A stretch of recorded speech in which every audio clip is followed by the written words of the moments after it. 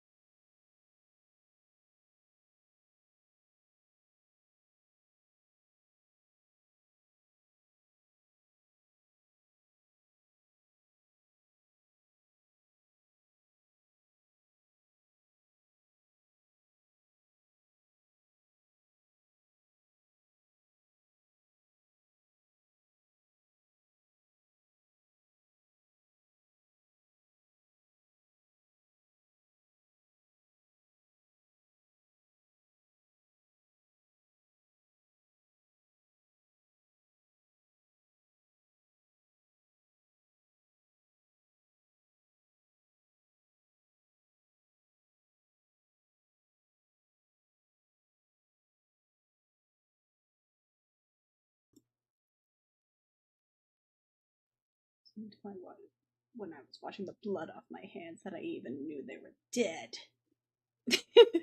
Hi.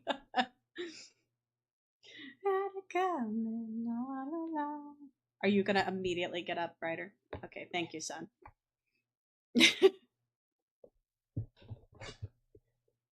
Okay. If you're gonna leave, just leave. You don't have to make a big deal out of it, son. On its prime. But if I'd done it, that I was wrong.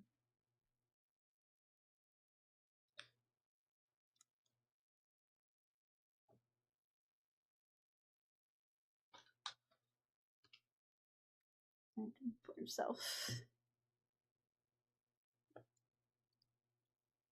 Rosemary and Erding. For artistic differences. He saw himself as alive, and I saw him dead. Bum. The dirty bum.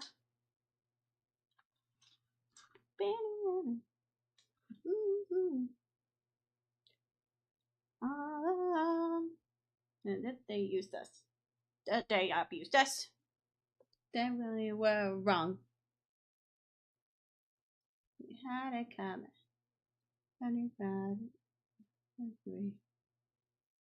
Oh, Trixie Mattel's doing a drag showcase at TwitchCon. That's cool.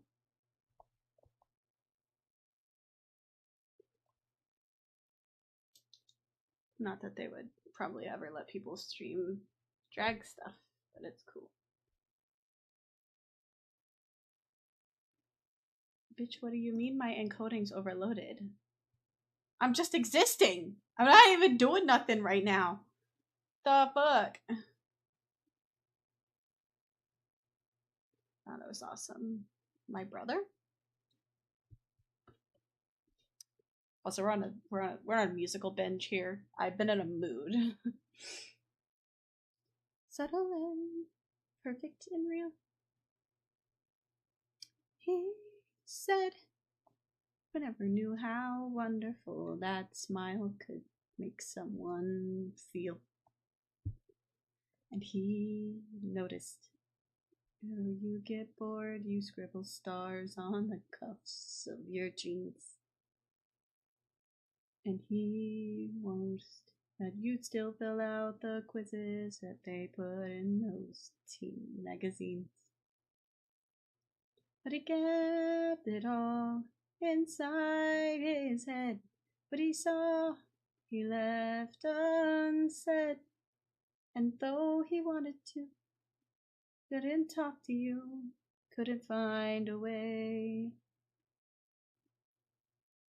He would always say, if I could tell her everything I see. If I could tell her how she's everything to me. We're a million worlds apart. And I don't know how I would even start if I could tell her. I could tell her.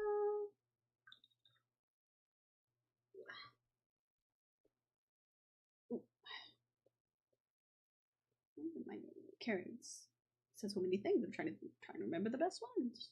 Obviously, he thought you looked really pretty. It looked pretty cool when you had indigo streaks in your hair. And he wondered how you learned to dance like all the rest of the world is in there. But he kept it all inside his head. What he saw, he left unsaid. If I could tell her everything I see. If I could tell her how she's everything to me. But we're a million worlds apart. And I don't know how I would even start if I could tell her. Oh, sorry. I don't know why it's not editing that out for you.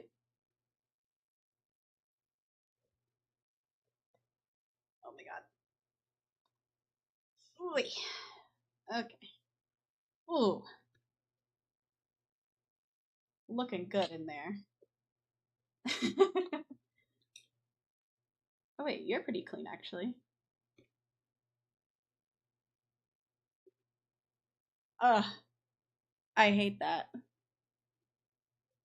I love you.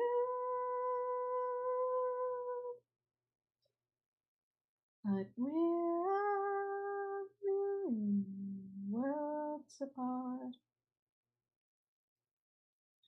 I don't know how I would even start if I could tell her.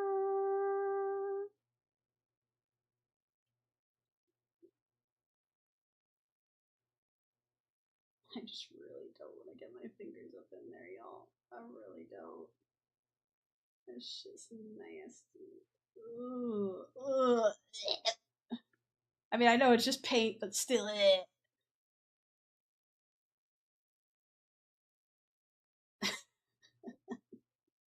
content. Oh god.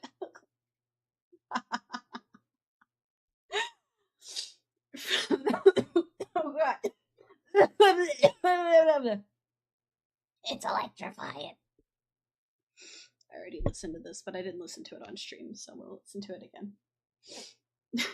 And I set on you. Shape up. Oh my god, that looks so nasty. Oh!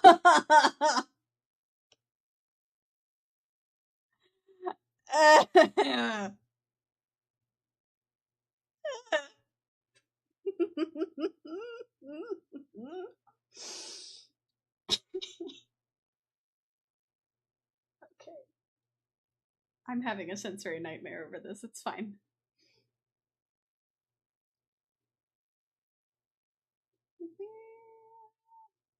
Affection. Go to shine to the day. Meditate my direction.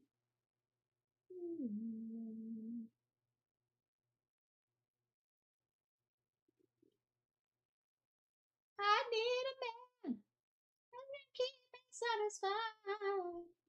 Gotta shape up. You better prove. I definitely just threw some of those chunks back in there because I wasn't paying attention. Woo, woo, woo, honey. It's fine. I have glitter, okay? I have glitter. We can just cover our mistakes in glitter.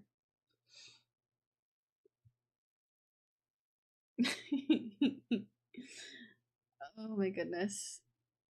Hi. You know, I kind of had a poopy day, but for some reason, I am just infinitely feeling better this evening. I hope you guys are doing well and don't mind me being a fucking gremlin. Let's see. Probably maybe. Oh god, if there's any in there. I guess I need to get new acrylics with all that money I got laying around. Oh, come on. Come on. Aha! There was a little gloop. A little bit. A little bit. What song is this? Oh, I'm gonna skip this one. Just because I did listen to that one before stream and I don't feel like listening to it again. It's not a bad song. It's from American Tail, if you know American Tail. It's somewhere out there from American Tail. But the version that's not the kid singing, the version that's what do you call it? The version from the credits. My love, I drove by your house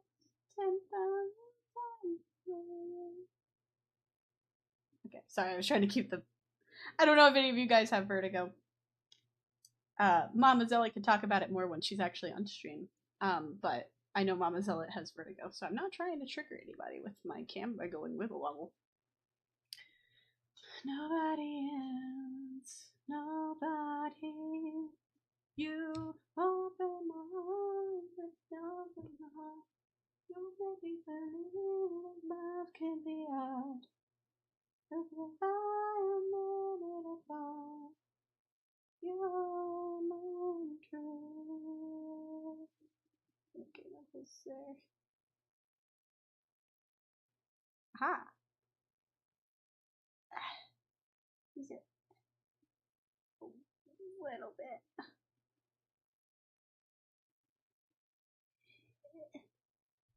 Did we get any more? I didn't see. I was too focused on trying to get the paint out. This is just a thing of paint from Five Below, so like, I'm not emotionally attached to it. I'm gonna change my Fuki because I could see the pixels, like not the pixel art, but like the edge pixels, and it's bothering me. Here, I'm feeling like a gremlin. We can do gremlin. Where?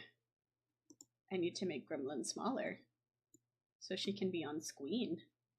Hello, we have gremlin. You eyes and over my heart. You made me believe. Juman says he would.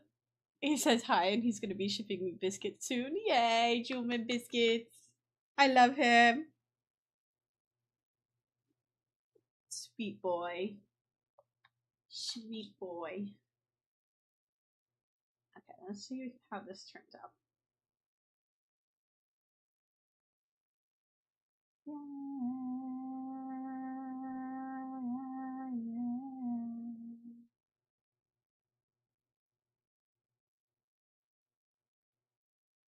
Okay, that's workable.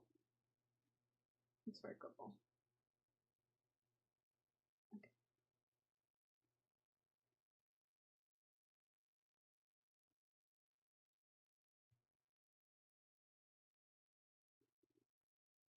Oh, now I get the Angie song from Wicked.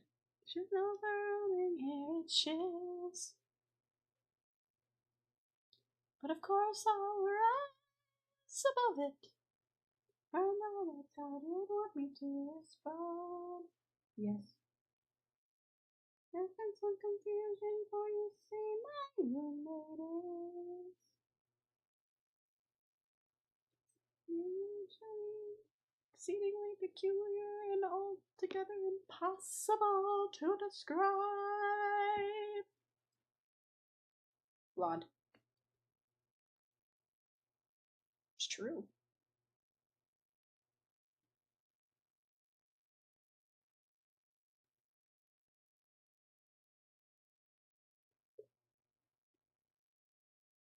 My head is reeling. What is this feeling?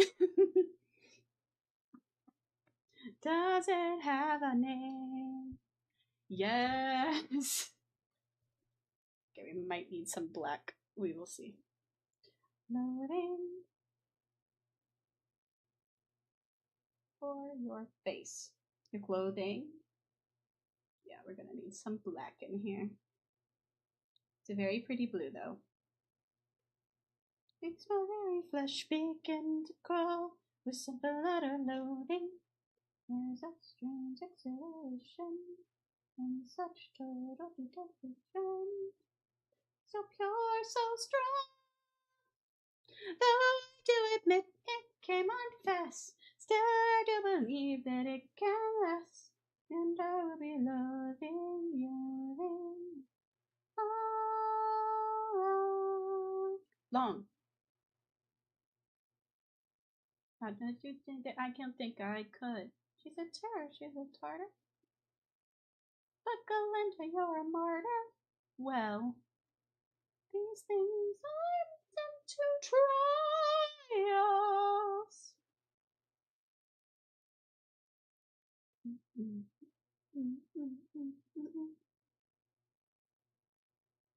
Poor Glinda forced to reside with someone so disgusting. We're all on your side. We share your loathing. Debated loathing. Take her clothing.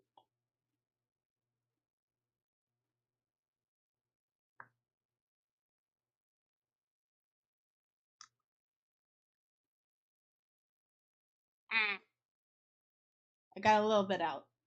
Loathing is a strange exhilaration, but a total detestation. So pure, so strong. Oh, I do admit it came on fast. Still, I do believe that it can last. And I will be loading, truly, deeply loading. Yeah. A heart bam, bam, bam, bam, bam, bam, bam. Hi, Pesto! How doing? Oh, I got it on her nose. I wasn't ready to paint you yet, bitch. Okay. I feel like all the other colors are easy because we're going for Galaxy on this one, so.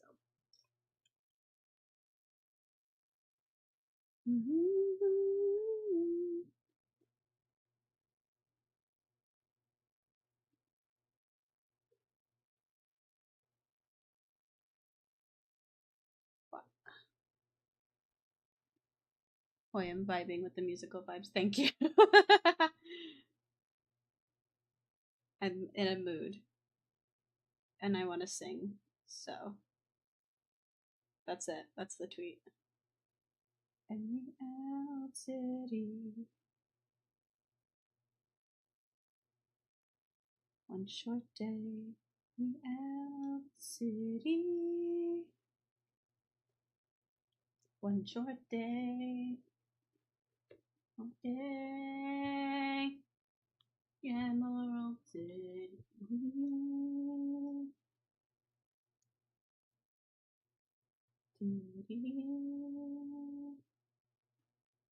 One short day in the Emerald City. One short day of some tragedy. One freeway, nothing found in the city. Someone you time to visit. All the way through. Oh shit! Fuck.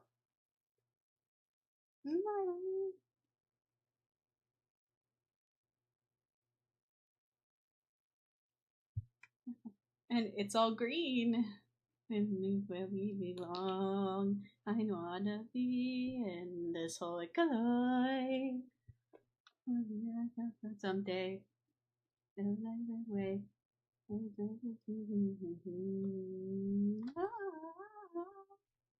One short day, oh, tragedy,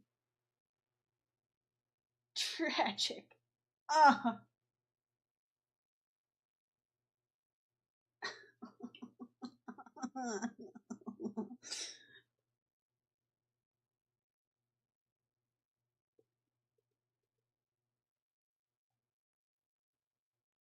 Long ago, long before you came to call, love, magical wise ones. Ah, the magical wise ones of them all.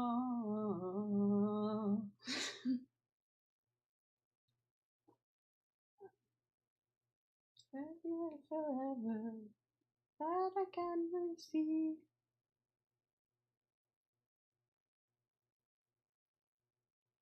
In a book, the memory, the great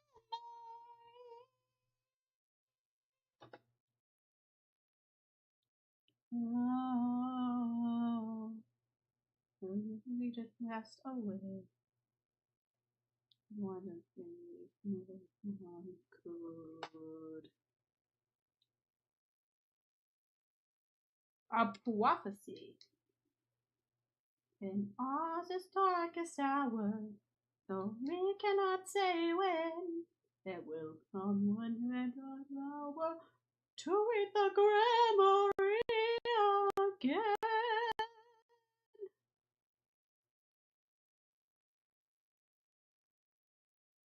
So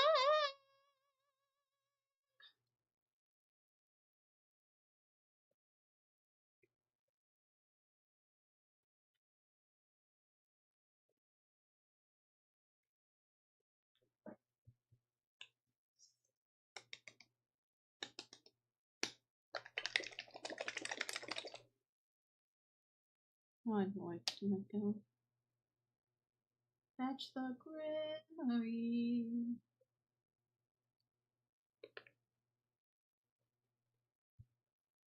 Maha.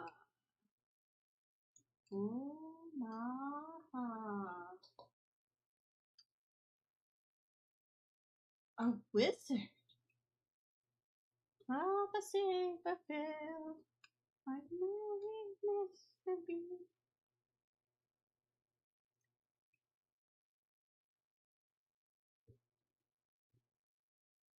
And sing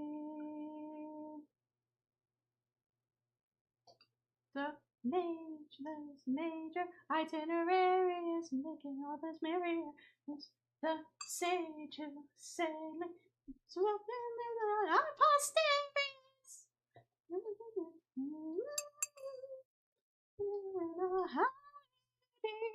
Ooh, wonderful, a wonderful wizard.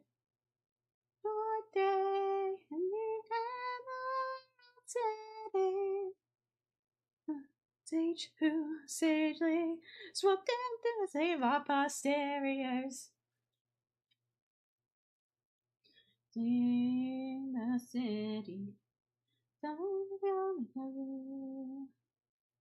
we'll call it home too.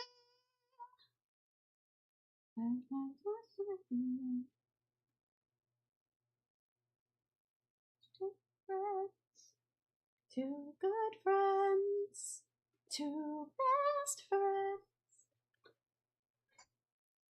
Whatever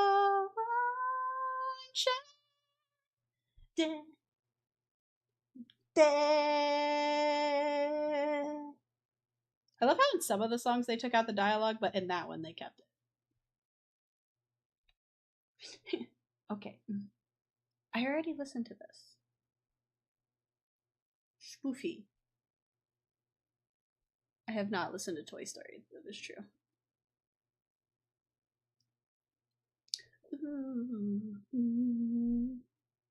God fue en mí. God fue en mí. Well ahead and miles from. You're just gonna.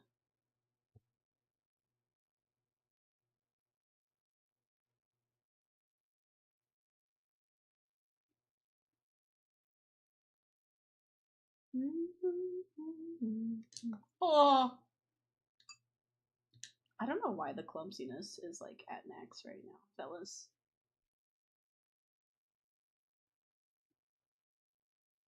I got him too. There isn't anything I wouldn't do for you.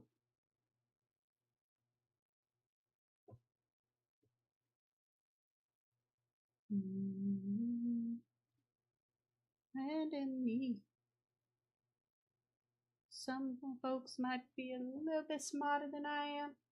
Bigger, stronger too. Maybe none of them will ever love you the way I do. It's me and you, boy. Something else go by. Our friendship will never die.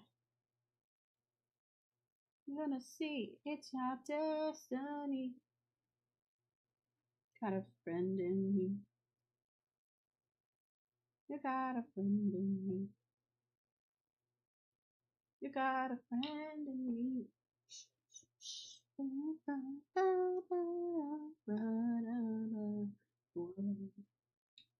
Why do I have a Discord ping? Oh, somebody going live. Okay. What's he doing? Oh, yeah. They started ordinary. I was walking by. Ooh, and the rest of them all told. Too fresh or too shy.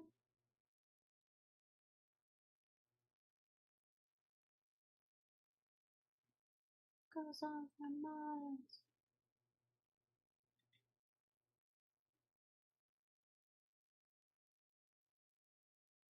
And now for ya, oh for ya.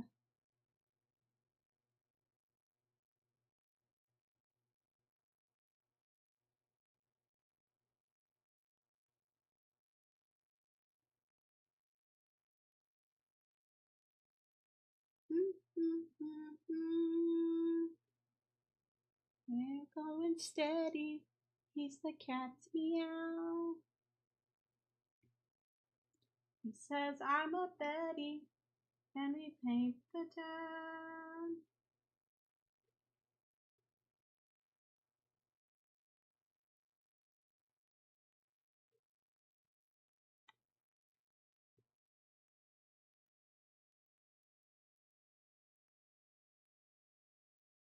Mm-hmm.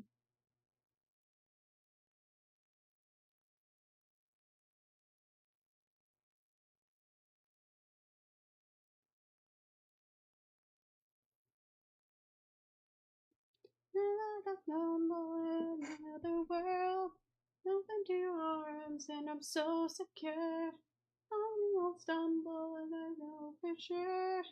Head over heels, I'm gonna be your girl. Do do do do do do do do do do do do do.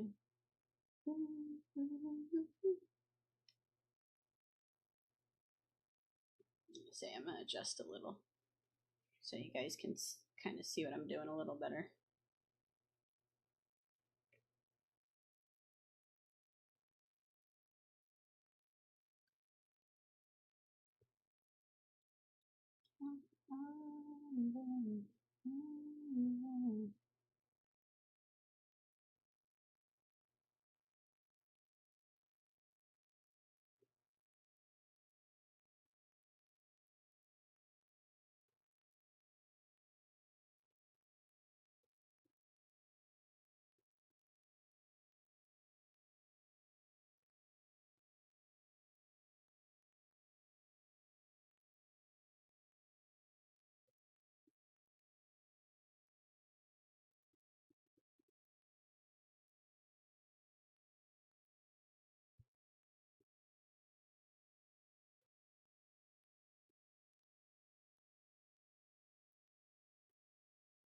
Why did you eat my fries? I bought them and didn't realize. Eat them, yeah, you ate my fries. Didn't see me cry. Daddy, you love me. I don't know. Doesn't look her in the eyes. You're there. Didn't care.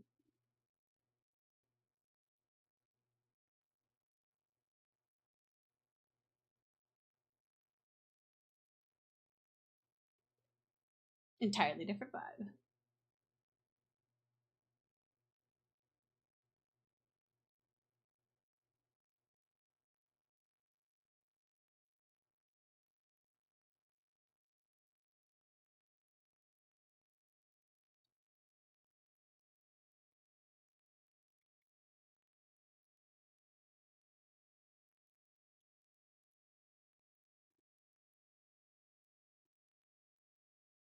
myself in motion.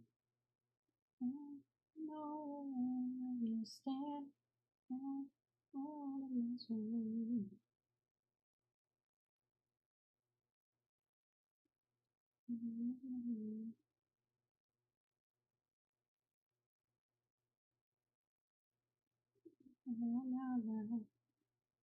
No belong.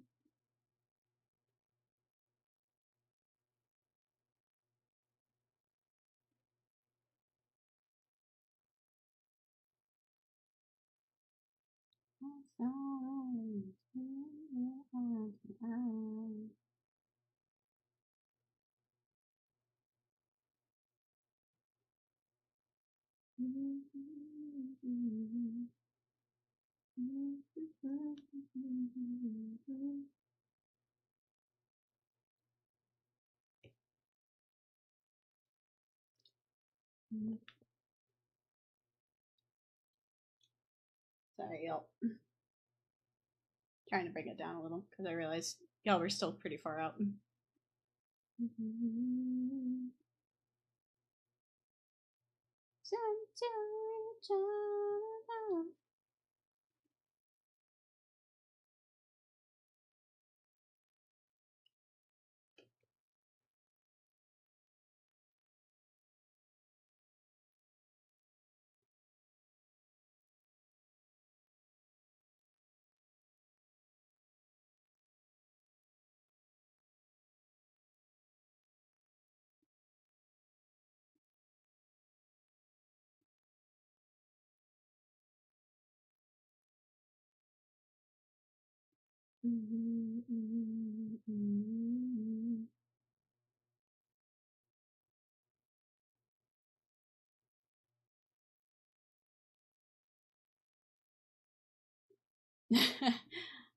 Hello, Mr. Crazy.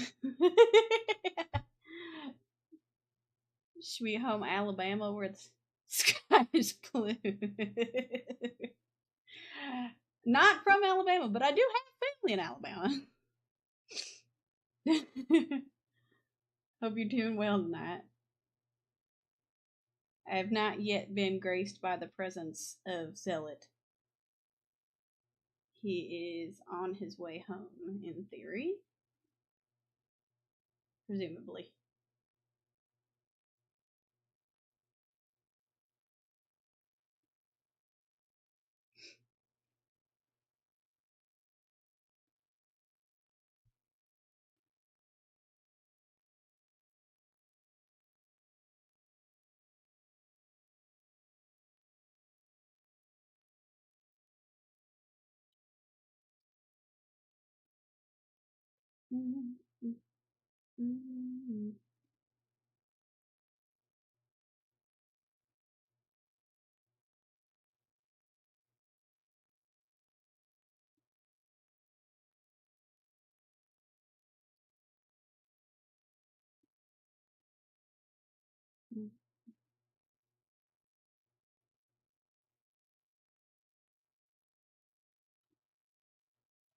My father, the trouble about this boy soon.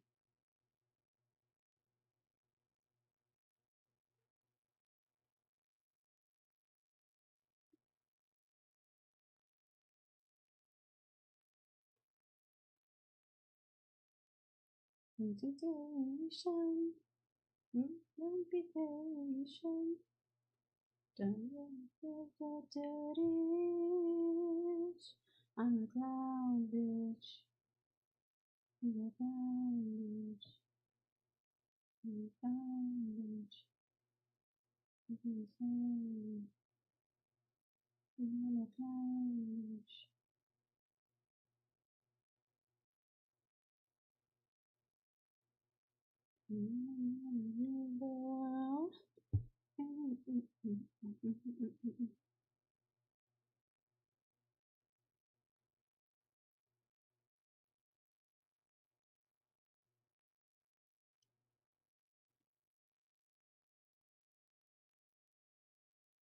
Big and richer paradise. I'm on the patient. What do you wanna stretch your dirty hands on the ground?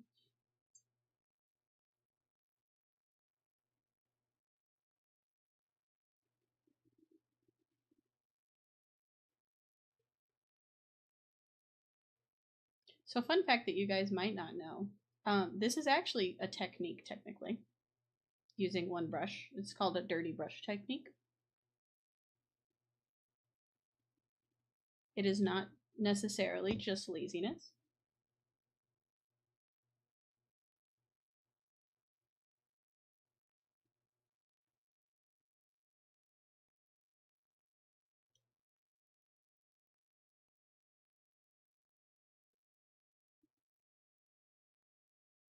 I wish I knew where my other paint palettes were. I found the paint. I found the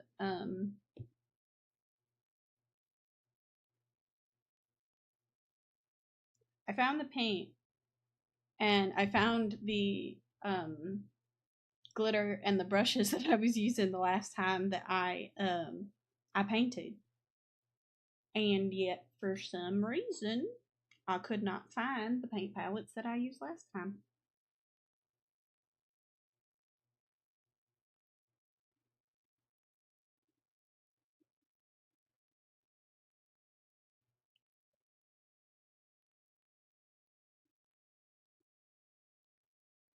What you need?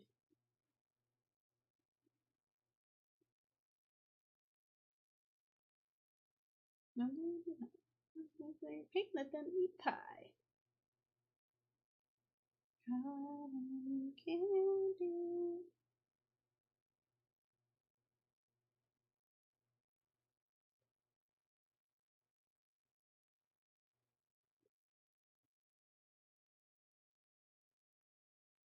Not what you need.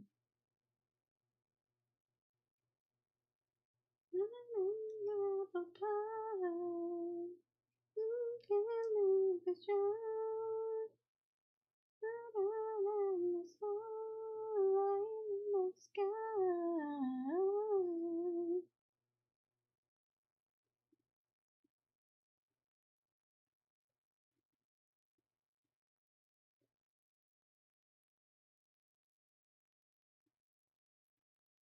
So what you want?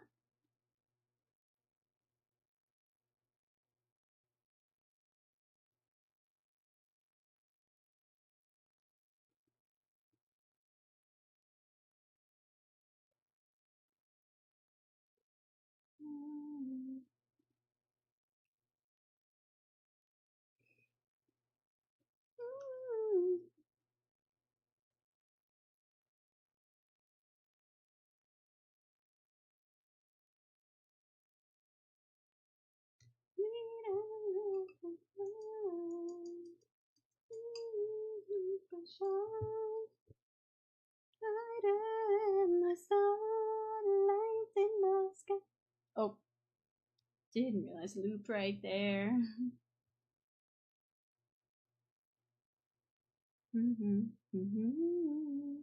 You had a fun day calling the cops? Okay.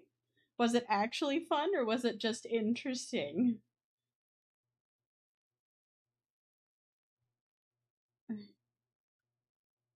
Is this different?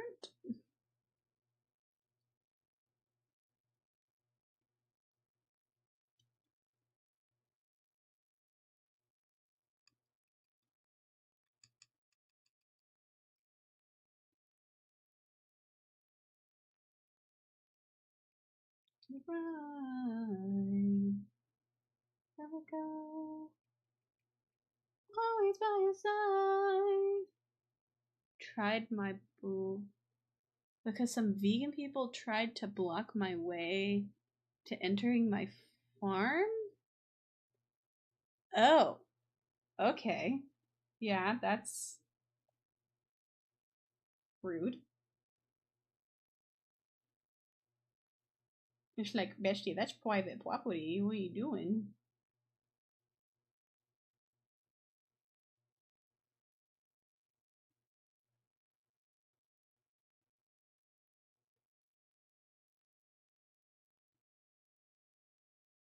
that night, I just might remember that night for the rest of my days.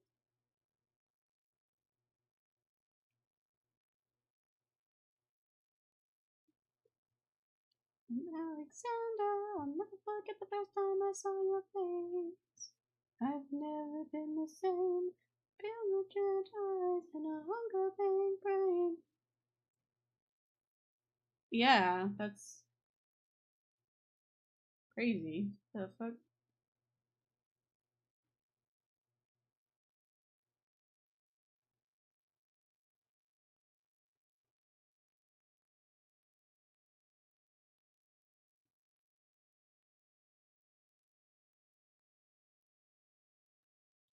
My name is Angelica Schuyler.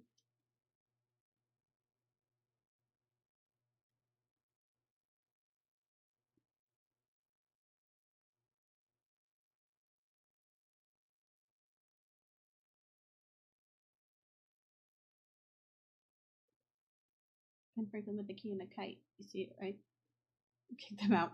That's good though, because that's shit's crazy. What?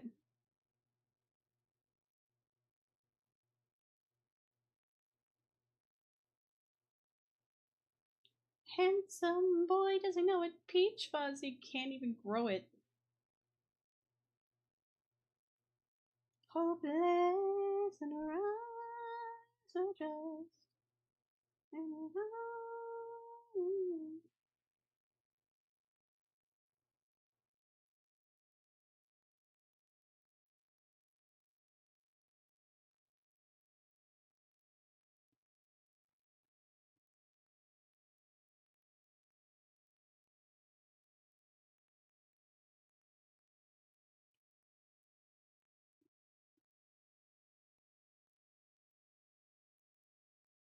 That doesn't mean I want him any less. They think I butcher every. Hello? That's not how farms work. I mean, there are farms that do that, but that's not how. That's so dumb. Pick the. They should be picketing it like a corporate farm, not. That's so stupid. Farm, get him.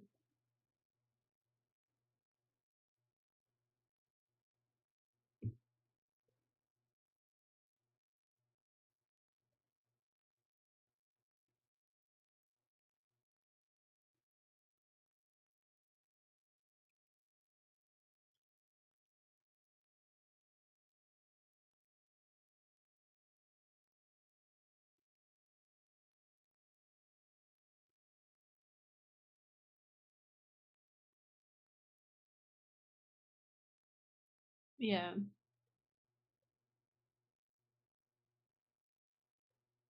No, that's just crazy. Bye.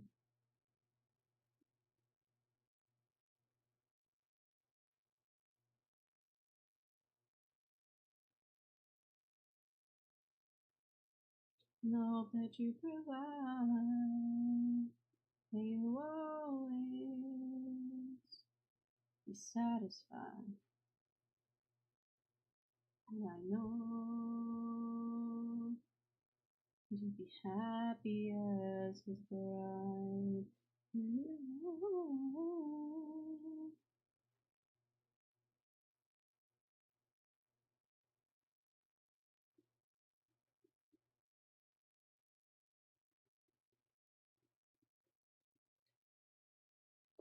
I was like, because of you guys, kids won't be able to have breakfast at school tomorrow. Hope you're proud of yourself. Yeah, that's real.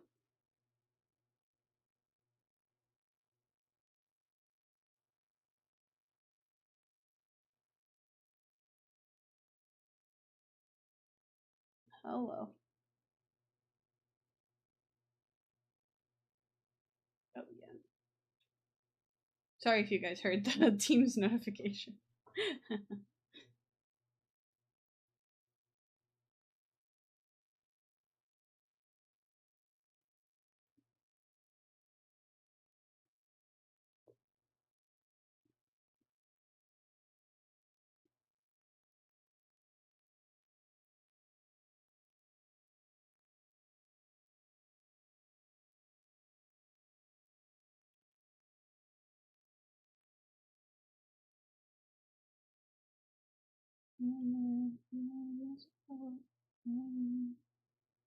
Should have let Honeybun have fun with them. This is my prime.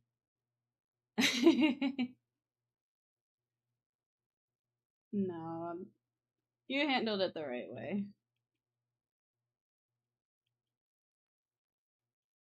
I hate that people be doing shit like that though. Like, I mean, look, there's part of me that feels like I don't want to say bad. There's part of me that empathizes, with the animals and like so like I don't usually like get mad at people. I get more annoyed with people whenever they're like they're the people that will eat like some meat products but not all of them. Embrace him like a puppy. That's so real. But like I don't know. I just it's not that hard to like research stuff, you know? Cuz like for example, like eggs, you don't have to kill animals to get eggs. That's not how that works. In fact, it's the opposite of how that works. Usually, if the chicken is dead, the chicken can no longer lay eggs. So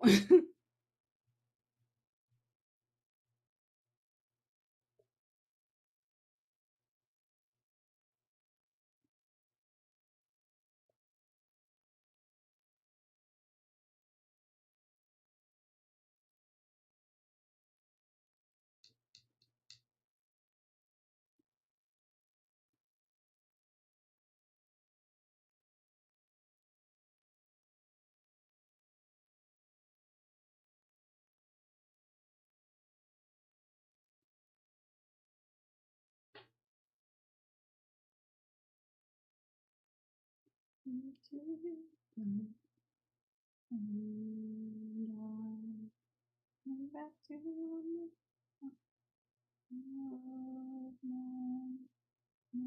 soldiers he was when I was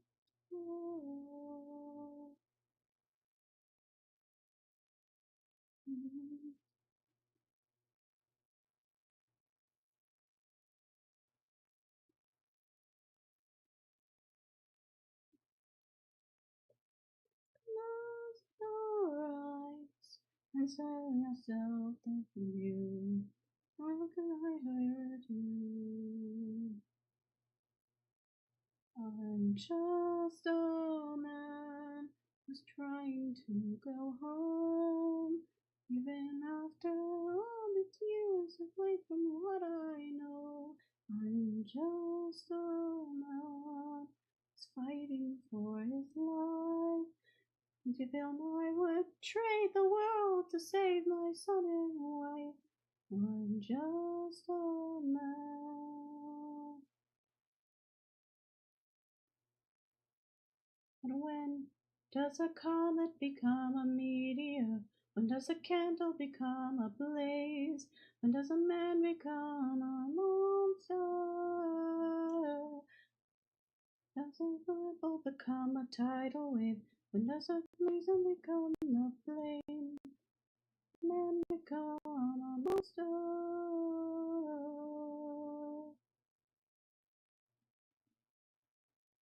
Forgive me. Forgive me. Forgive me.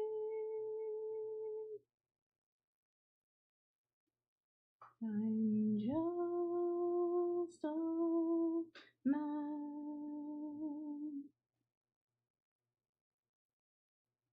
Gotta love that song. Oh god, entirely different vibe.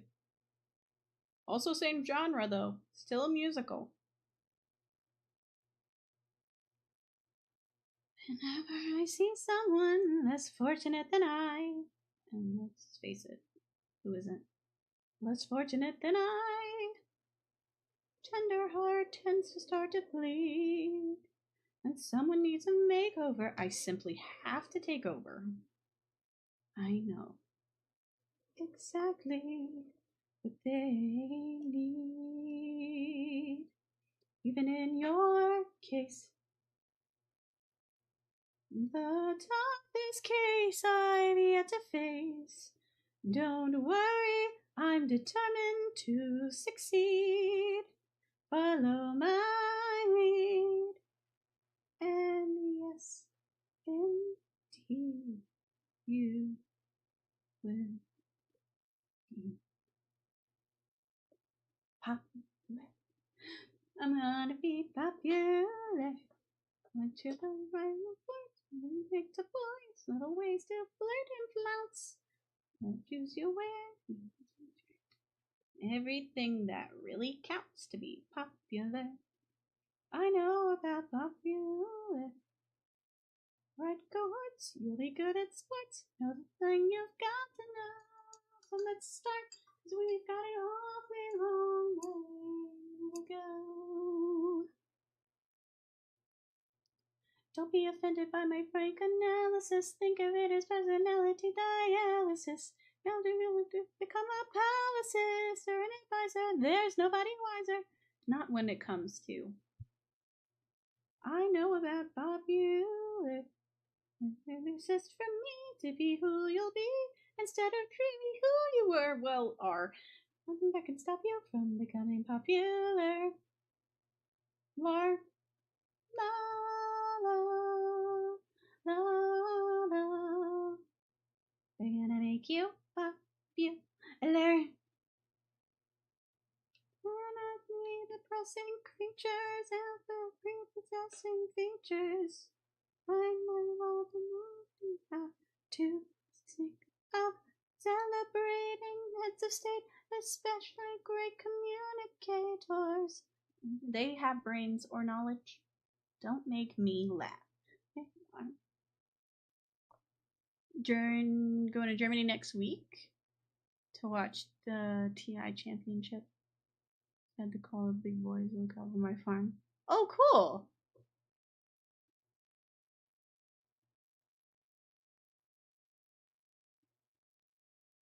You're just into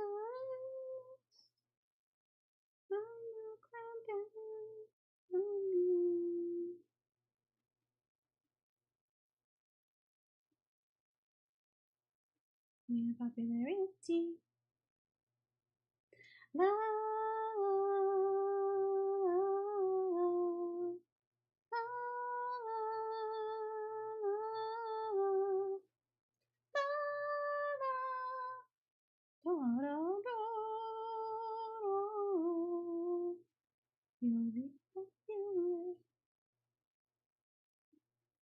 just not quite as popular as me.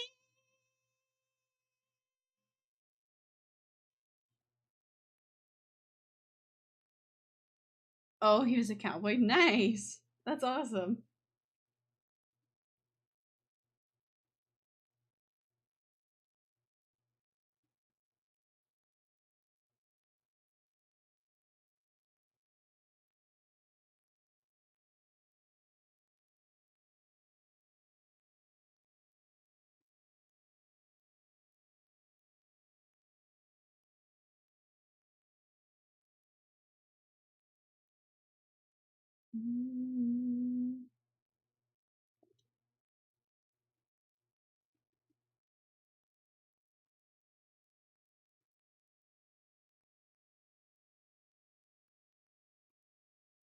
Fearless hero. Fearless hero.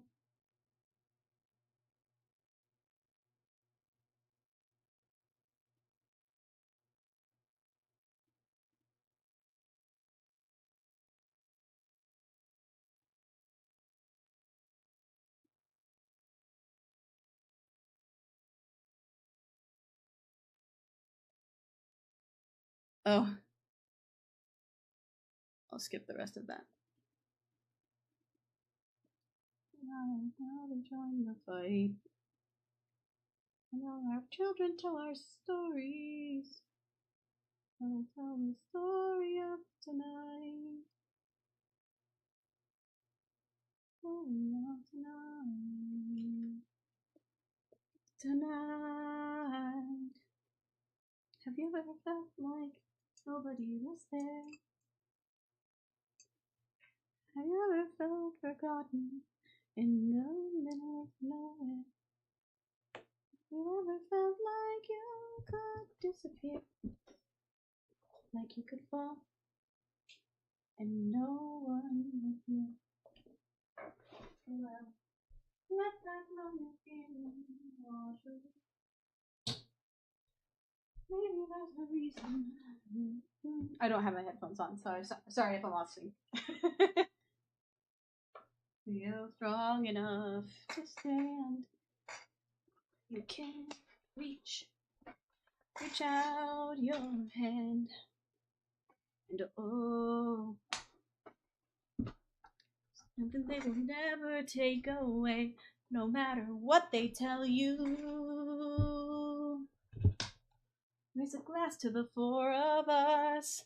Tomorrow there'll be more of us telling the story of tonight. Morning is breaking and all is new. All is new.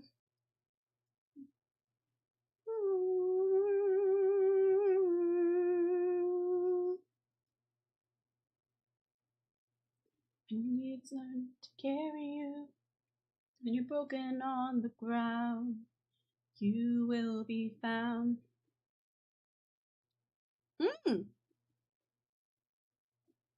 Nice.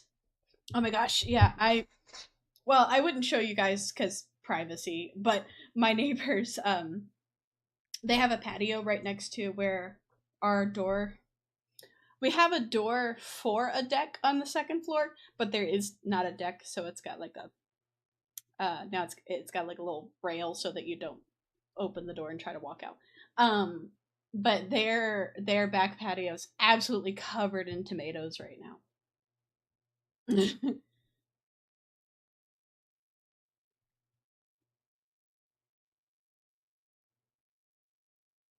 So I have not tried to grow anything myself yet, but now that it's starting to cool off a little bit, I plan to rip up whatever is in our front yard. Two of them they're not rose bushes. I don't know what they are. Um, they look kind of similar to roses. Um, they're definitely not native flowers. I can tell you that much. Um, French perform CPR. Well, no homo. That's the day I fell in love with you. If it grows properly, that means you have a green thumb for plants. I fucking hope so, because I'm not even necessarily trying to grow any. I'm not trying to grow any food or herbs or anything right now. um, but I do want to grow. Like, I want to put some new flowers in the front yard. I'm also just really big on like. I really want to plant some what do you call it? I want to plant native stuff. Cuz I've noticed since we were looking at houses that a lot of people have like invasive species planted smile because they're pretty and I'm just like I hate that. Um they're just like ooh it blossoms. It blossoms and it looks pretty. It can't possibly not be a native flower. So and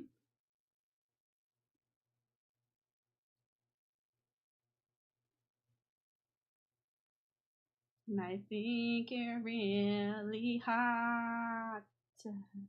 Wait, I'm doing the robot. Gonna smoke some pasta. Easy to handle.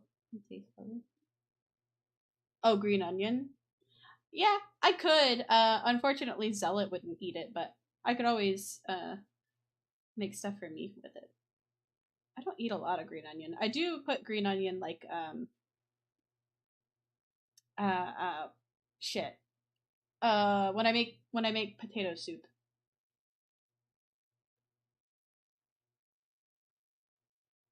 Look into your eyes makes me realize. Oop. But yeah, I never know my bro.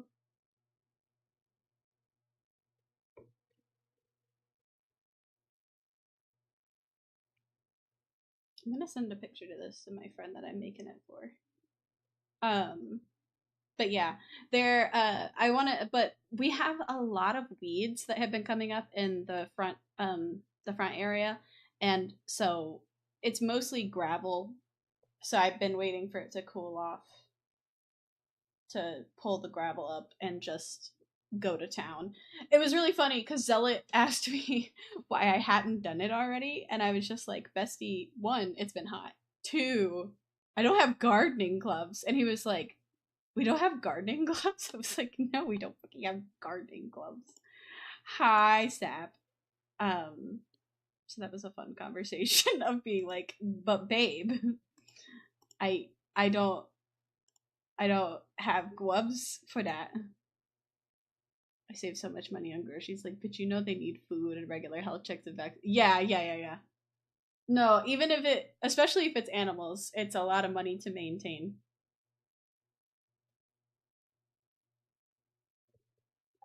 Plants are definitely the lower maintenance of the two, but it very much depends on the plant. So, head of the block. I think I'll take a stroll around the block. Stop. Thief. Scandal. Be too hasty. Still tasty. Otherwise, we did along wrong.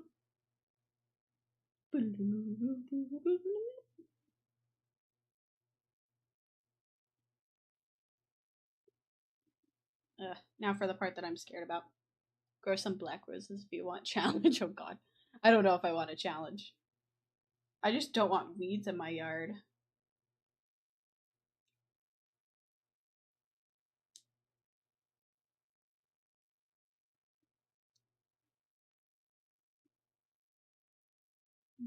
Wish me happy life. You gotta do is yeah.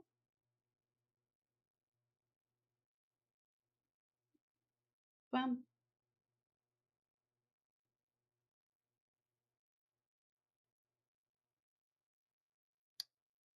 You have homegrown weed? No, like weeds, like weeds that you get in between them. You need paperwork for growing them. Yes, and I also live with a fed, so I would not be growing weed in the first place, and definitely not in my front yard. That just seems like a bad decision in general.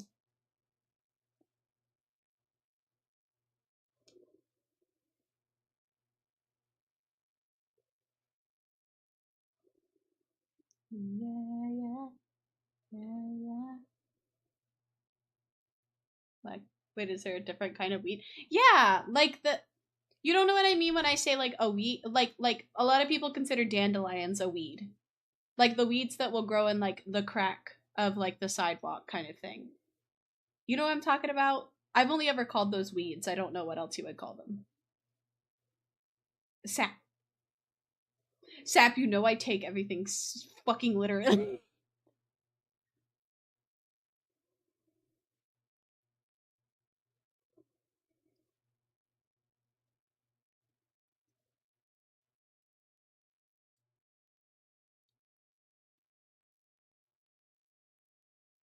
I hate it here. I hate it here, Grandpa. I hate it here, Grandpa. Oh.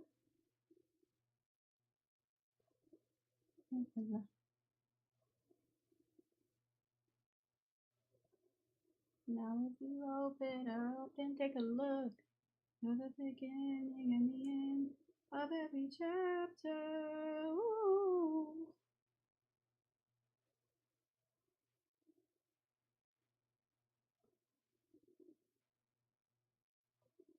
You are here. So like the design you're giving the mask. Thank you. Yeah, my friend's her dress is like it's like a kind of blue green.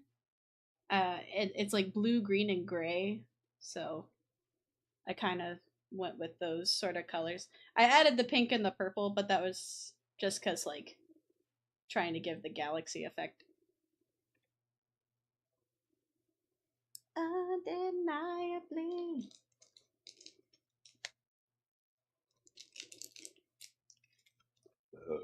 Oh my god. Sorry. My mic definitely caught that. Me and I have a good quality mic, but it's not catching what I wanted to.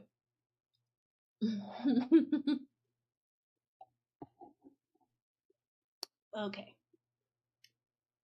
The real question is, do I want to put glitter on it? I'm probably going to set it to the side for now because I'm going to do I decided that these two are going to be this one is going to be mine with all the shwoopies, and then this one will be Shellage. So it's for a wedding, obviously. Yeah, Galaxy Design wedding. I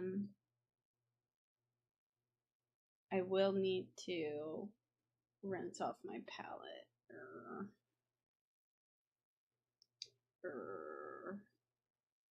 Oh, don't look at my phone. And nobody like you. Friends and I've had buddies. I almost showed you guys my real name.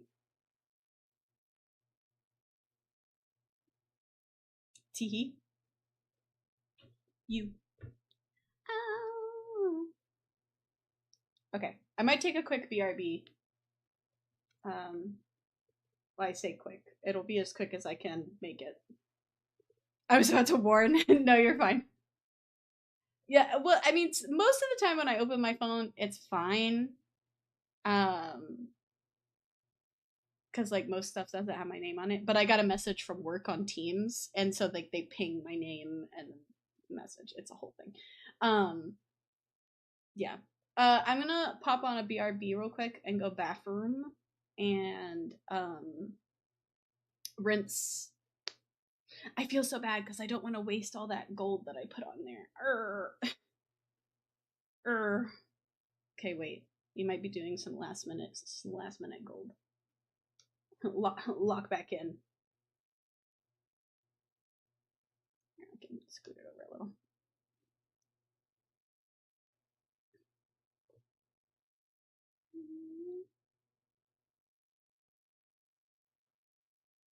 Alright, or die. Alright.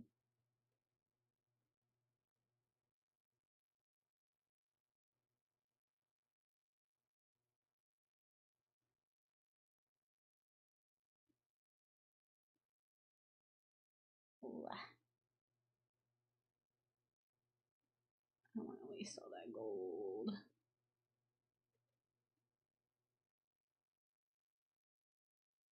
There's a little bitty hair on the fucking paintbrush. Being rude.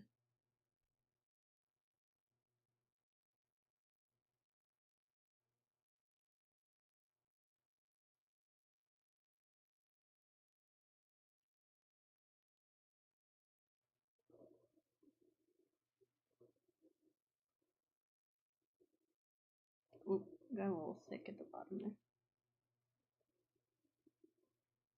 A little chunky for a star.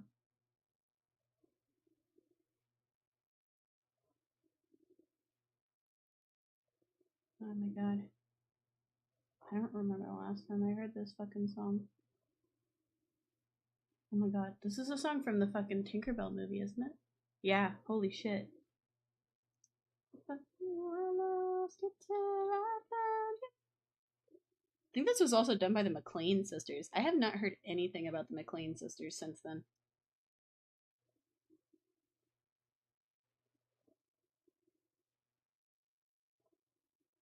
Where I found you.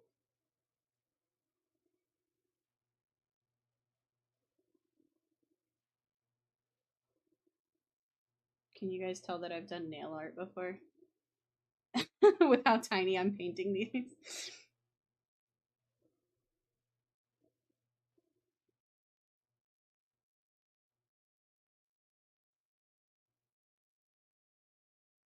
That reminds me, there's a I think I bought the audiobook for it. They actually have there's a young adult series, I think it is. Um Actually from Disney that is about the backstory of the oh no, I forgot her name. The queen fairy lady that had the gold wings. There's a backstory about how her and the guy who is the King of Winter, Lord of Winter. I don't remember. It was something like that. Again, been a long time.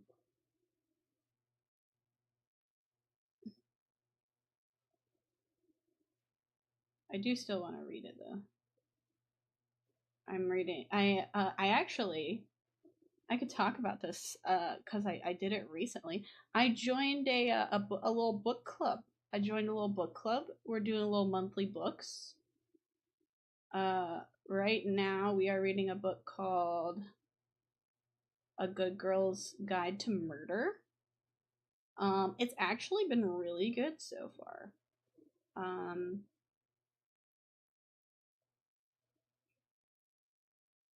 it's my first book that I've read, at least as an adult, that isn't fantasy.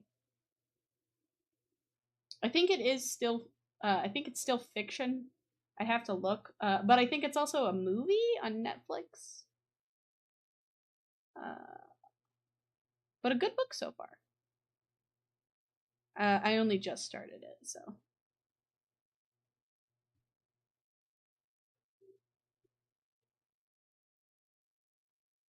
but it's been fun so far.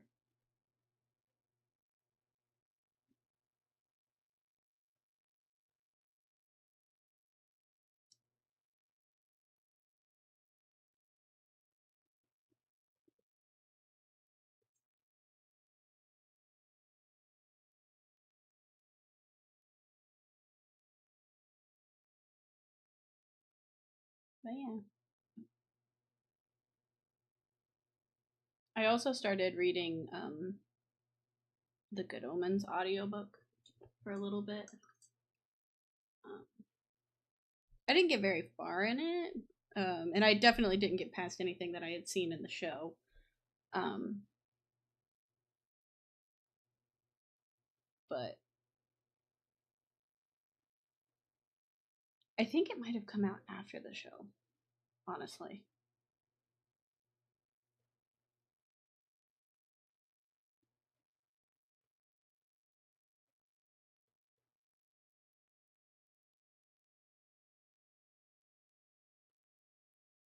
Because the voice actor for Crowley is Donald Barkin. Like, got a wild boar. Oh my god.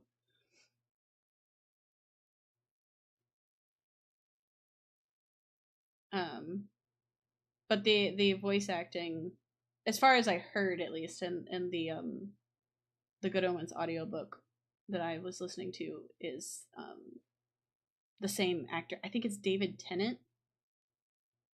I believe is who plays Crowley in the show. But it was definitely him voicing Crowley in the book as well.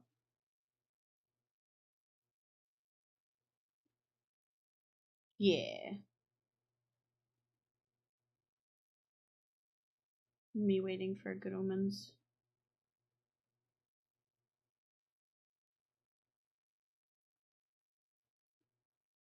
One day, one day, Good Omens will return.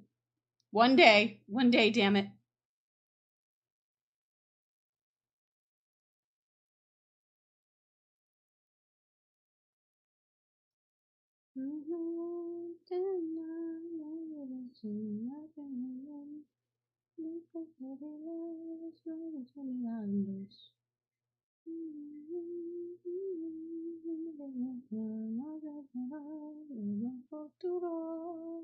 Ay, mariposas.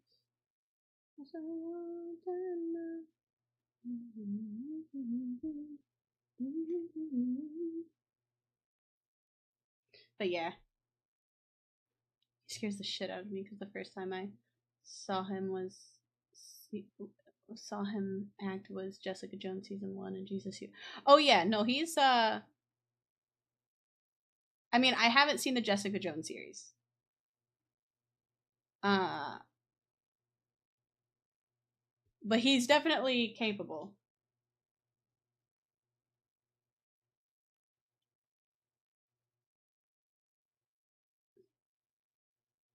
Actually, that makes me think. Did I ever? I can't remember if I finished the new Daredevil series.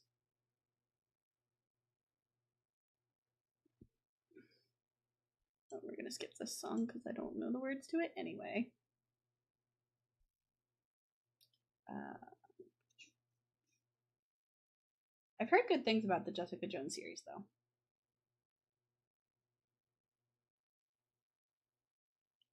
Basically, imagine a villain who can tell anyone within his radius to do something in their. Oh, I hate that.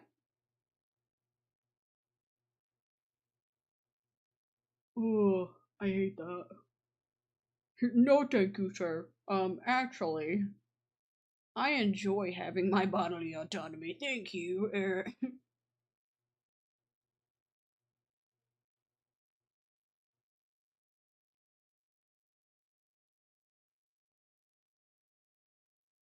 Jessica Jones season fucking suspenseful. That's fair.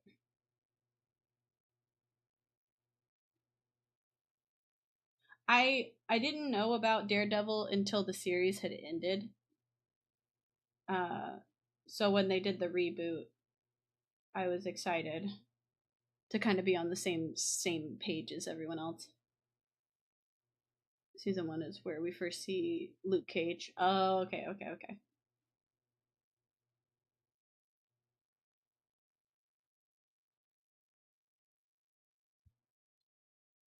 Time goes by, I lose perspective.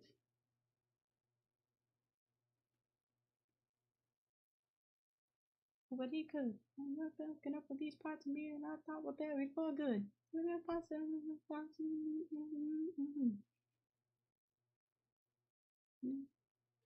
It's easier when I'm with you, not simply like you do. I want you. Why does it feel right every time I let you in? I can tell you anything. Never really got a way to escape it.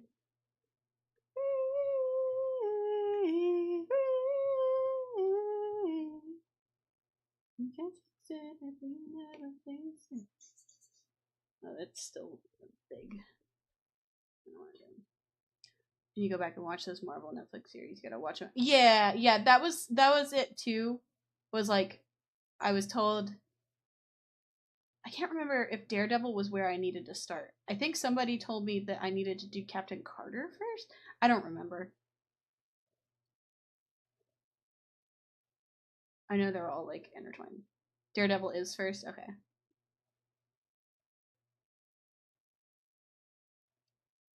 Cause my friend Bunny, she hasn't been on stream in a while, but she whenever we lived together, she I can't remember if it was before or leading up to whenever all of the Endgame the last Endgame movie came out. But she watched the entirety of the MCU leading up to. So like she went back and watched all the movies in timeline order and rather than release.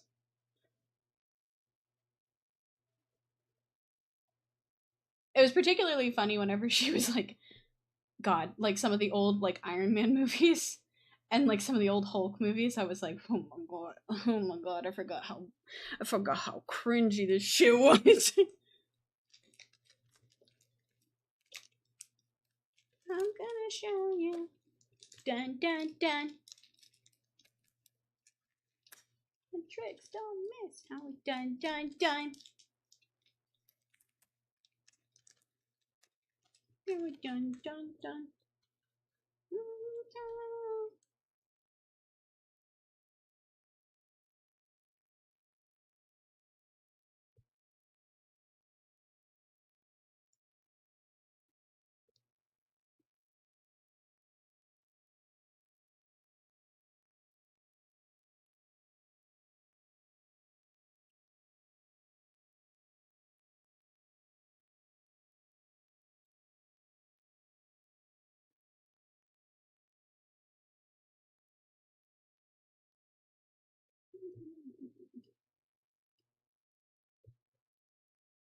Is Daredevil season 1, Jessica Jones season 1, Daredevil 2, Luke Cage 1, Iron Fist 1, The Defenders crossover, Punisher, Jessica Jones 2, Luke Cage. I assume Luke Cage 2. You put LG, but I assume it's LC. Luke Cage 2, Iron Fist 2, Daredevil 3.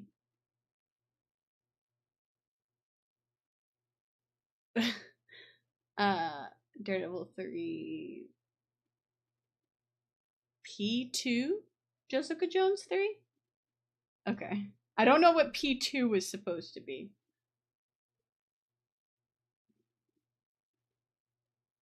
But other than that, I understood. Oh, Punisher. Okay. My brain just didn't connect.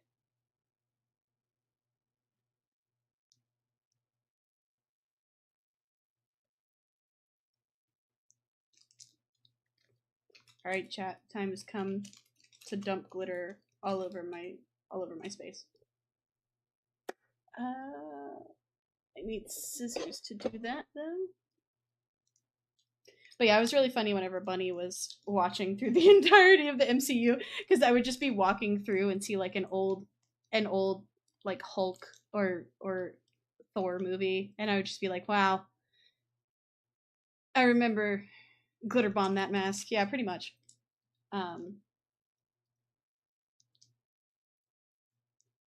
But it was always funny walking through because I would just be like, oh wait, I like this one. Like I distinctly remember whenever she got to like Thor Ragnarok, I sat and watched most of Thor Ragnarok with her because I like Ragnarok a lot.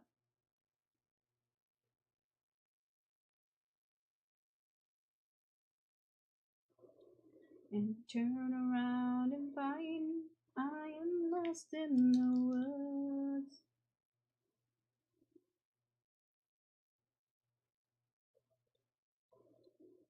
Hold on.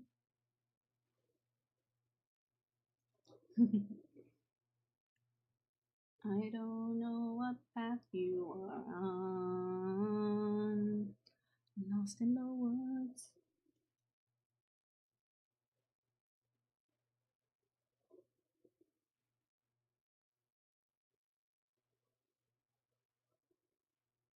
Never thought it was a question of whether.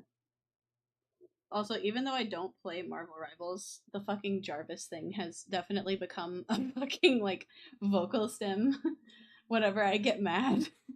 Just Jarvis. Jarvis, delete their balls.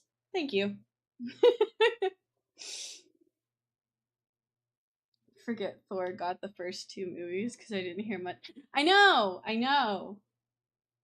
The ones that were really popular when they came out were mostly the Iron Man ones, and the Cap ones, and obviously like the whole debacle of fucking what was it called, Civil War? Yeah, that whole thing. Dude, seeing Civil War and seeing tiny baby Tom Holland. I need you know what I really need from the MCU? Granted I haven't tried to see the new heroes announced for Rivals today. No, I did not. Though I do have a Discord server where I can check that because they have a channel. They have a channel where they attached like the rival updates. Wait, let me find it. Let me find it. Rival news. Rival news. Season 4. Heart of the Dragon. Someone got. Wait! Daredevil and. When are they adding Gambit? When are they adding Gambit? Angie. I can't be too mad. I did actually like a lot of what they did with what you call it? The summer stuff. I know that a lot of the late like the girls were kind of schlutting it up a little, but you know, I can't judge, okay? Yeah, literally give us Arcadian Boy. I want him so bad. I won't even be pressed if Channing Tatum doesn't voice him, okay? It'll be okay.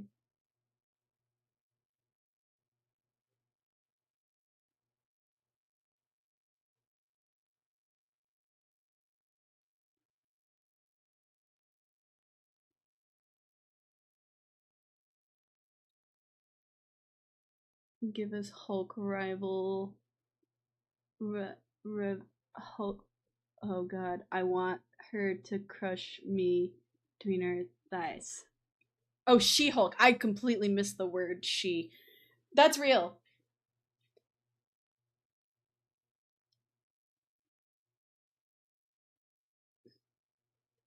That would be a hilarious finisher, though. Well, I think that might maybe be her problem. I mean, I don't know a lot about Marvel Rivals, but I know a lot of the stuff in Marvel Rivals is similar to like how it was with Overwatch.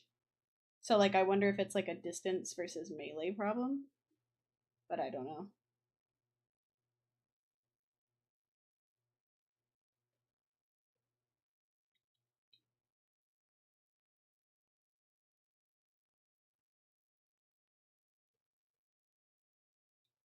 Send a message. Hermes? I love him. Would you like to meet them if I were was? Yeah, no, I don't play a lot of Rivals, but I try to be supportive because like Urkel and Rosa play it. It's not true. Rivals isn't giving 20 skins to the same characters. That's true. That's true. That's true. But like, I mean, like game, like function wise. Okay.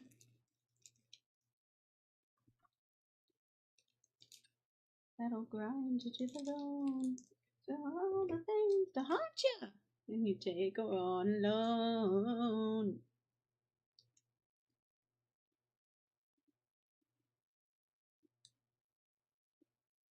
You just want to make the joke, yeah.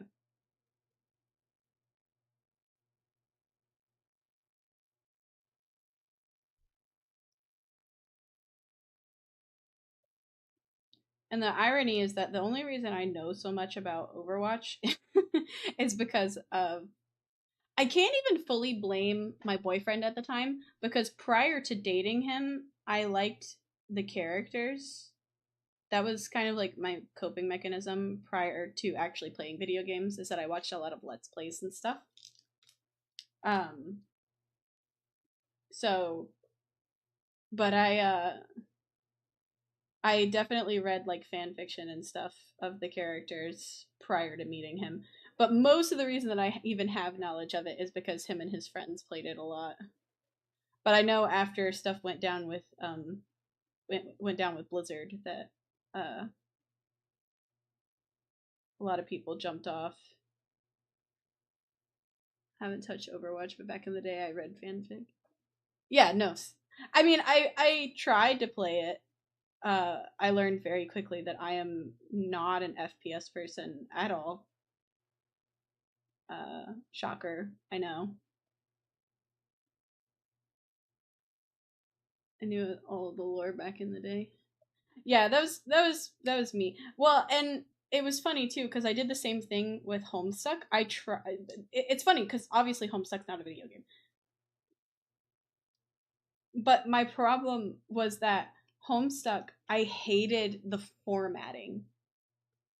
Who are your favorite characters? The one whose name is not Jesse anymore. I forgot.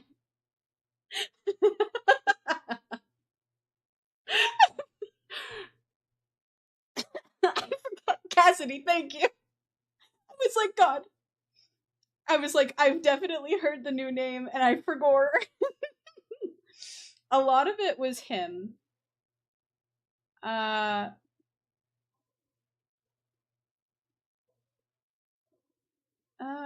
other than that, um, oh God, I haven't tried to like think about it in a long time. Hi.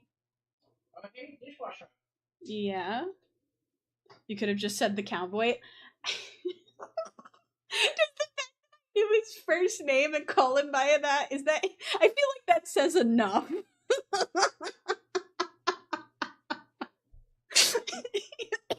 Fuck.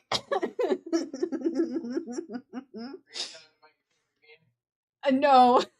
No, I'm being called out about the Overwatch fan fiction that I used to read. What do you mean in what regard? Like, why are you being called out for it? Oh, because we were talking about Marvel Rivals, and so we ended up talking about Overwatch because I referred to it as like, the new age version of Overwatch. Okay. And I was talking about the fact that like I did attempt to play it one time. One or two times actually. But one, I made the mistake of not turning off VC people. I didn't know how to do that at the time at all. And then on top of that, I didn't know how to play the game at all. So is great. Great. Good start. Good start. Yeah. But I am definitely not an FPS person.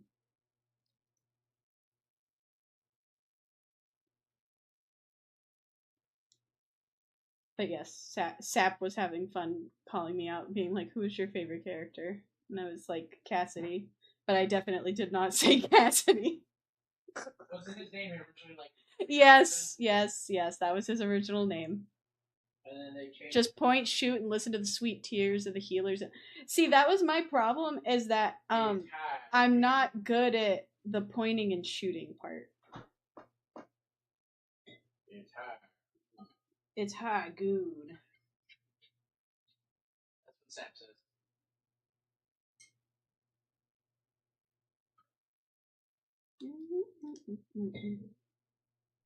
Yeah, I'm in here bugging your mom. Hi. Hi. Kissy?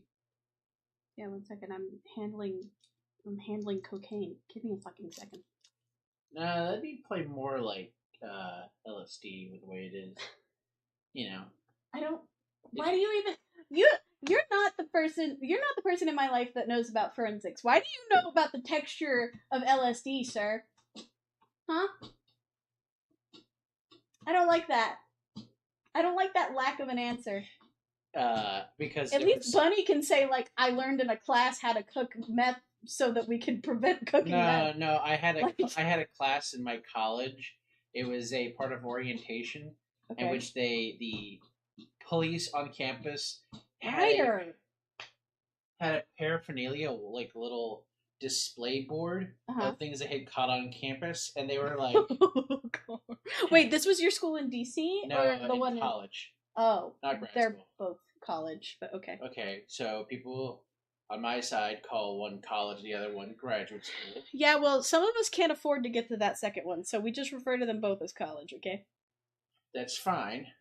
Anyway, college had a paraphernalia board because the school didn't have rent-a-cops. They had cops on loan from the Porter County Police. So they actually had. So they didn't have campus police. No, we had real cops on campus. Well, I mean, that's what I'm saying. Like we didn't have rent-a-cops or fake campus police. Well, campus police aren't necessarily fake cops. Because I mean, they obviously they have a jurisdiction. I have strong opinions on that. I have seen many a rent-a-cop, but in my experience, every time I've dealt with county sheriff or police, they typically don't piss themselves when gunfire breaks out. So anyway, yeah, I got to see like the little paraphernalia whiteboard. They had like a little special display of like how to tell if someone's trying to give you LSD, cocaine, marijuana, etc. Cool. Yeah. All right. Anyway, Kissy. Yeah. You were rambling, man. Yeah. About your drugs. Ew. Yeah, get licked. No, give me a normal kiss, please. That was a normal kiss. I'm gonna say your name on stream. Yeah, you are. Zealot! Be normal! No. Fuck you. You like it. I'm gonna put glitter in your fucking pillowcase tonight. That's funny but rude. Fuck you. Whose mask are you working on? Yours? No. Who's the secret third person? Hello? Did you forget? Yeah, can you mute then? I'm Shepard. Oh, okay. Shepard wanted a mask? Okay. Yeah. They decided to go with like a bluish greenish dress. It matches their little scarf thing they bought at the Fairy Festival. Color aesthetic wise. Oh, I guess so. I was going with the colors of their dress because their dress is like a bluish green kind of gray. Oh, okay. So. Did you already work on ours? No, they're right here. Okay. So I did the swoopy one. I figured swoopy one will be mine. Okay. And then this one will be yours. Okay. Which I don't. Oh, because this one's like fanned out. Well, it's just got swoopy. Oh, okay. That's fine. They both have fleur-de-lis on them. Okay. But no, I have not gone down the rabbit hole of trying to color match yet. Cries. I see you're wearing green. Is there a reason why you're wearing green on green? I'm wearing green because it was hot and I needed a shirt. Oh. And I was wearing a sweater and I was sweating. Why were you wearing a sweater today? I wasn't. I think my shirt is upstairs, but at some point between going upstairs and laying down and coming downstairs, I lost my shirt. It's a very and it wasn't in the stairs, so I think it's in the bedroom. Yeah, okay.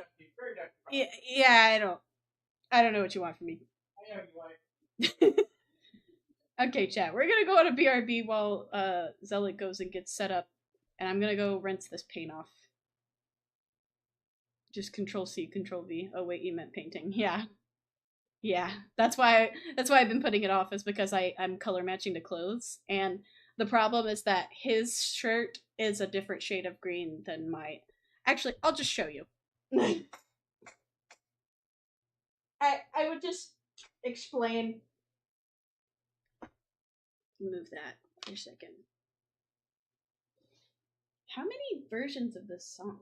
Oh wait. Oh, this is a different song, same singer. Okay. So this is Zealot's shirt. Let me zoom out. Maybe. No, zoom out. Okay, so this is Zealot's shirt, and this is my dress. This was unfortunately the closest match we could find. So what I'm going to do is I'm going to color match to my dress, and then I know there's glitter on the table. It's under the scissors. It's okay. It shouldn't be getting on his shirt.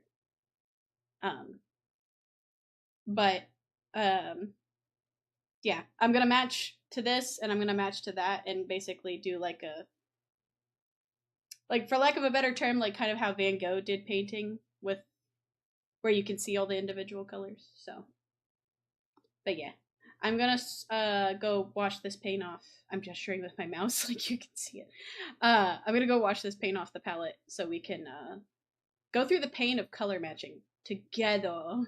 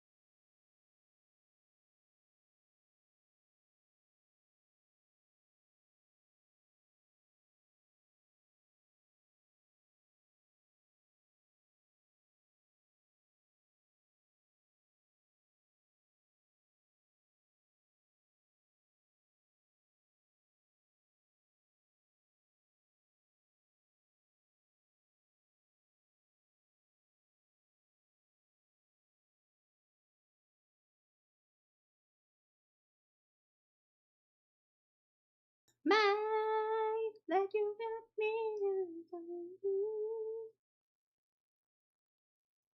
to the. Hi, I returned. I was hoping to return with Zealot and Mama Zealot, but they are not on yet. Echo. Oh my god. Now Discord's just straight up not working on my phone. Let's go, let's go, let's go, let's go. Let's go, let's go. Okay, I do have like a million apps open. Maybe that'll help.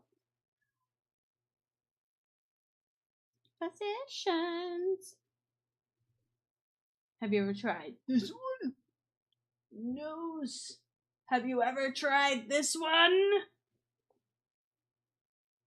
Who knows?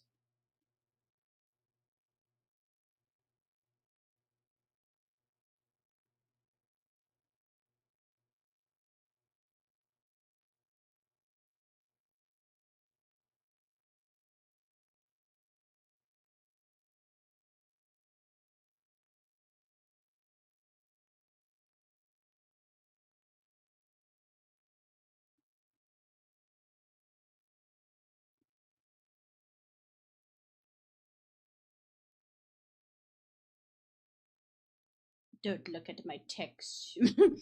Even though they're just texts about from Zealot complaining that apparently Ryder has found a piss spot downstairs. Still.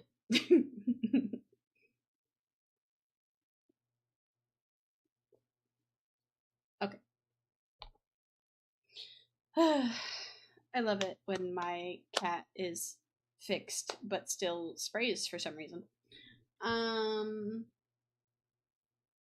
I don't even really know where to start with this, so we're gonna wing it.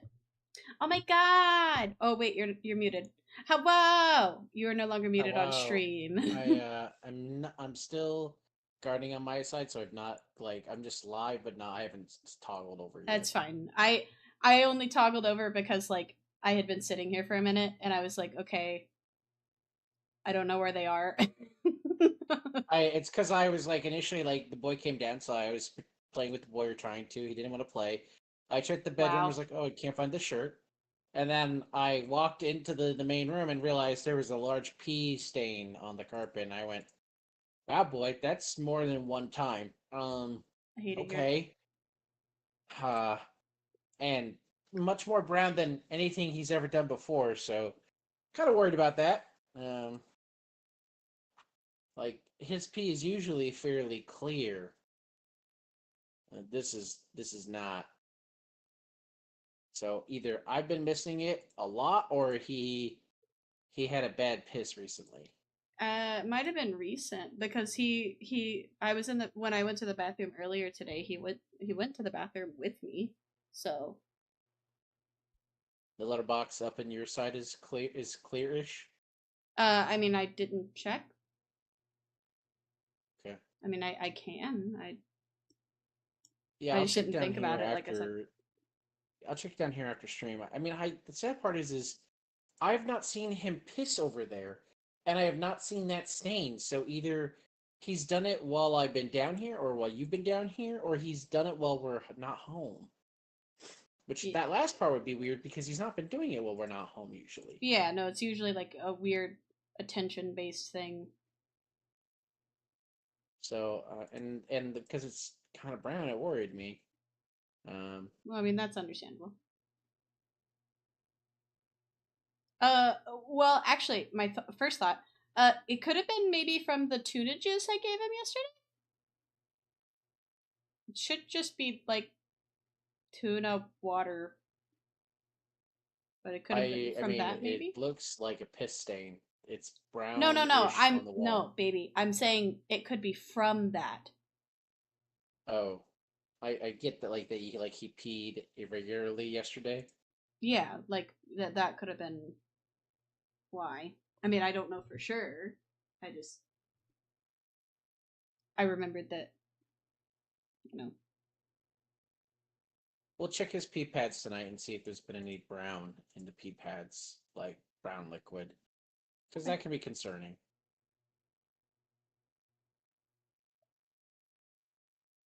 little man shouldn't be having that kind of brown piss. That's all. Yeah. No, I mean, I get it.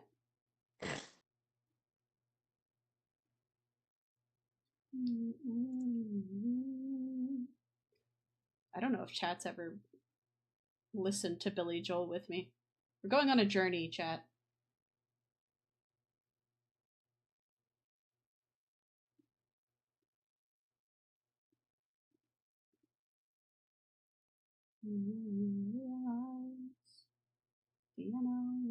It's for you.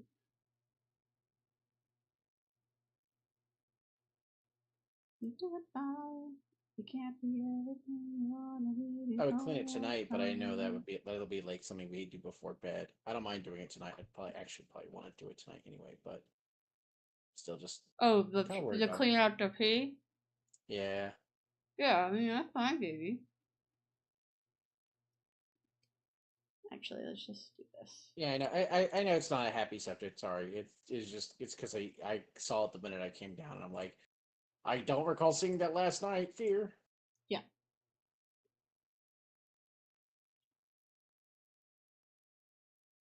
And he's not acting ill of health, so the normal sign of that would be requiring other behaviors that he's not showing. Yeah, I don't know. The children were very needy. How dare they? Welcome back. I can't believe the children would want to see their mother. Fuck I that. know. Insane idea. Ma! Ma! Ma'am.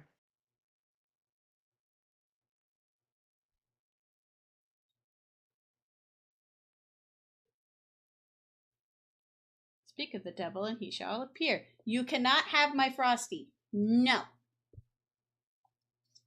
No. Now cook time. Food.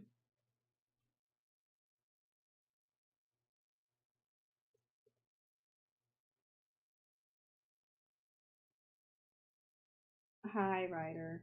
Can you not? Can you please watch your paws? Nope. Ryder? I've got to commit acts of You violence. don't get to have the Frosty. Ryder? You are so lucky that I didn't name you, because I would have given you a whole middle and last name. Just to say it when you make me mad.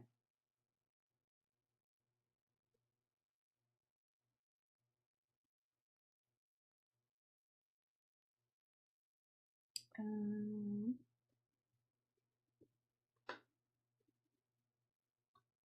this one.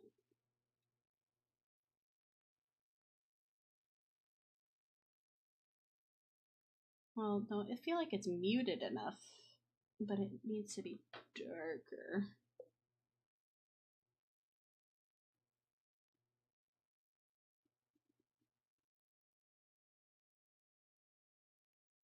Use. I'm coming back again.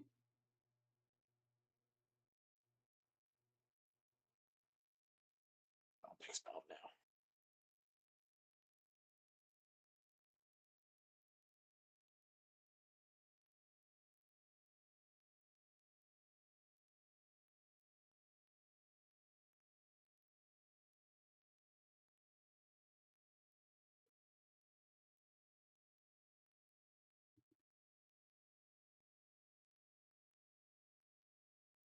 Okay.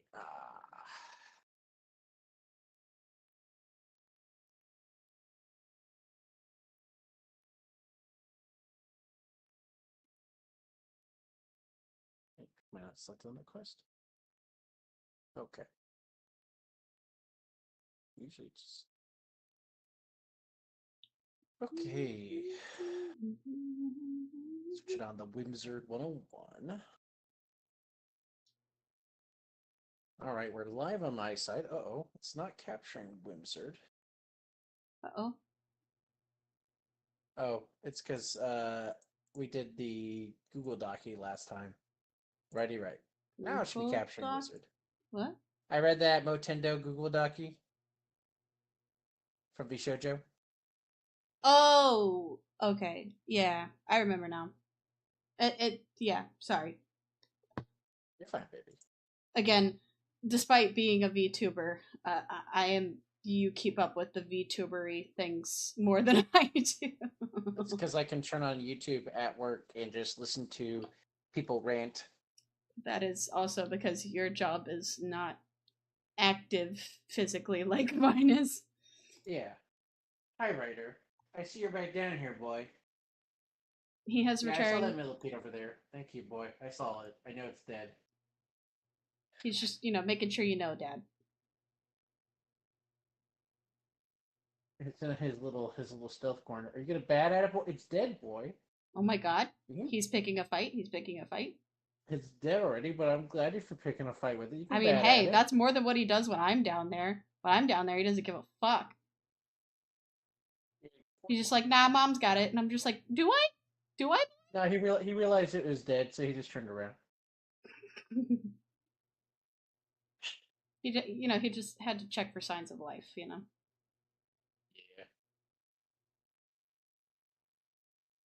Okay, I mean this is Mom, so now we just do the wait for Mama Zealot moment. Okay. And I like some really changed.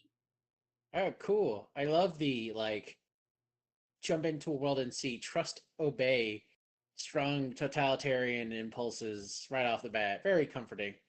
I think this is What? supposed to be like a Russia area Oh, I in was Wizard about to say 101. the fuck. Yeah, it's got like a little Kremlin keep right as we come in, so I'm sure this is supposed to be like Russia. Mother Frusha. Filled with walruses.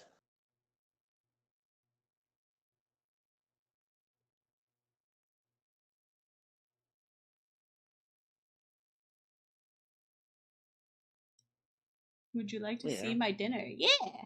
You can send it to me. What are you making?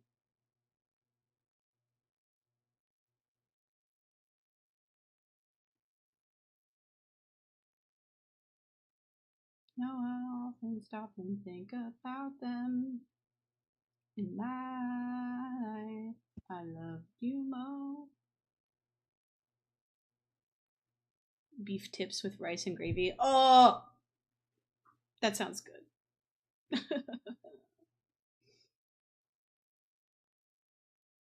I miss my wife. I miss my wife, Tails.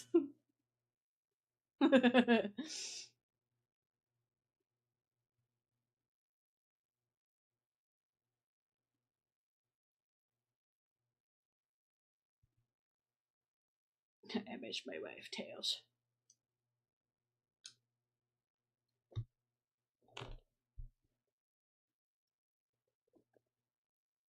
In my life, I love you much. Well, that could be a problem.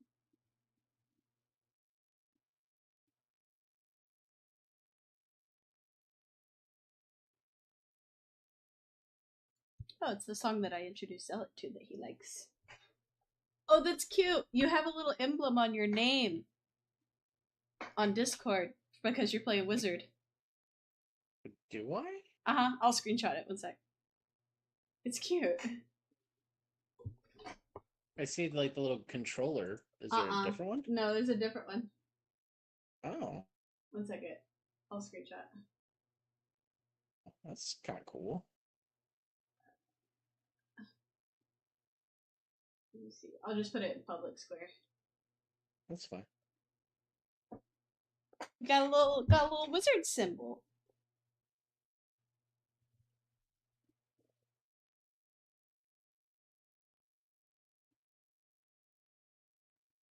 Did I stutter?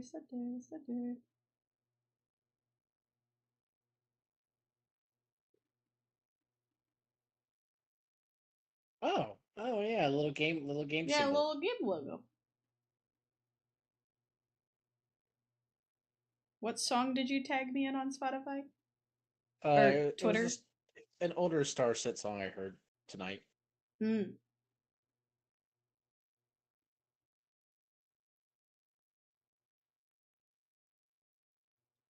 I was checking my phone because Wei said she was going to send me food. That's not food. That's a baby. Oh, that's from 2 hours ago. I knew that. Chat. Hi, Mom. Look at how good this food looks. Look at this food. She's even got cute little bowls. Those are cute. So I wanted to tell you might want to watch Raw Monday night. Becky Lynch interfered at the pay-per-view, and Monday night, Becky Lynch came out to confront CM Punk. And basically, CM Punk went to Adam Pearce. They're in Chicago this coming Monday night. And Becky Lynch kept making fun of AJ, and people were shouting AJ's name while he was talking to her. And he says, I want a match with Seth Rollins next Monday in Chicago. And so I think they're going to bring AJ in to eliminate the Becky thing. Because Becky basically came in a ninja outfit and low-blowed Punk so that Rollins won the match at the pay-per-view. So Rollins kept the belt. So I don't know how much you still care about CM Punk, but I think AJ is going to make an appearance Monday night at Raw. Or Smack. Yeah, it's Raw next Monday night because it's not SmackDown. It's Raw, I think. So anyway, I just wanted to tell you that. Also, I had a free upgrade to my receiver for DirecTV that's supposedly supposed to automatically connect to my Wi-Fi when it doesn't receive signal from the dish so that I continue to see my shows. And we have a really bad storm going on right now, and it's been not working quite right. It keeps claiming that it can't get the high res.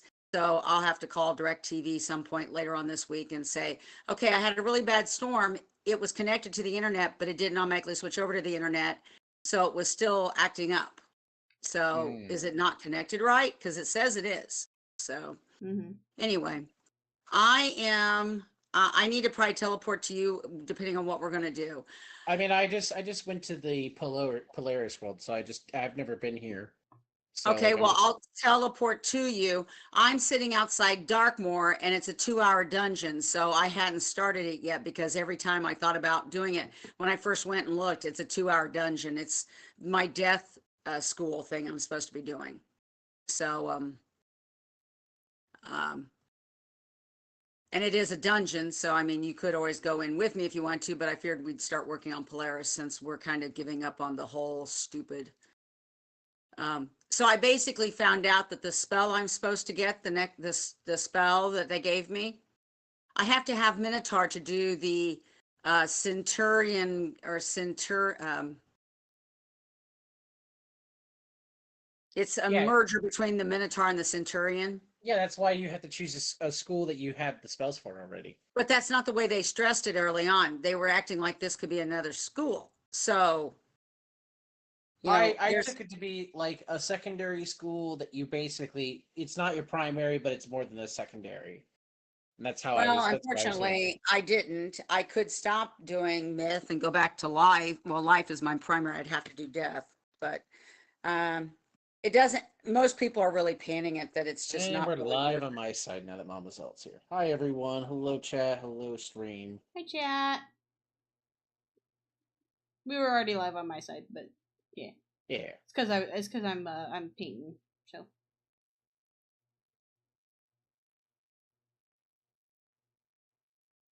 Hello, chat. No fishing, no magic, no singing, and no leaving the city. Wow.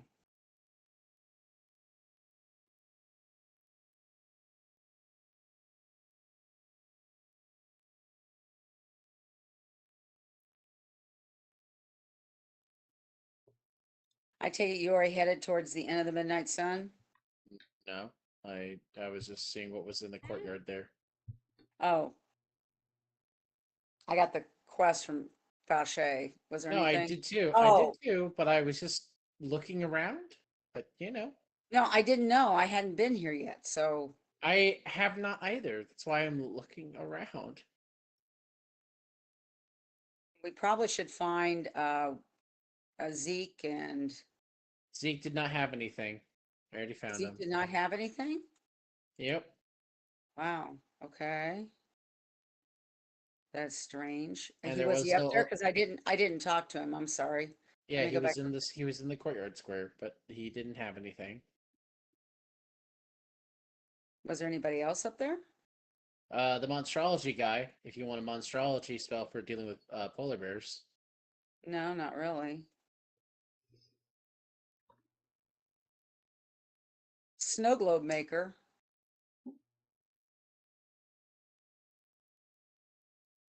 Okay, so he sells stuff. That's interesting. Zeke sells stuff. There's Meriwether. Well, the miner would do way more damage, but the staff sucks otherwise. And the snow globe maker, Emmanuel, the snow globe maker doesn't talk to us. Okay. Okay, so just even worse. Okay, so there's like all interchangeably less good. Got it.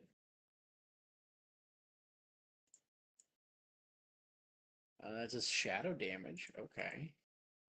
Are you looking at some goodies? I'm Oh, looking at a wand vendor. There's a wand vendor I found. I spotted some hella cute Hello Kitty stuff at yours. Oh yeah, I haven't been to a TJ Maxx in a minute. I was gonna say, Sure. Mama Zella, I don't remember if I said it while you were on call Sunday, but me and Zealot got tickets to go to the Maryland Ren Fair on Sunday. I thought you were going to that fairy ball. We are. We are. That's on. It's on Saturday night. Well, I know that's, you guys said you weren't going to be available. I thought it was the fairy ball. I didn't hear Ren Fair, but Yeah, I know the that was fairy part of the ball's reason you guys on and Sat. Steve. So that's why we're doing a buy this week. Yeah, Steve, it's like something to do with his in-laws. I feel like it's always something to do with his in-laws. I don't ever know which set of in-laws it is, but Well, there's only one set of in-laws. In-laws is the other spouse's family. well, the problem is that like he doesn't refer to them super differently. Well, no, his family would not be in-laws. Her family is. No, No, he doesn't talk about when his own family shows up. Yeah. But when we hear about it, it's one of the two sets of grandparents showing Yeah. up. But it's also not doesn't- usually Steve talking about it. It's usually Phil or Jason. So when they just say in-laws, I don't usually know who they're talking about. So the sword goes better than what I have in terms of critical chance. No power pip improvement though. So like in general, it's not as good as mine. Oh, the collars aren't even worth looking at. Yeah. No. Okay. No. All right. The rings are all the items are interesting, but they're not as just. I'm good as selling what I off have. some gems. Sorry, I have a ton of gems here that just don't do me any good, so I'm selling them off so That's they quit fine. taking up room. I'm just gonna go to the end of the Midnight Sun. It. I don't know if it doesn't have a dungeon door. It's just a walk-in door. Hey, Shaman. Thanks for the lurk. Hi, Shaman. Thank you for the lurk.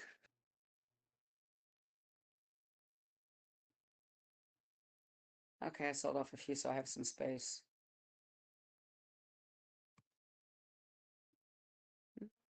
Where is the stupid inn?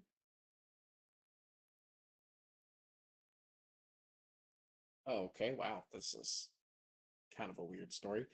Once you're in the inn and talk to the innkeeper, I'm waiting by a dungeon door for you. Okay. Straight to a dungeon, I guess. Calling back to you. Well, if you think of it being Imperial Russia, I think. Yeah, I know. That's what I was saying when I first jumped in.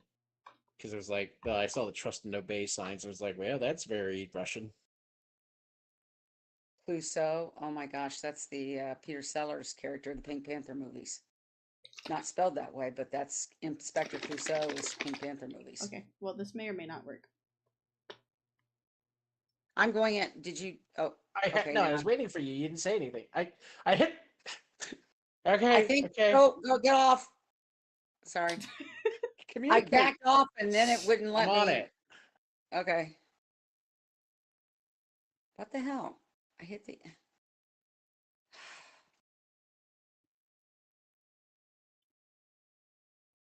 Why is it not? Did you go in or not? No, because it wouldn't let me hit the X. Well, that's because you've got to walk off of it fully. I did. Every time. Every I time. did. No, walk out of the corridor. You have to walk out of the corridor fully. I didn't have to walk out of the corridor. I just had to walk back down the steps. Now you want to come I'm- out so I can go in with you? Yeah, I'm here, right here. Come on.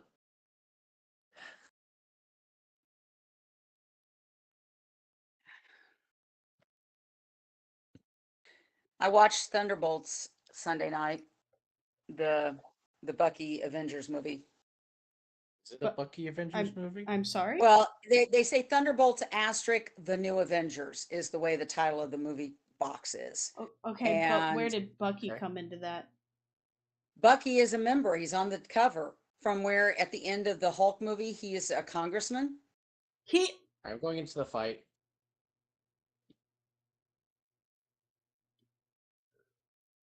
Yeah, okay, I'm entirely confused. Yeah, okay. Hi. I haven't watched any of these movies. Bucky's a fucking congressman? Okay, I don't want to ruin it if you're going to watch the Hulk movie. We're not We're gonna not. watch it. I'm It's just confused. Okay, Bucky decided he's been trying to be more of a hero now that the Avengers have gone away with when Captain America gave up the shield to Sam Wilson. Mm-hmm. Sam Wilson hasn't formed the Avengers as of the Hulk movie. So Bucky has been trying to do stuff and he decided to be legit and he went back to the Bronx area that he is from originally and Okay. ran and is running for Congress during the Hulk movie Okay. because he feels that paranormals like what he is need to also be in positions of leadership in the normal world to show people that they really want to be part of society and help make it better. Yeah. I mean, Okay, I get so anyway- that. I just Okay, hearing so Bucky being a he's- congressman all of a sudden he's running for Congress at the end of that movie. The Thunderbolts starts with he is in Congress now. okay. And he represents the Bronx. They have Yelena, Black Widow's younger sister that was mourning her at the grave when they have her grave. They have the Red Guardian, who was her father / keeper when she was in the Black Widows. It has something King, I forget what his first name is, who was made Captain America when Sam wouldn't initially do it. And it turns out there's a backstory, like in the comics, that he ended up killing someone when he shouldn't have as a Captain America, and he's an ex-Captain America. Okay. And there's a kind of a superhero like assassin or supervillain assassin named Ghost. She basically can like phase in and out, and she's a member. And it's basically they have to band together because Julia Louis-Dreyfus is the quote unquote bad guy. She's like the head of one of the departments under the president, and she's actually the movie begins with her being in before Congress on possibly being drawn up for impeachment by a congressman, another congressman. So anyway, that's kind of the beginning of the movie. Okay. So they're not A-list games. In fact, there's like shots of TV or newspaper cover pages and magazines at the end of the movie. Avengers, more like B-Vengers, that kind of thing. Because they're not Iron Man. They're not Captain America. They're not Hawkeye. Well, I mean, and that was the whole thing whenever they were coming out with Sam's series about why he didn't want to be Cap was because people wanted Steve Rogers. At the they end didn't of the Hulk want movie, Cap. he has decided to become Cap, and there's an interesting the end credits. You know how they always put the extra scenes in the end credits that build up to the next movie. Yeah. The first end credit is the Thunderbolts, and the reason they're called Thunderbolts goes back to Yelena's background as a kid in London, in Great Britain. She was on a soccer team that was called the Thunderbolts. So they all jokingly call themselves the Thunderbolts. Because they weren't that good. But they're all in the what used to be Stark Tower because Julia Louis-Dreyfus had bought it and that's their new base. And they just got told by someone that Sam Wilson has sued them for the name of the Avengers because his group is the real Avengers, not them. So there's some interesting things going on. And then there's another cut to the Fantastic Four ship entering Earth orbit is the last, which leads into the Fantastic Four movie that came out this summer. Right, yeah. So, and I read some stuff out on the web, and basically they're predicting the next movie will be the Avengers, probably both groups, and the Fantastic Four dealing with Doctor Doom and his group. I was actually talking to the Duck recently about, like, I remember them revealing that Robert Downey Jr. was Doctor Doom, and then they haven't done anything with him. I was confused, like, when are they gonna make Doctor Doom a thing? Well, we didn't see Doctor Doom at all, but supposedly the next Avengers movie is called The Avengers Doomsday. And people are speculating that Doctor Doom is going to be the bad guy, and it'll be the Fantastic Four and all of the Avengers that are there, Sam's group and this Misfit group, dealing with whatever Doom is bringing up. Whether that's true or not, I mean, since that's a speculation all over the Marvel, and supposedly it's out on some semi-official MCU universe pages, but who knows? I enjoyed it. It was a good movie. There's humor in it. There's serious storyline stuff, especially with Yelena still mourning. I forget what the Black Widow's real name was. Natalie? Was it Natalia? Oh, Natalia. It was Natalia. Yeah. Anyway, it's like her dealing with that grieving process. And and there's an interesting superhero he calls himself Bob. And you basically meet him in the movie. He is the basis of the movie. And they basically take him in, and he's one of them. Mm. It's a good movie. I actually enjoyed it. It was interesting. Our mutual friend Paul wants me to bring the DVD to him tomorrow night. He wants to watch it again to see if he can pick up all the hints in the 2 post-movie credit scenes. So, like the newspapers and stuff. Yeah. I didn't rewind it to watch them again, but it was a good movie. Yeah. I'm probably going to have to now watch Fantastic Four when it comes out on DVD. So, funny thing related to Fantastic Four, tying into Ian Griffith, Michael, or Zealot. I'm sorry. Mark, my music minister, and I were practicing for Sunday today, and we were talking about one of the people were singing a song that this guy wrote. He's British, and his name is Townend, and I'm like, did they leave the S out accidentally? So I actually had to go out and look on the web, and his name actually is Townend. And we were joking about names being spelled and how you pronounce them. He says, yeah, there was this guy that was in Fantastic Four, and it looked like Eoin Griffith. But when you actually look at the pronunciation, I said, it's Ian Griffith. He's like, yeah. I said, I love him as an actor. We first saw him in Horatio. He's like, Horatio Hornblower, that was an awesome series. I said, there's movies after the series. He's like, you're kidding me. I'm like, no. So, and then we talked about Forever, and it turned out he loved the TV series Forever, like I did. The one season one that Ian did the year your dad died. So, it was kind of funny us talking about Ian Griffith. And so that kind of led us into talking about Marvel and the new Fantastic Four. And it was just kind of funny. So Mark and I always find ways we end up going off on tangents, talking to each other, all sorts of things. So the interesting thing is, because we're doing a buy Sunday, I actually can go to the church cookout Sunday after church. They're doing to kind of kick off small groups this fall. They normally do a Wednesday night, but because they like doing a back to school kind of thing, they're doing an all church cookout after church. And I had not signed up for it because I feared we'd be gaming. So once I found out we weren't gaming, I went out and signed up for it so I could go to the church cookout after church. So nice. Yeah, that's why I when Steve said he needed to do a bye week, I was like, that works out, because we didn't know if we were gonna get tickets to the Ren Fair. Because technically they were sold out, but what happens is they had a note on their website that they re-upload refunded tickets on Mondays. So I checked it Monday morning. So you guys are able to get them Monday. So I checked it Monday morning. And I was Okay, like, so I'm gonna pass my zealot, and I'm saving for a Bartleby. I'm only 4 pips away, which means a couple more turns. I've got a Bartleby. Okay, Mm-hmm. That sounds fine. all right. The boy's down here with me. He's on the futon laying against the big By the yellow. way, can one of you upload the picture of where you're holding the grand kitty and he's facing forward like you guys are?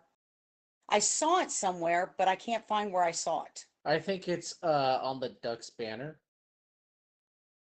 oh, on Facebook? Yeah, probably. Yeah.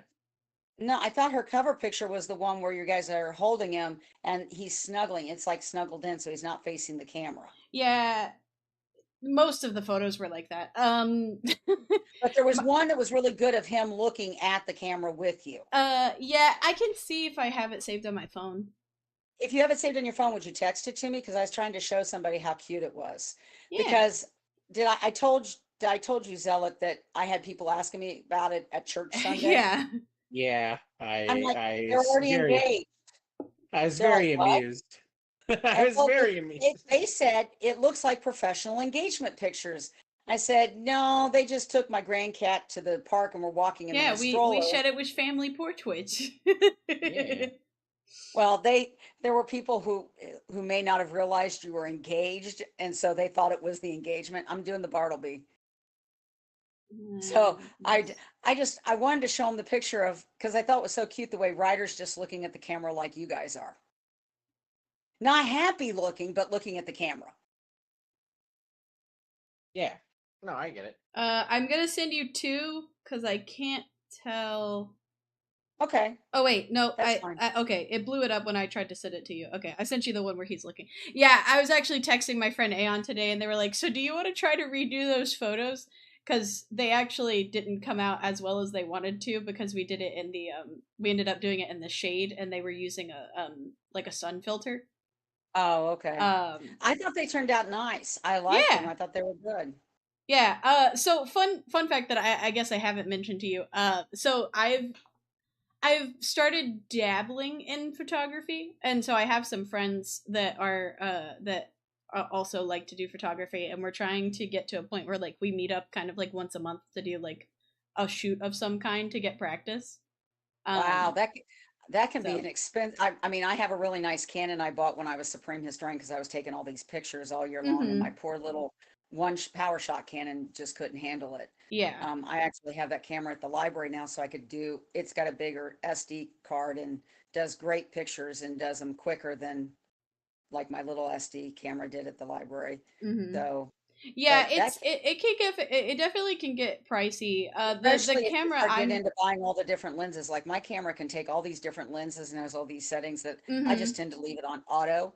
I mean, it even Yeah. does video too. Well, and my friend Aeon that did those photos of us with Ryder, they were nice Yeah. enough to they took my camera for me and kind of finagled the settings because I kept Oh, telling okay. them that like I had issues with like the oh, Zealot might know the name of it. It was like was it the DPI? I think I was having issues with. The It- dots per inch. Yeah, probably. I think it was that. Because I was having I the don't. issue I of just know like enough about things getting blurry. cameras to not know a lot about cameras. I tend not to mess with my settings. I learned. Yeah. Well, Michael Zealot will remember the guy from Missouri that came to the Grand Court when I was officer. Sorry, we started talking, and I'm just. It's been a long day, and GoFundMe totally sucks. Nora we're having a lot of problems getting our chamber money. Oh, y'all are using GoFundMe for Well, for chamber stuff, or? this is our last year doing GoFundMe Ah. because for the little Prince and Princess thing that raises money for our scholarships we do for the high school. Oh, okay.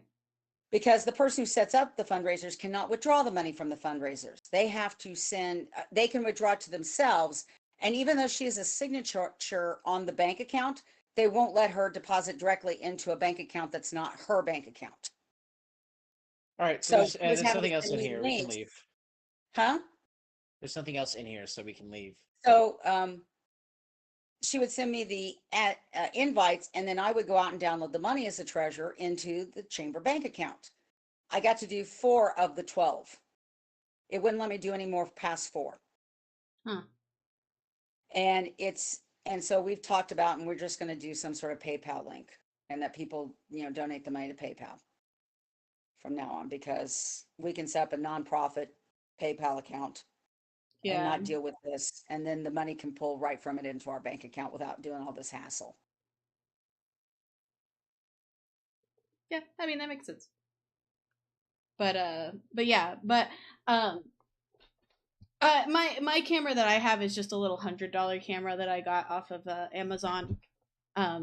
And I mostly got it because it can shoot up to I think it does like 2K photos usually.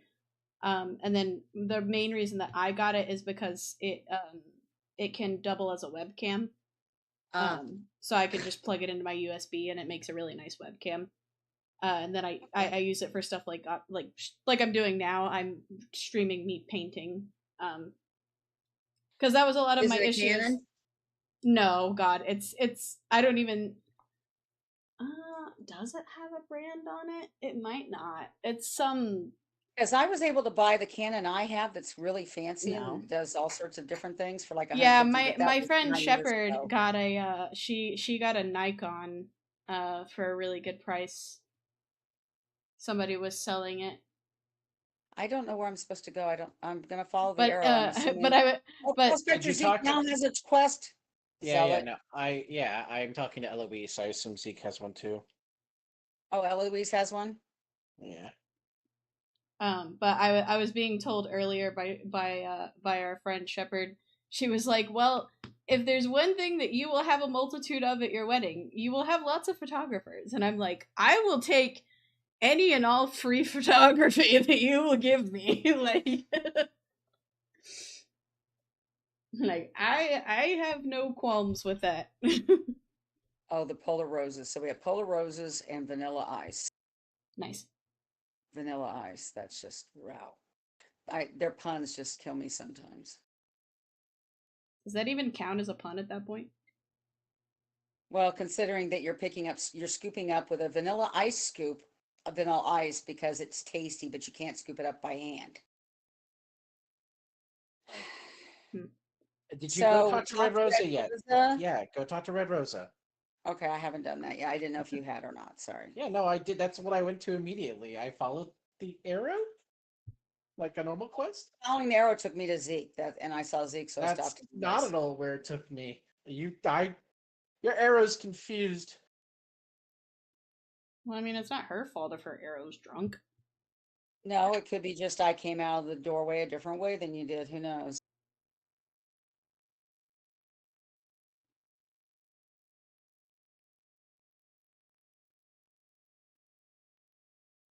But yeah, I was talking to Shepherd today about she wants to take my measurements when we see her on Saturday because she keeps trying to give me dresses and she's like, "Wait, you need a wedding dress." And I'm like, "I mean, not immediately, but yes." And don't forget, you do have the one if you want it that my sister has to give you that was mine. If you want to cut it down. That's fair. Okay, you ready to go to Le Nettoyage? Yeah. That does make me wonder. I wonder if my mom still has her wedding dress somewhere. Probably not, knowing Donna.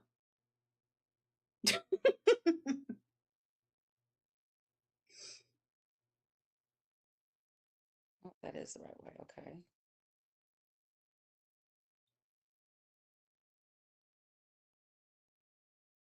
Did you come through? Or did you already go to the... I did. I just didn't immediately start running because I was trying to figure out where the actual path was. Here. This building right here.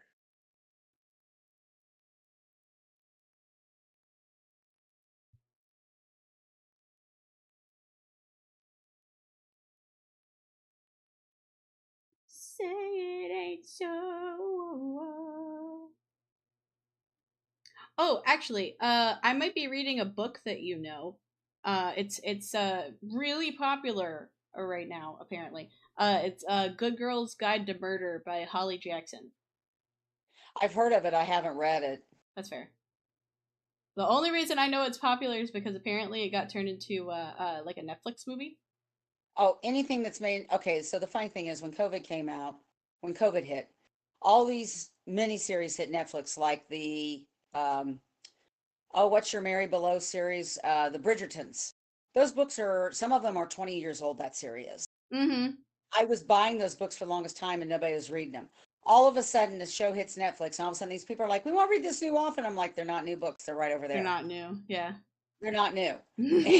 And the same with there's a couple of other series. So it kind of cracks me up that the minutes of Netflix. Outlander came out in 1990, and it's a big series on Netflix, so everybody wants to read it. So it's just, yeah. I have no problem if those books are popular. They're not bad. It's just it It's cracks me up funny when they when say people come in new. and say it's new. Yeah. Yep. Well, because like I understood whenever I read the whenever I was reading the Fourth Wing series that like Fourth Wing is not necessarily new because it's been out a couple of years, but like Onyx Wing literally or Onyx Storm, Onyx sorry, Storm just came came out. out this year. Yeah. Yeah, but the first book I think came out like 6 or 7 years ago, maybe. Yeah. And it's the same thing with like A Court of Thorns and Roses. Like it's been out a little bit. Like Oh yeah. yes, they're still updating, but It's just like the George R. R. Martin, the Game of Thrones books came out long before the oh yeah, yeah, miniseries yeah. did.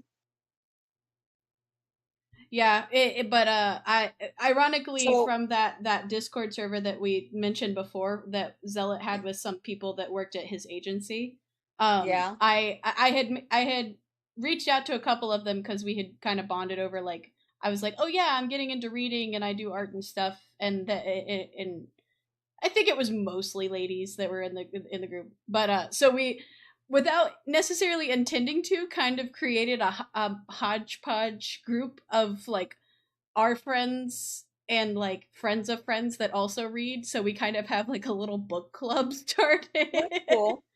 So So have you read Frida McFadden yet or Colleen Hoover?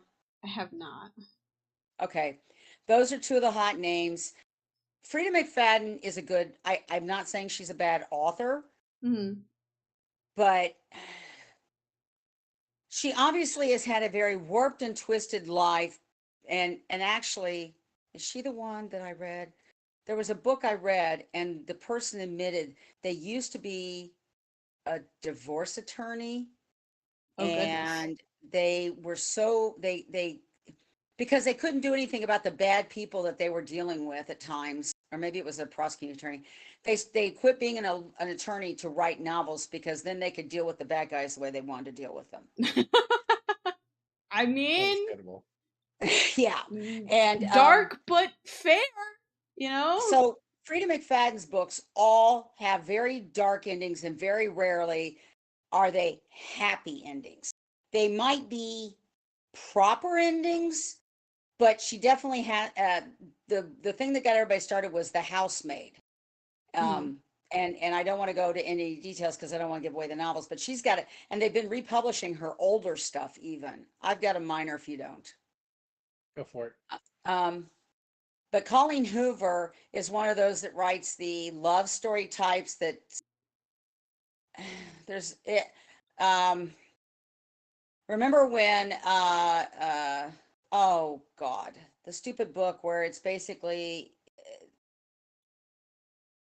us before you, or you before, or us before them, or something. I darn it, I can't think of the name of that stupid book. Um,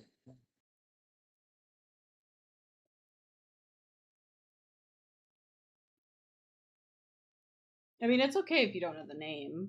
well, I've got my thing here. I can search in a moment, but okay, now we go back to explore the brigade. Okay, so we have to explore in here, Yep. and it's over in this. Well, why is it saying? Oh, this is Go through the the door. first. It goes out though. Oh no, I No. guess it doesn't.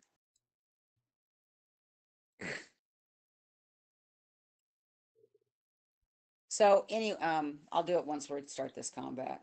Well, this might be a hard combat. There's 4 guys. Okay.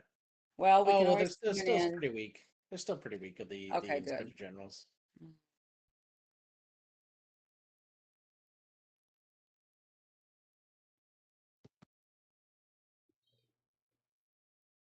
Oh, but they go first. Annoying.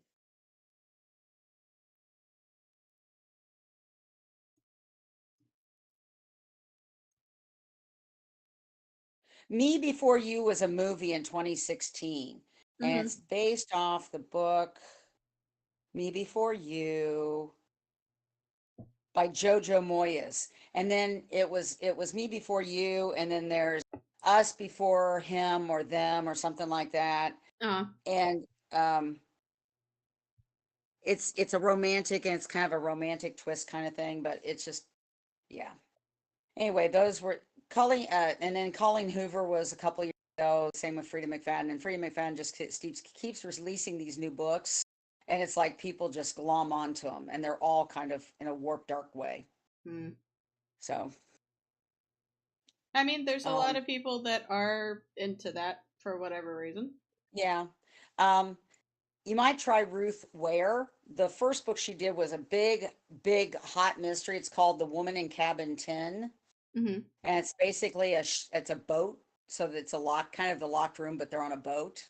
Ah, And they just finally now, 6 7 years later, she's the author of that she's written other books, but she's finally written a sequel with the investigating character from The Woman in Cabin 10. And it's now the new one that came out. It's The Woman in Suite 11. So mm. it's kind of an interesting. I really enjoyed The Woman in Cabin 10. It was a very good suspense mystery. Yeah, I'd have to look at the genre for It's the one Yeah, I'm it's more of a mystery. So yeah, I actually let me look at it because, like I said, it's part of the little book club thing. So I'm reading it because I have people to talk about it with. right.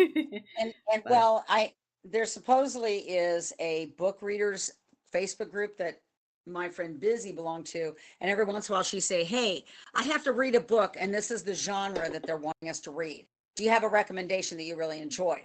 So I actually signed up for that Facebook page just so I could see what they were picking, so that way if she asked me, I could think of something before she asked. So I let's normally see. don't do it because I don't read. Let's I see. have It specific genres I enjoy reading. says. Um, um, I'm gonna try take out the dagger. Okay. Genres. Okay, it's a YA series, but it's mystery, thriller, horror, crime fiction, and drama. So What is? far, it hasn't been like Oh, if you want super YA, dark. do the Enola Holmes by Nancy Springer that they did the Netflix movies of, the Yeah. first two books. Because there's 9 books in the Enola Holmes series so far. She went back to writing them again because of course Netflix made Enola Holmes popular again. Yeah. The first 7 books came out like in the early, well, it was like 2007 to 2012 or something like that. So I'm going to save up. I've got a Forest Lord because I don't have anything else to cast right now. So I'm just going to, unless you want me to try, I can see if I get No, pips for you. you can say pips. You're fine.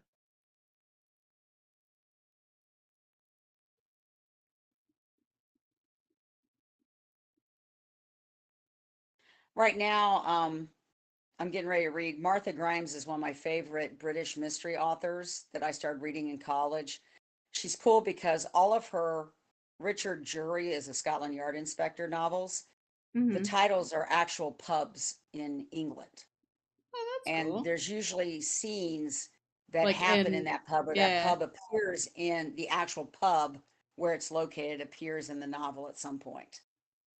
Like fun titles like I Am the Only Running Footman, The Helpless Stranger, The Strangled, or The Dirty Duck, The Strangled something or other. Odd, the way pub names are odd in Great Britain. Yeah. So it's kind of fun. Like I've been reading those for a the long one time. from that they put in Tangled is the ugly duckling. The Ugly Duckling. Mhm. Have you ever seen Tangled? The Rapunzel Yeah, movie they did? I actually won it in a contest. I got a free copy of it, Oh, and nice. after Don and I watched it, I donated it to the library because Zachary Levy is the voice of the print of the guy. Of oh, Flint. Yeah. That's Zachary Levy, which Zealot really likes him as an actor because he got me hooked on his TV series, Chuck. And I think Zealot has my Chuck, or do I have Chuck again? No, I have Chuck because I bought. Yeah. Well, I bought half of them. I think you and Dad bought the other half. You bought me the first couple thinking that I would really enjoy them. I think it was either a Christmas or a birthday present because you gave them to me after the Super Bowl when we watched an episode of it, and it turned out I did like it. So you bought me the first couple of seasons, and I think I bought the rest of the seasons after that because your dad and I enjoyed it. Yeah, I watched them with a roommate in college and enjoyed them thoroughly. And I was like, I think you guys will like them, even though it's a little campy. Well, and it was at the same time that my friend Donna had loaned us Big Bang Theory season 1 because they came out about, I think they both came out about Around the that same time, yeah. Like in Yeah. the like 20 2007, 2006, somewhere in there. Yeah, somewhere in there. Well, actually, no, my Zealot was in college, so it had to have been 2008, maybe would have been Chuck's first season. Maybe. No, 2009. Try 9? 2009. Okay. Okay. 2009 sounds right for like But I think TV, Big Bang but I Theory don't came know. out 6 or 7, maybe. I can't remember. There was 12 I have seasons. no idea. My parents, Yeah. I don't even know if my parents started watching Big Bang Theory when it came out. Don and I But they really did. enjoyed it because it reminded us of some of the nerds we knew in college. See, So. my parents are the epitome of the people that are like, haha, look at these nerds. So Yeah, well, we were the nerds, and we had friends that we had some friends that were a lot like some of these. I knew some of these guys in the computer science department. Yeah. They weren't physicists, they were computer scientists when I was in college. You're hurt. I'm going to throw a satyr at you. Catch him. Hi, boy. Hi. What's up, Ryder? What? Oh, boy. You want up? You can come up. So Zealot, question that I probably asked you before, but I don't remember. How did you end up watching Tangled? It was in college, and Mom got recommended it, so I watched it with my folks when I was home one summer, I think. Yeah, because I owned it. Because Like I said, unironically, I think I won it from there was something I signed up for, and that was my prize I won, and I don't remember what it was. It was either Amazon or it was like a McDonald's or one of those where you don't win the big money, but this is, oh, here, you get this instead. So, yeah. Come here. Which, Mr. Ryder. so then once the library started doing DVDs, I asked Don if it was okay if I just give it to the library. Maybe I gave it to the library after Don died because there was no reason to. I can always check it out if I want to watch it again. I have movies I've kept and DVDs I've kept, and then I've got the others I just donated. Well, that's to why the you library. that's why you let me take a lot of the DVDs with me out here. Is that you don't typically Well, watch. you were like, I don't want you to give them away, and I was like, I'm not planning on it. There was just some of those, but you wanted some of the ones that I would have, like your dad's Hogan Heroes that I bought him. Yeah. Boy, just sit. You wanted my attention. You got it. You're uphill. I'm holding you. And I have to talk to Bruce tomorrow night. I need him to find my Forever DVD because I want to loan it to Mark if he wants to borrow it because I don't think he saw the episodes when it was out. I really enjoyed it and wished it had gone into a second season. But at least they did a good ending of the series at the end of the first season, so you're not left with this, there's questions unanswered. Tell me how strongly you really feel. Well, do you know the premise of Forever? No. Okay. No. It was cute. It was interesting. It had Judd Hirsch and Ian Griffith. Oh, he's a doctor who can't die, right? He's technically immortal. In the 1800s or 1700s, he was on a boat coming to the New World, and he fell overboard during a storm, and he was the ship's doctor, and he found out he doesn't die. So now whenever he does accidentally die, or he actually spent centuries trying to figure out what would kill him, he wakes up naked in whatever body of water is closest to him. And since he's living in New York City, it's Hudson River. And Judd Hirsch you think is his father. And basically he always goes to the right park along the Hudson River with clothes because he comes out of the water naked. Which, Ian Griffith coming out of the water naked wasn't a bad thing, but it was network TV, so you're not seeing anything, but except his bare chest. But it was kind of funny because he's walking by people sitting in the park benches and their mouths are dropping, and he's like, "Hello, have a good day," and he's just walking by like there's nothing wrong with what he's doing. And basically, he ends up working with the police department because he knows every way somebody can die because he experimented on himself trying to kill himself. Because he doesn't understand why he doesn't die. He doesn't know what changed, what happened. So.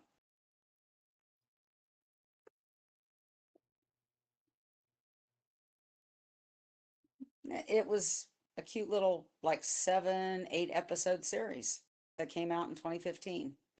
Your dad and I actually watched the first episode and we're like, okay, we're gonna have to watch this, but it was on Tuesday nights and most of our meetings were on Tuesday nights. So we never saw more than the first couple of episodes. And when your dad died, and then I saw a DVD come out and I bought it and then didn't watch it for a year and a half because I just couldn't bring myself to watch it from the episodes I'd seen. I knew it would make me cry. So. Because it's the tragic hero. I mean, he fell in love with someone who died, got old and died because he doesn't. My boy.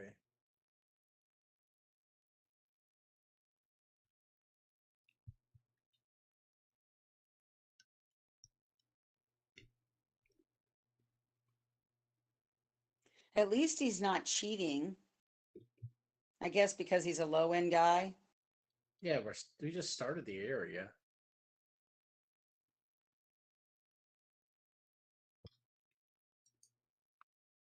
I know I'm throwing a Forest Lord, but I'd put a boost on it, which means if I don't use it before the end of the combat, it's going to go in my treasure deck. And I've got a bunch of these in my treasure deck already. He's facing the wrong way. There, he's facing the right way.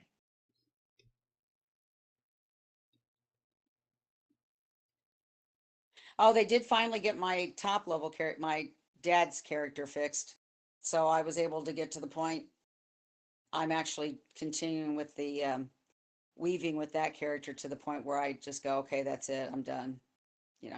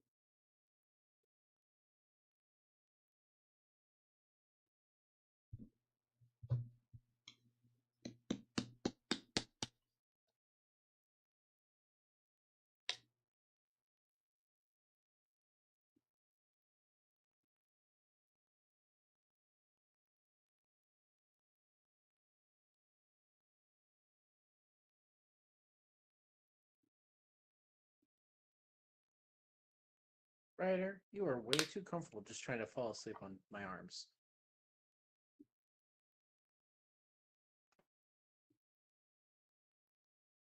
I wish I could take a picture of it, but I started trying to use the keyboard, and he is trying to hard slump on my right arm that I used to mouse. It's like I have Peach under my right arm with his face on the computer tray, so that when I'm typing on the keyboard or using the arrow keys, my hand. Oh, it says if I leave the dungeon, I'll lose all my progress in the dungeon. Yeah, that's weird. There must be another exit. No, that's really weird. Is it not thinking we did the dungeon? Yes, I'm going to leave because that's really strange that you say that. Right? It's weird.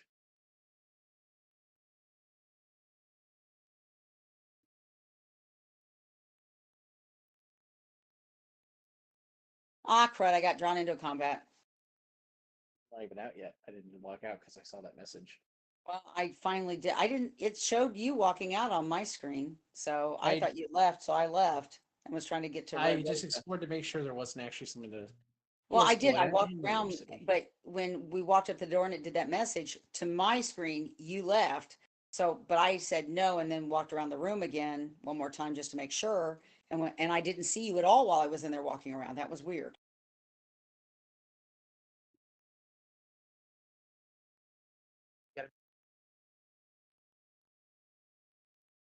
Ryder, you gotta be careful with the cords. I know you're Angie. You want to be held. Is it feeding time yet? No, no, this is all emotional clinginess. Uh, oh, you're really injured. I'm gonna cast a. This is just my boy wanting attention. I'm gonna throw a dryad on you. I've got 5 pips technically, so that should give you 1,000 hit points plus.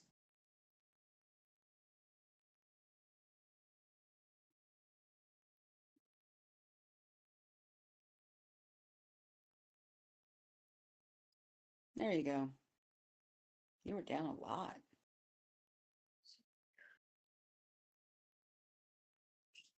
Being clingy. Ooh, Okay. giant.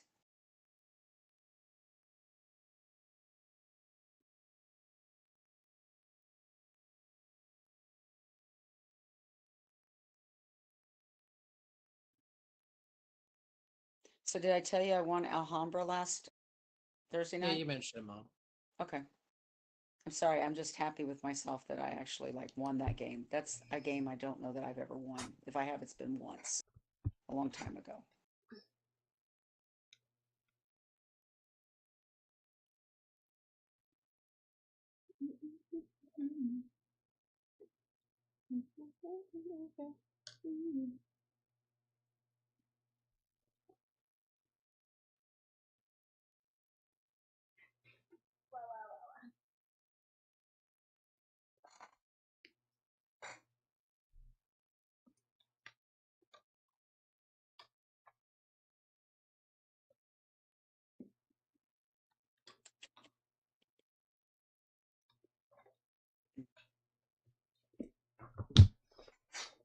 All right, chat. IRL doodle time because the paint needs time to dry. Okay, I'm gonna pass. I'm gonna try to get a Bartleby. We're both injured pretty bad.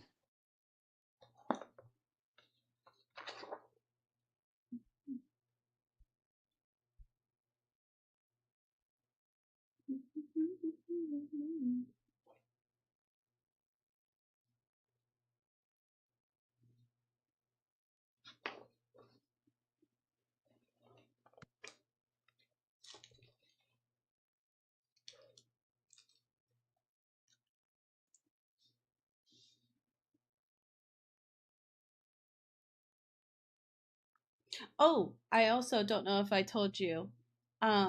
I got approved for my market that I applied to in November. They're doing a Markets. yeah. That one's called a makers market is what they're calling it. Um, it's the same people that did the Pride event in Fredericksburg, but Okay. they're holding a makers market on the 1st of November. Okay. But my application got accepted to do Well, a good. booth, so um, it'll be my first time boothing. I There was part of me that wanted to look at doing other ones beforehand, but I think money wise, it's better to just wait until November because I can build up some inventory to Can sell. I ask how much the booth rental is? It was only they asked for 35. Oh, that's not bad. I was expecting you to Yeah. say a lot more. That's about what we Well, would charge it's here in the because US. it's their first year doing it, Okay. so they don't know what kind of numbers they're expecting. Okay. Like it's a lot of the same vendors from Pride, but obviously the Pride Festival is a big June event, so it might not have the same amount of traffic. And they preface that like in their November weather's not going to be as nice as June weather out there. well, I, respectfully, the June weather was not nice. There is a reason that your son only came to visit me, get food, and then left. It was abominable with where the location was. It was just way too hot. Yeah, and I feel bad because it's a brand new park, but like I think unfortunately it was a parking lot that they turned into a park, and so it doesn't have much, if any, coverage. And I mean it's right off of the river, which is nice, but the lack of coverage is fucking brutal, especially in June. So, but this one is going to be happening in not that park. It's going to be happening at I think they just call it the town square. There's like a town square that's right behind the old the museum that me and Zealot went to for the Drag Me to the Museum event. Oh, okay. Yeah. I think it used to be the front of the museum because it's like a big courtyard, and the museum has like big think of it makes me think of like a university building or like a library, like a larger library where they have like 3 sets of big stairs coming down kind of thing from the museum. So it's a cute little area, but since it's between different buildings, the sunlight wouldn't be as bad. But no, I mean it depends. I can't speak about November out here as much as Zealot can. I mean it might be chilly, but it just depends. Um It's like not warm. It may be windy yeah, because we're closer to the water. that's true. Um I don't even remember November. Well, November of last year Oh, yeah. though. Okay, you got it out of the way. Okay. Well, no, November of last year we were here. I just don't Yep. remember.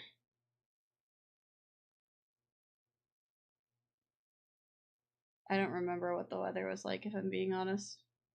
Cuz that's whenever we were still well, I say we, you obviously still commute. But that was when we were still commuting back and forth. Hi, hey, Mr. Ryder. You ready to go in? Yeah, it's going in. Just dealing with my boy being. No, I was Or- going in with you. You were still standing there. Didn't know if you were waiting on Okay. me or not. Sorry.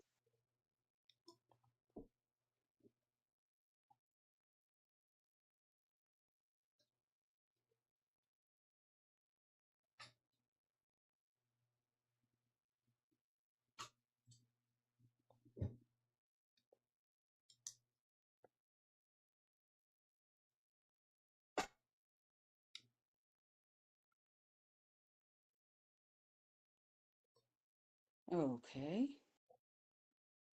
We're recreating the Tea Party from the Even Revolutionary though we're War. like in like a weird France meets Russia area, yes, we're dumping. Yeah, and it's like Revolutionary era France, so. With Clouseau, who is definitely like a 19th century character, isn't he? Actually, the Inspector Clouseau was a Remember? 70s. It's the Pink Panther movies that Peter Sellers did in the 60s and They based 70s. off of books, though. No, it's the Pink Panther movies. They weren't books. If they were, the books came out probably after the movies. Inspector Clouseau is a bumbling idiot, and he has this bodyguard Kato, who he always tells Kato to always surprise attack him, and because he needs to practice being able to fight everything off.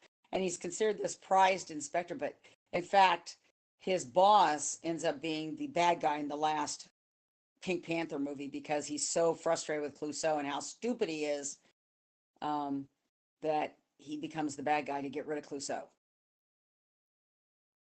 Did you talk to her? Not yet. Okay.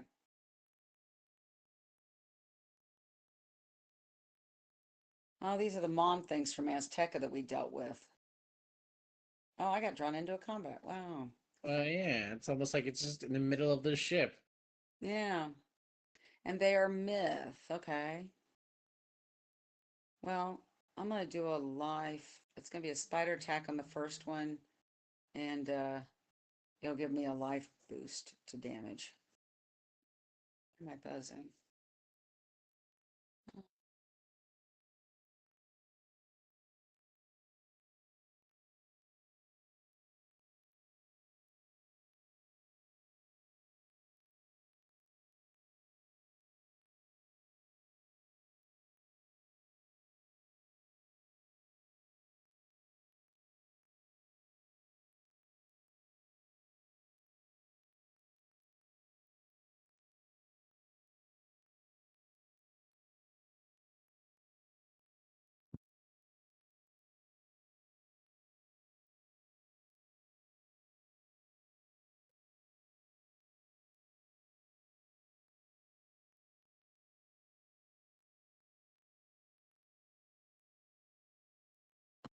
Larry Nils just sent me a text and I don't understand it.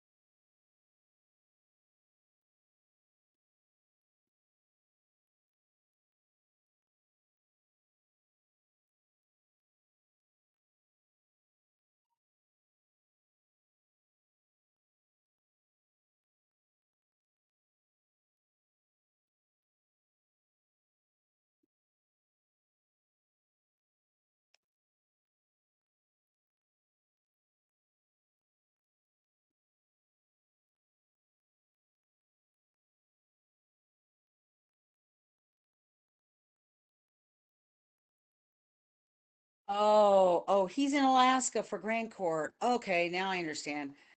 Okay, I was confused as to why he hates snow.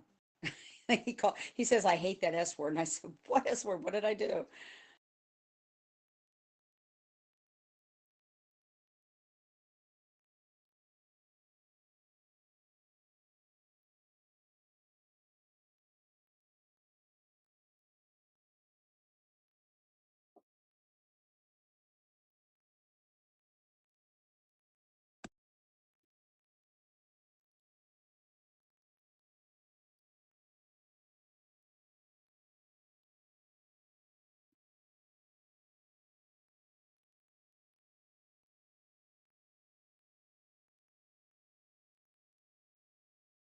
Brody, do not claw me to stretch, please.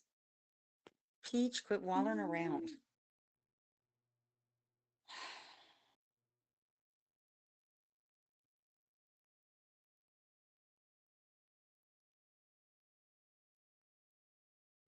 Okay, you are damaged. I will heal you.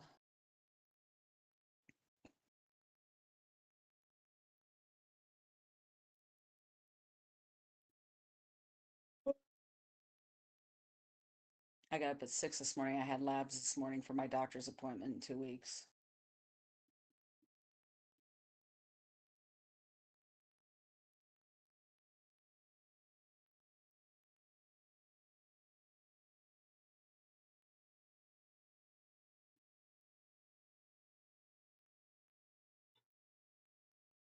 Why are you sniffing that pillow? Did Brody pee on it? Well, when the cats do this weird kind of sniffling, it's usually an area that Brody has marked. He's sniffing and he's got his jaw hanging open, this Peach. He's getting ready to lay there, so obviously it doesn't scare him away. I'll smell it in a little bit and check it. I may have to wash it. It's such a pain in the butt, though. That pillow's big and there's not one equal to it to balance out the washer.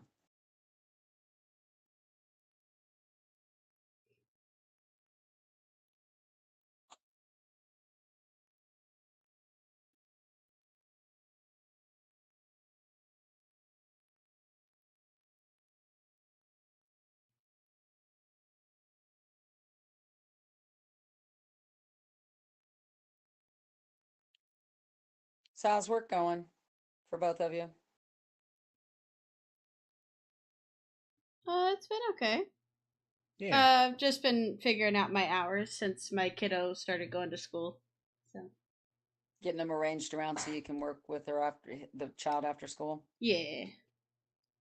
Do you have to go in early to work with the child before school or just after school? I go in a little bit earlier. We start at 8:30 instead of 9, but that's just because the bus picks them up at 11:30.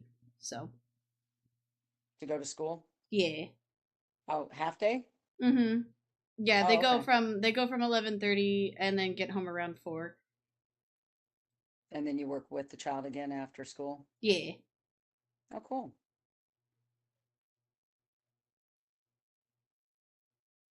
Zella did full day kindergarten here.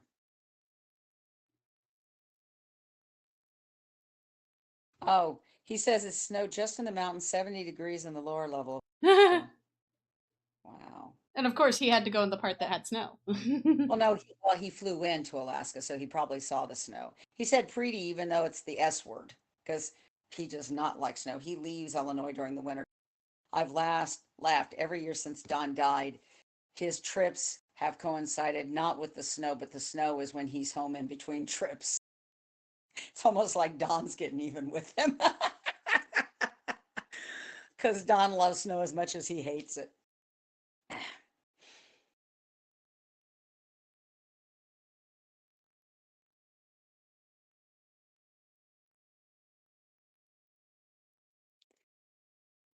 Oh, excuse me. Oh.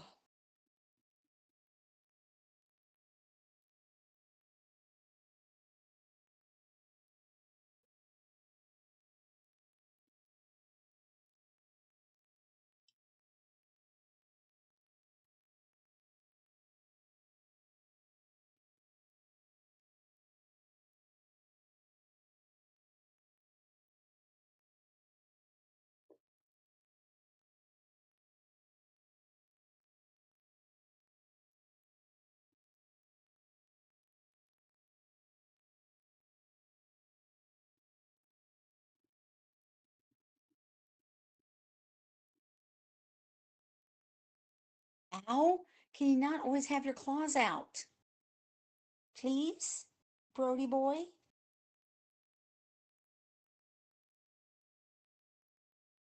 You're making me yawn doing that yawning.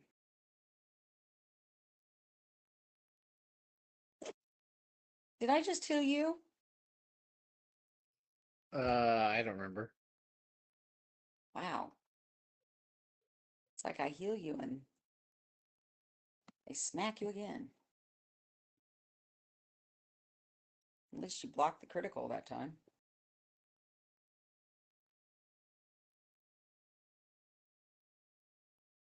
So one of my sorority sisters baked bread in little mason jars. She actually bakes the bread in the mason jar and then puts the mason lids on them. So I have Yeah. peach bread to try. She made blueberry bread, but I said I can't eat blueberry. And somebody's like, "Oh, well, I got a peach here. I'll trade with you." So I got a peach bread to try. And it's just inside the mason jar. Because people are like, "How'd you get it in the jar?" And she says, "Oh, you bake it in the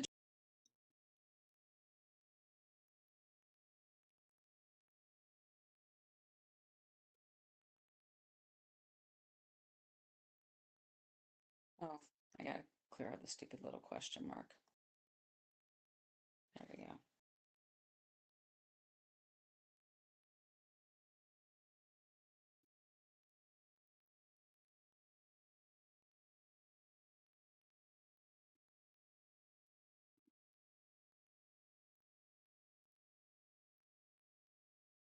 Oh, she's with us.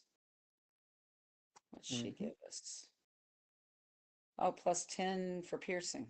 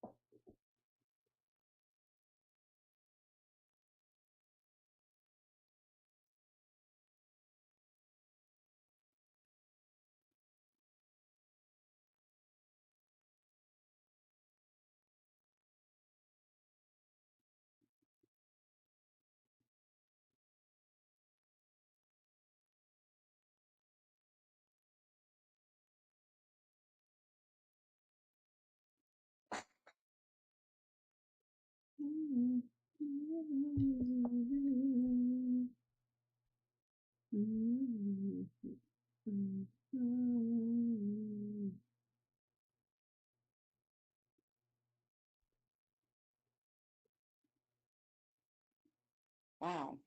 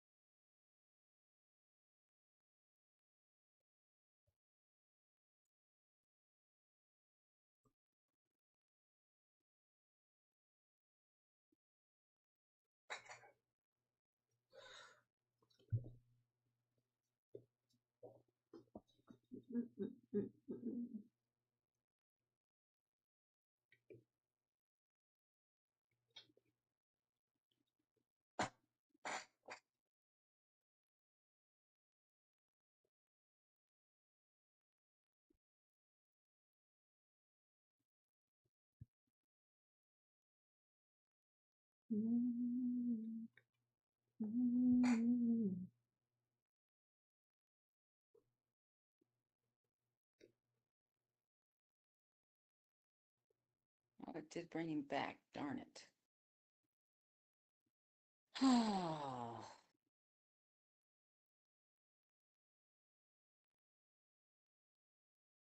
I've got a triage. I mean, a triage. I have a triage, but I've got 2 Bartleby's, so I'm going to save up for a Bartleby.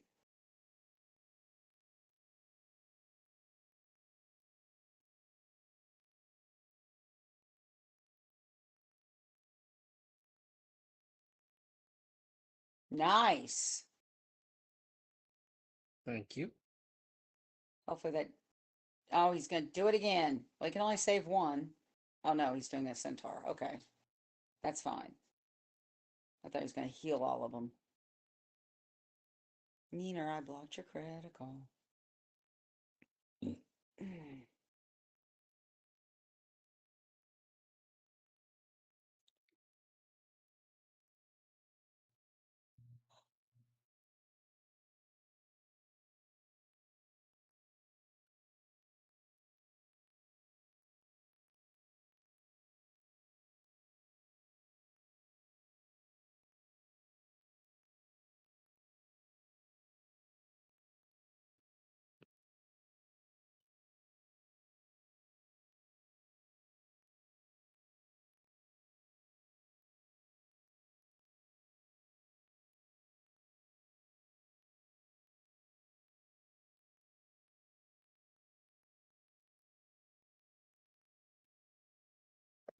So the Streamlat stuff that comes up talking about your choir, is that stuff you've written for it to do, or is that something it does automatically? Stuff I've written. Okay.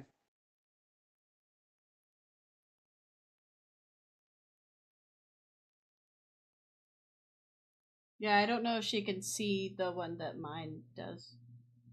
No, I didn't see yours. I just see what it does for Zealot's page, the choir souls.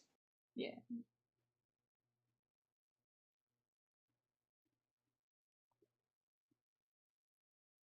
That's an interesting death spell. Or it's a spirit spell, I don't know.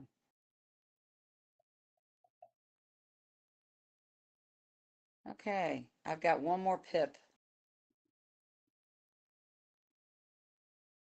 So I'll be able to do a Bartleby next round. I know you're, well, you still got 1600, but yeah.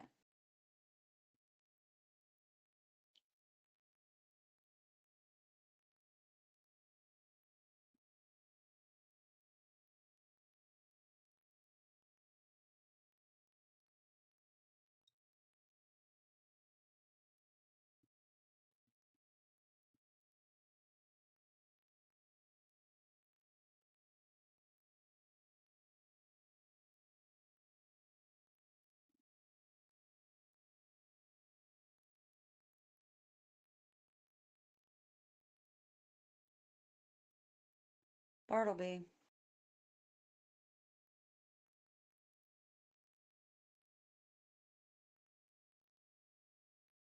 Add a heart to the Bartleby.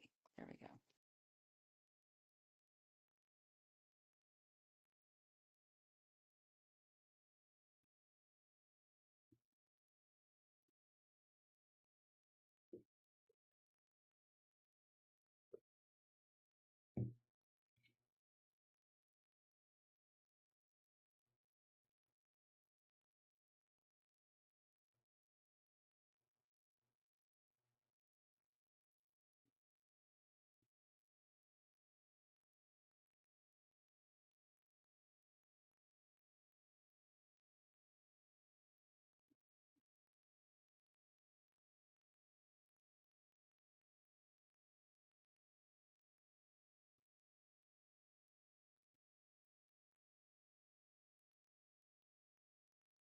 I'm gonna throw a mass prism on him, so it converts life to death spells.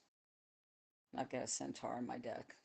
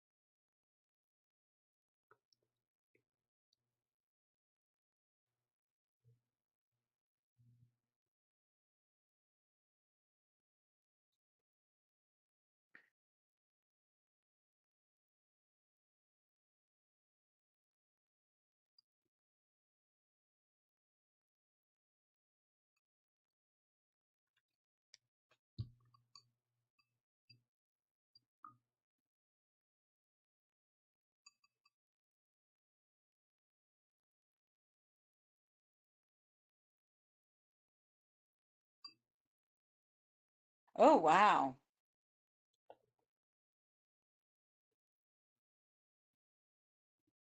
Okay, I'm throwing my centaur at him. There'll be a death spell when it hits him.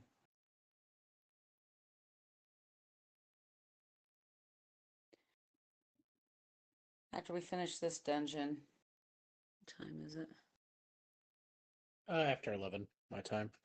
10 my time. I should probably be getting to bed soon.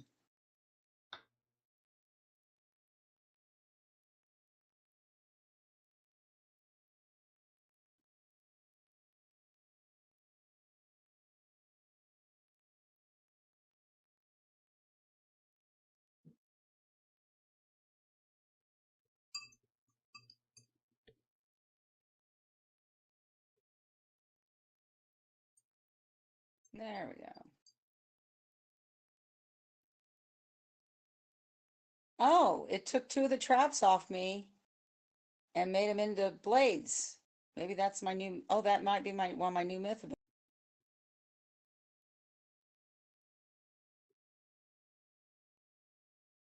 Hmm. I hadn't had that happen since I did the mythology stuff, or the weaving stuff, I should say. That's interesting.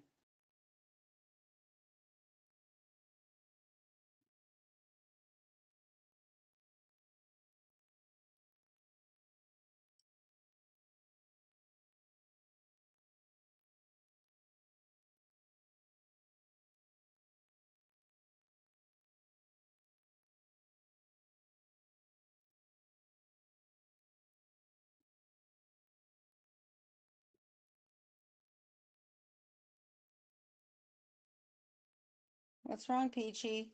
I hear you making noises.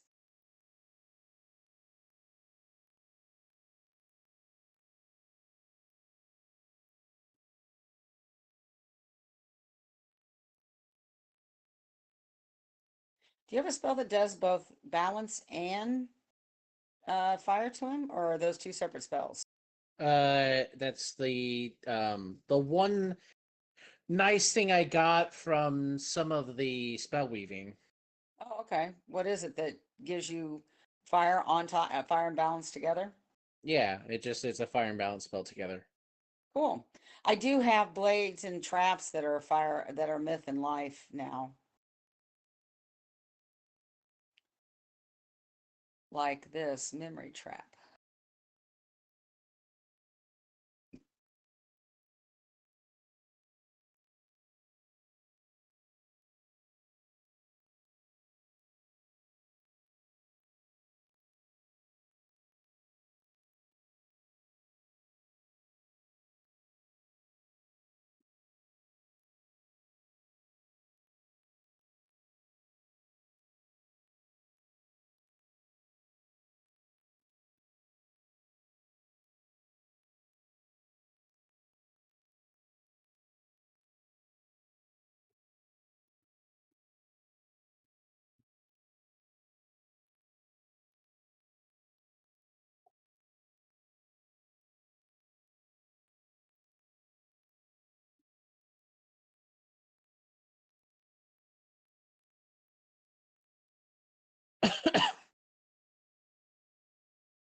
Darn it. Well, at least he only gets half of what he takes from us. Oh, there, just something snacked in at the end. Yay.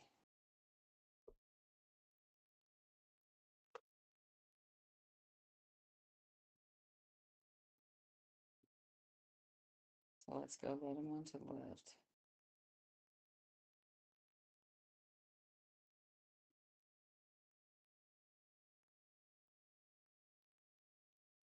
Oh, hey, we have another fight. Do you think we can get around it to? Oh, no, I guess not, Captain Lorenzo. Gotta fight the captain. Okay.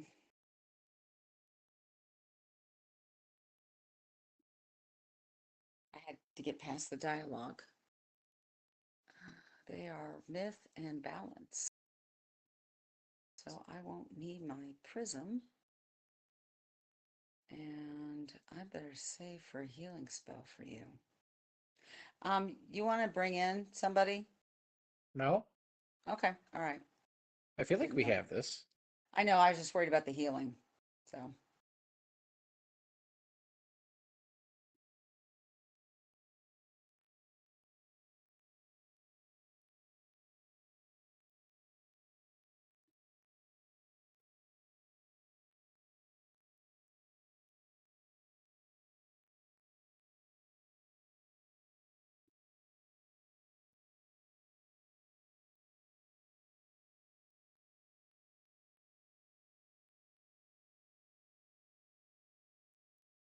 I can give you a regenerate. I got that.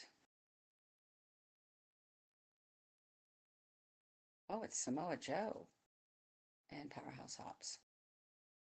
Okay.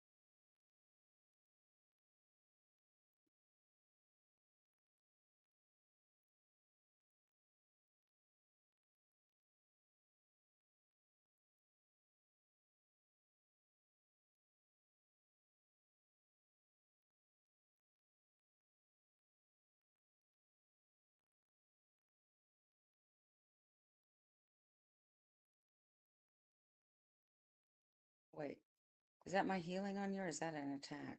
That's my healing on you. Okay. So I don't want to do the triage. All right.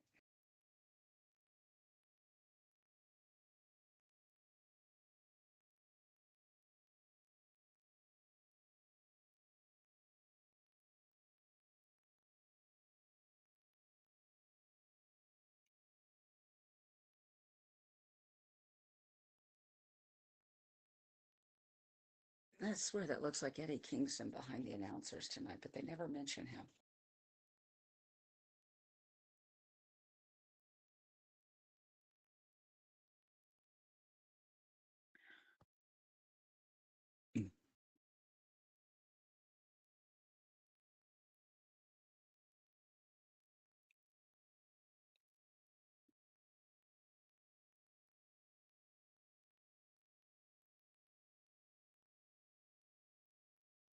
Oh, this is an all spell I now have, or it's a treasure card I have.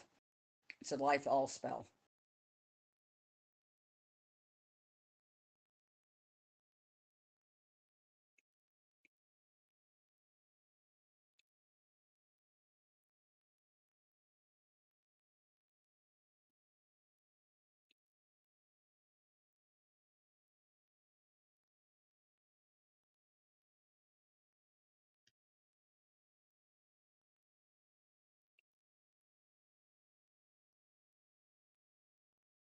Peachy, I am really hot. You and Brody are killing me with the heat.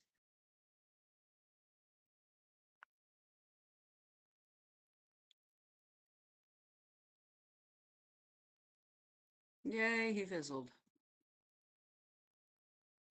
Wow. I have to go turn down the air.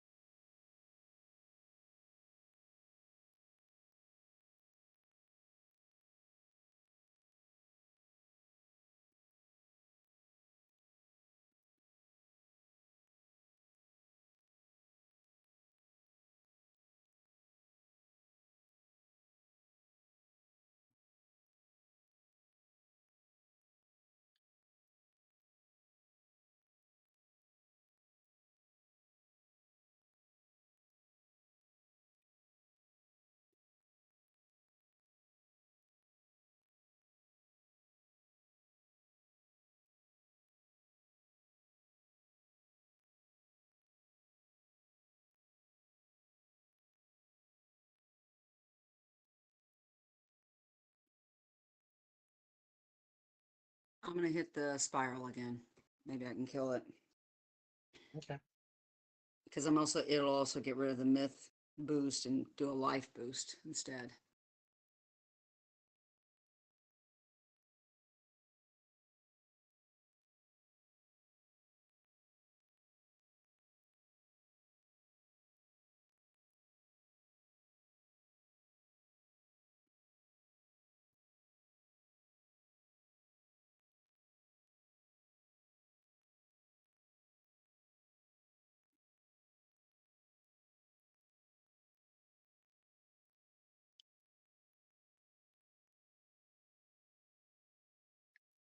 And Neri.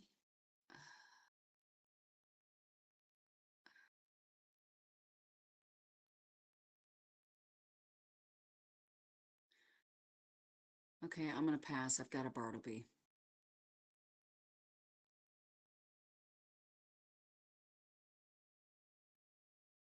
I'll hopefully get another power pit and I can cast it next round. Yay!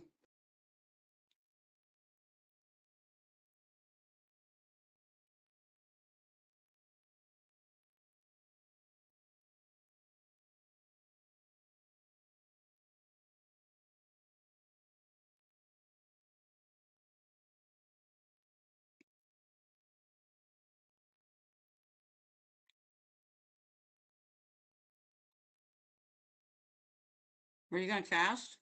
I forgot to choose. Sorry.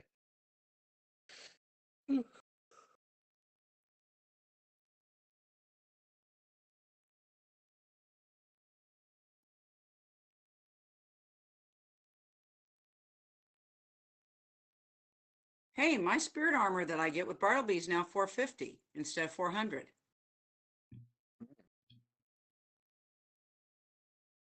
I don't remember it increasing. That's interesting.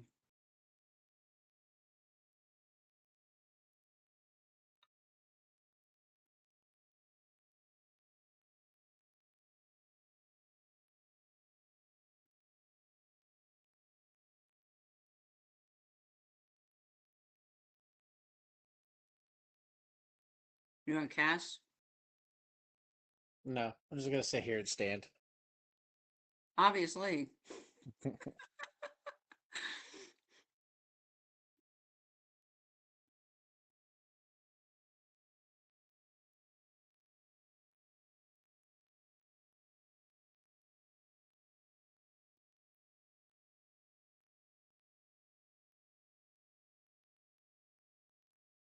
Okay, now I can get rid of this myth boot circle again.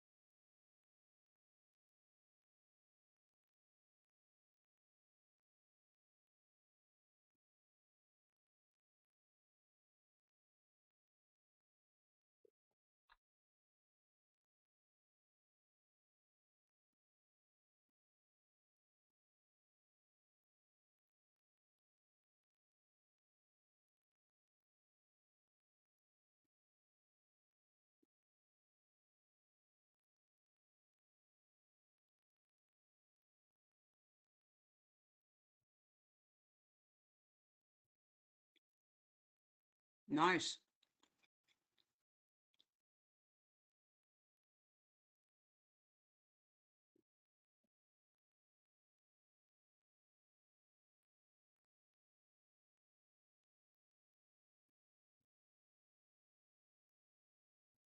Oh, is that something you'll get to cast one of these days as a balanced guy? I don't know. It's like a weird beholder. Yeah, it is. It's a beholder, but not as many arms. Thankfully, it did 0. Oh, now it hits you. Is every eye going to hit you? No, it's kind of like the other mist stuff. It hits twice. First one takes out the.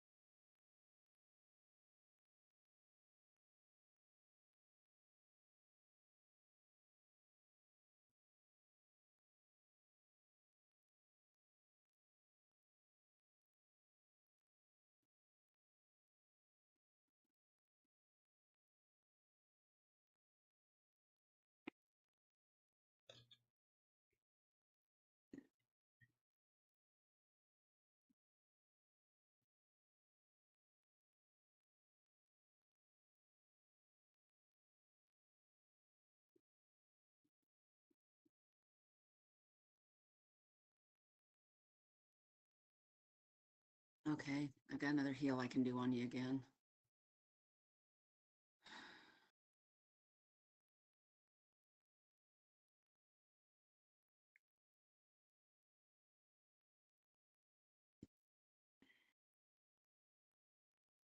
Spell? Yes, Mom. Sorry.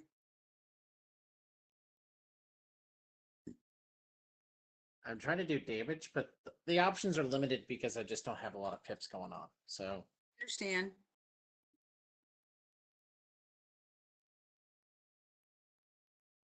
I'll just try to make it count. I'm just trying to get you healed because every time I get you healed somewhat, he busts you back down again. Sorry. Okay, but why? I don't understand how that computes with me choosing a spell. I had chosen a healing spell. Well, you missed that one time. You said, "Oh, I forgot to," and I just want to make sure you. Yeah, I mean, I was zoning. out of pips anyway. I just meant to fail to hit the pass. Oh, okay. I haven't like failed to cast. It's more like I just haven't had a whole lot going for me. Okay. At least he's down to 3,000 now. We've got him down 75% of what he was. I'm just gonna throw that all away. Should have thrown away the boost damage, but I don't care. Let's take a redraw. Hmm.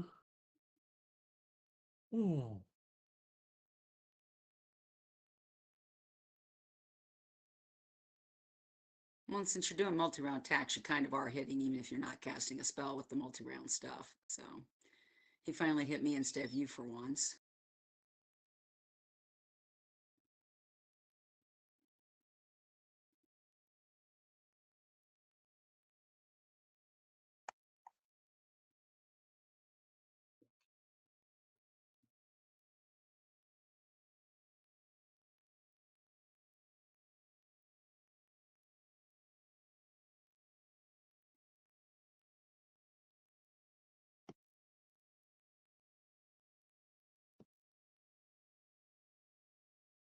I mean, at least he put the cancel spell on me, not you.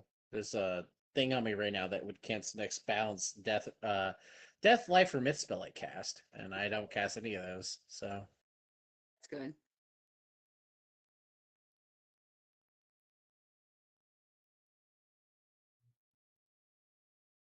Guy's got a lot of pips.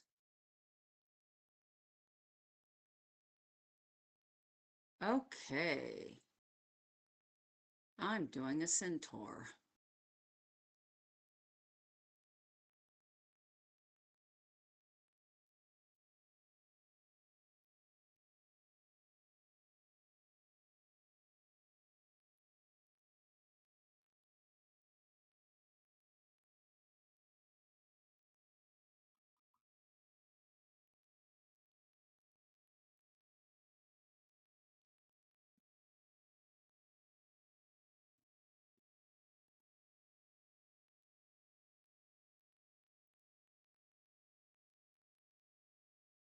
Thank God.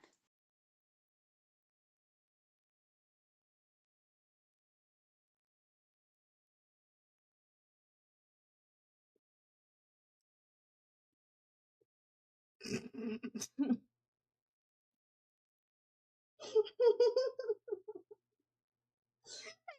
that I had this saved on Spotify. Hey Zealot, you know how I've watched a whopping 2 sports anime in my life? Yeah. One of the sports anime songs came on my Spotify and it's not Haikyuu. I don't know what that would be. Free. The swimming one. Forgot. We ready to go back to Walbersburg? Then we Yeah. can be done for the night. Was that good? Yeah, that's fine. All right. We'll talk to Rosa. Oh, I was just gonna stop here, but okay. Well, I'm gonna grab some health pits while you can. I mean, sure, but wasn't that badly hurt at the end of the combat. I was just standing like a thousand. Looked it according to my screen. That's what I thought you were. So that's why I kept trying to heal you. No, I was getting hurt over the course of the combat, but I had 1,000, only down 1,000 at the You end. can of the just sit combat. here outside. We don't have to go in the. Okay. We won't go in. All right. Good night, stream. Good night. Are you going in? Or did you go Oh, offline? I got off. Oh, okay. I saw you disappear and I wasn't sure if you went in or what. Okay. The night. So, good night, Zealot. Good night, Ducky. Yeah. I'll talk to you guys later. Let me know how the fun things go this weekend. Take some Yeah. pictures When and I let me know. finish when I finish the masks, I'll send you pictures. I'm Cool. still working on them, so. All right. You guys have a good night. Love you Yeah. both. Love you. Bye. Bye. Bye. Bye. Okay, so I'm gonna come over to my Twitch, and I'm gonna take on the little political tag. Oh God. Okay. I got a response to the Ask a Fed thing. That's great. You didn't give your wife any warning. I just gave you the warning. That's not a warning. Hey, I'm doing this is not a warning. I mean, I'm not moving fast. Oh, just kidding. The political thing has apparently been on since last time. Okay, continue. Oh, well, okay. Anyway, I gotta turn on my own. Wow. Yeah, why would I turn mine on until I'm actually doing it? It's crazy. Let's see. Oh, mine was on too. Okay, because Twitch apparently just thinks I need to have it on. Okay, hey Twitch. Very cool. Anyway, so I got a response to the Ask a Fed. So we'll start off with the questions I answered. I asked them to answer before we get to their hot take. Like on the form? Yeah. So they voted in 2024, and they voted in 2020, Okay. and they voted in 2016. Okay. But they did not know that because they voted in the last 3 presidential elections, they would be considered a likely voter. So I feel like the person is just coming into this is probably politically active in terms of like either they like a party or they have ideas. I won't say that like they're politically minded, but they're at least aware of the elections, and they do the civil duty of voting. Yeah. They did not have a controversial opinion, but they have a hot take to cut loose on. Okay. So their hot take is people over the age of 60 should not be allowed to hold political office. being 2 or 3 generations removed from the lived reality of most Americans does not equate to sympathy for the concerns of that majority. So this is interesting to me because I don't know if you're 60 if you're 2 generations from the lived reality of most Americans. If you were sitting at about 80, I think you could have an argument there. But at 60, you're still likely working in America. Like if you're a normal 60-year-old person, you probably haven't entered retirement yet. You're still struggling to make an income. If you're 60 in America and you don't have a degree, you are for sure working until you're 70 these days. So, on the face of it, being over 60 and holding political office isn't necessarily a bad thing. Now, if we're talking federal, we need to have the uncomfortable conversation of how long has that person probably been in office. If they're a new person running, I don't think there's an issue. Like new face, they had a career before they ran for office. But if we're talking like Joseph Biden, where like long live his 54-year reign in politics, where he started out as a young representative into a senator, into a vice presidential candidate, into a presidential candidate, back into a senator, back into a presidential candidate. Yeah, like if you're talking like the incarnate cycle of 54 fucking years, yeah, no, you can have this opinion. I think this opinion's not that terrible. So I'm just gonna. I'll be on the outset. I think if your attitude is they've been in politics more than a few years, so like more than say like a senator's term, which is 6 years, and they're over 60, there might be some concern. Like if they've had some incumbency for a while, but if they're a new person coming in, I don't feel like you need to be exactly hostile of them.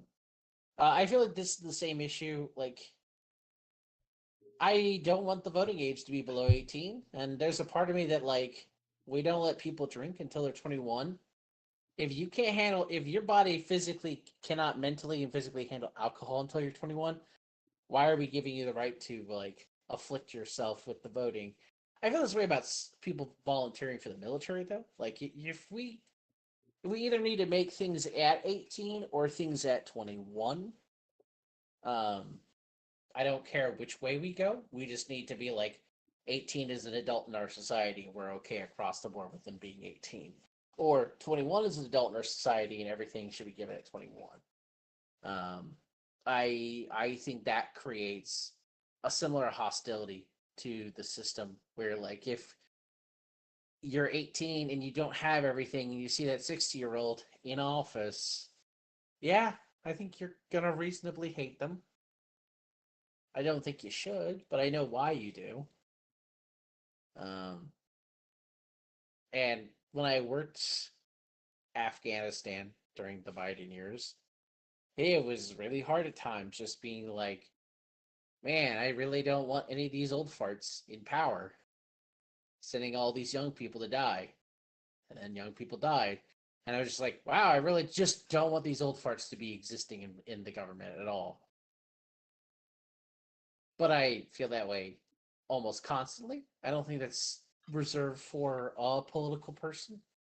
I have felt that way since the end of the Obama years. Obama didn't necessarily send people to die a whole lot, but he liked droning and droning bad guys, which on its surface shouldn't be a problem.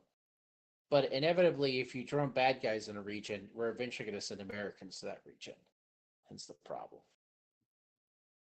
Back where I'm from, when you hit 18, everything is open. You get kicked out of home to start a life. Yeah, I mean, there's a lot of parts of America that are like that, where turning 18 is a mystical, magical bullet of, hey, you're an adult. I know you don't have any life skills yet. You haven't actually like managed anything on your own, but we're now gonna treat you as if you're a functional human being. Yeah, Shaman.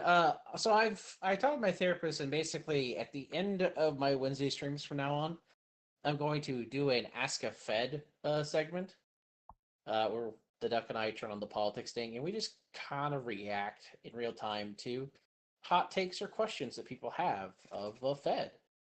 So like I only got one response, but I was excited because I got a response. And I will keep these going until like I tire of it. If we have a week where there's no responses, I won't do the segment. I'll probably just go see if there's some cool, weird Google Docu bullshit in the VTuber community. But since we actually had a response, I wanted to read it, and I thought it was intriguing that this person at least is. They voted in 2016, so they were 18 to 21 in 2016. So they're probably under 30. So that's intriguing. It was intriguing to me seeing someone who might be under 30 be extremely hostile to someone over 60 as a politician. But I think I don't think our economy is built to handle a lot of young people running for office. Should that be the case? And that's hit or miss. The founders did not want the youngest Americans running for office. The founders wanted someone who had worked a career or trade for several years. So that way they had their own money. But you also have to think. You also have to think in context over the course of, like, American history, like life expectancy too. Yeah, I mean, like life expectancy has become much longer. There's a reason why 35 is the gate for president, because like we're talking at a time where people didn't usually make it to 55. But I don't think the founders imagined ever a society where we functionally have people who are career politicians. Even in the founding era, all the people that were the founding fathers who were in the politics of their time, all of them were employing other than political science and undergrad, yeah. Yeah. Or wealthy prior to their political aspirations. There's not a lot of founding fathers who are like, that guy was poor. Andrew Jackson is the first poor politician. And fuck that guy. And later in the 1800s, you get a lot of poor Southern Democrats who were not slave-owning Democrats, but they liked the South. And you get some of those guys, and then as you add in the Midwestern states like Kentucky, Illinois, Indiana, there's a lot of early uneducated politicians who represent those states who, don't have a degree, don't have a whole lot of wealth. Abraham Lincoln self-taught himself, and he didn't have a degree, and he didn't come from a wealthy family. And even when he was in politics, he didn't have wealth because he had a lot of kids. So I think it's important to be. Oh my god, you summoned Hamilton music. Continue. Let's go. I think it's important to be mindful that you can't. Next door. Continue. Sorry. You're here there. I told you summoned Hamilton music. And the man was non-stop. I don't know who's sending me a message through Spotify, but yes, I know my fiance is non-stop. Anyway, continue. Yeah, non-stop. It's true. Yeah. They started out doing something else first. Yes, they did, Shaman. So by the time we have the conventional political machine in the early 1900s, I think you've left the realm of how a lot of people think about politics in general, and you're just now in the uncomfortable, like, how do we represent most Americans when the people representing them don't know what? Yeah, have not, will not ever be. I think that's unironically my I feel like that's my biggest gripe with, like, having been to DC multiple occasions, is like DC is so fucking weird, because like I'll meet people on the fucking metro that are totally nice strangers that'll just be like, "Hey, how's your day?" And then at the same time, like, any other person I see is either a minority or someone in a suit that's usually white. Oh, you don't like the weird Southern racism meets Northern racism vibe? Is that what that means? Okay, so this is my hot take about DC culture. Okay. DC culture is where Southern racism operates the cities of DC and Northern racism operates the governance of DC. So there are quadrants of the city Well, that yeah. have been divided up and ghettoized in a way, Northern racism. But the day-to-day policies of the police who enforce the city are to treat all minorities walking as future felons, aka Southern racism.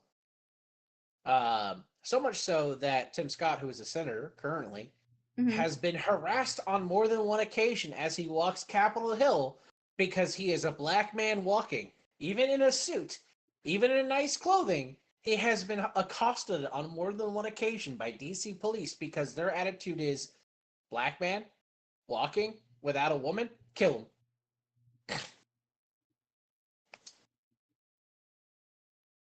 It's a very uncomfortable existence in DC. I like when I worked at the State Department, I used to go out to eat a lot because the area I worked in had a lot of minorities, mostly Black Americans, working in it. And so I got adopted early on as the token white, even though I'm not white. I was adopted as the token white to go with them when we would go out in the street. We would go to this Red Cross place near where we worked at it had like a little buffet. It was nice food, good food. And every time I would move away from them, like I would go outside or go inside before them, they would get accosted by the police. It happened more than once. Because there was no way there could be, two or more black men gathered together outside of a Red Cross building without them engaging in some kind of criminal activity. So yeah, DC is the confluence of Southern culture about how blacks cannot be seen as anything other than dangers, and Northern racism of it's not racist if we can't see the racism anymore. So put the blacks in their own little section. Well, and that's another weird thing in DC specifically is like as someone who has been to other metropolitan areas, primarily New Orleans. New Orleans is one of those areas where you can look at it from an aerial view. I mean, you can see it whenever you're driving too, but if you look at it from an aerial view, you can distinctly make out the difference in different quarters, which is, what they call the different districts. But when it comes to DC, there's a lot of weird mixing, and not in a good way. Like whenever we went to go to that little Bridgerton concert, and we went, what was it, the French monastery that we went up by? Yeah. And there was like a restaurant that was clearly newer with a cute little patio area outside for people to eat at, a dilapidated house that had clearly been boarded off, and then a normal looking townhouse. And that was like a repeated theme. And it's just so weird to me whenever you get into the more neighborhood parts. Turn left instead of right and suddenly okay, that's true in general, but that's also just me being directionally challenged. I feel like the turn left and wind up in a place where you're not safe to be is just cities in general that have ghettoization. I can agree with that because I having been to Memphis and New Orleans as much as I have, there are areas where you are less likely to have issues, and it's usually the more touristy areas. It's one of those things how whenever we go to the National Mall, it's one of those things of keep moving. Keep moving and you're fine. I only went to DC for two things: Zealot and one bar crawled down on the riverfront my last night in town. Understandable. Yeah, you did come into Alexandria quite a bit when you were I was living here and you were living in the area, and we would eat out a fair amount.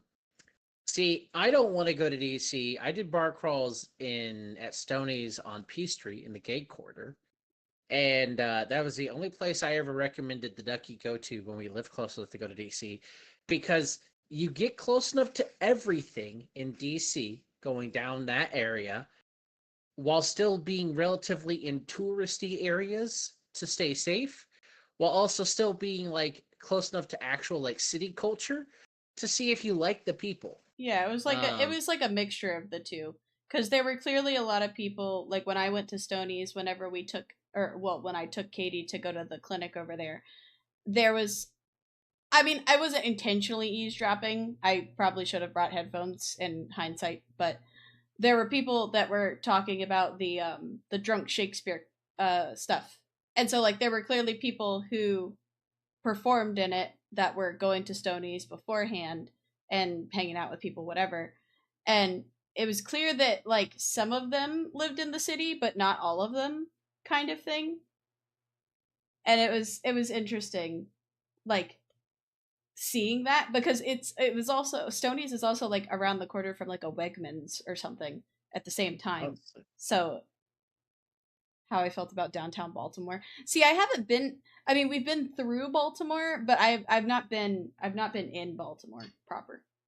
See, my issue with going to Baltimore was Baltimore when I first came out here had a lot of high crime issues, and it wasn't well, and I mean, just like we did have an issue even when we were just going.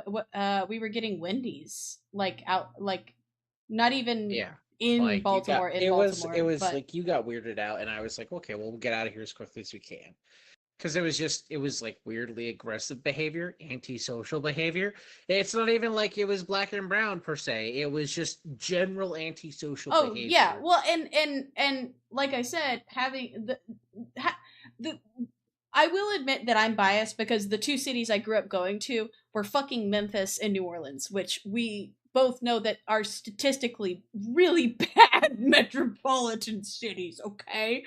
Comma, but like the thing that weirded me out was that it was a guy. I specifically remember it was a guy, I think in a GMC SUV, and I realized that it was unmarked. Like there was no tag or anything.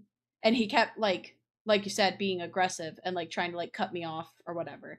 It was weird. Especially because like, you know, I'm in the Wendy's drive through. Like what did I honestly, the hot fuzz stare effect going on. Stare effect. Going on further northeast, you went into Baltimore. Oh, as in like, I assume like general assumption of cop activity. Like, I don't know if we saw any direct cop activity or cop influence behavior. No. I felt like we accidentally went into an area that hadn't seen law enforcement in a hot minute, and Yeah, and it was just like right off of the exit that we went to. Like it and was the a weird. Wendy's wasn't bad. The Wendy's was like No. the blip of normal in a wow. I don't want to be here after dark. Yeah. It was weird. Oh no, they weren't staring at us. The Well, people in the no, Wendy's no, were fine. there were. In the parking lot, yes, and in the other cars in the road, yes, but at the drive-through, no, we were fine at the Well, no, drive-through. the drive-through itself, but like the minute that we were trying to like pull out. Yeah, the minute we tried to pull out, we had someone who tried to literally run the duck off the road several times, and it was just like, oh, okay, why don't we just like hang back and let them fuck off? Yeah, and then so we'll be we okay. proceeded to just go sit in the parking lot and eat for a little bit, and then I think a guy like complimented your wrestling shirt, and it was fine after that. But it was just Yeah, that weird initial like hostility. because like everywhere I've gone, whenever I've been in DC, and like I've not been in Baltimore, but it's held true in every city I've ever been in. I'm a big enough guy that even though I am white, most people look at me and go, "Oh, he's probably poor middle class. He doesn't hate black people if he's walking around here." And if I'm wearing a wrestling shirt, everyone knows I have probably cheered for more than one black athlete in my life and been proud to do so. So I usually don't get fucked on. But I Meanwhile, also dress me. nice. I don't dress nice. I don't. There's a reason why I dress comfy. I have been told by Zealot specifically that I tend to dress nicer than I realize. And then on top of that, I also am a small white woman. I don't think much more needs to be said, unfortunately. So cries. I would say I'd say like this, like I think you can go to DC. I think the issue with DC in general with the northern and southern racism, just to finish the point, was that like at the height of all of the racial riots that occurred at the end of the Trump first term, DC had a moment to show that it wasn't like Chicago, and it wasn't like Missouri, and it wasn't like Minneapolis, where like, because DC is a primarily minority populated city. Like, yeah, you have a lot of politicians who are mostly white, but What? most of the city population is.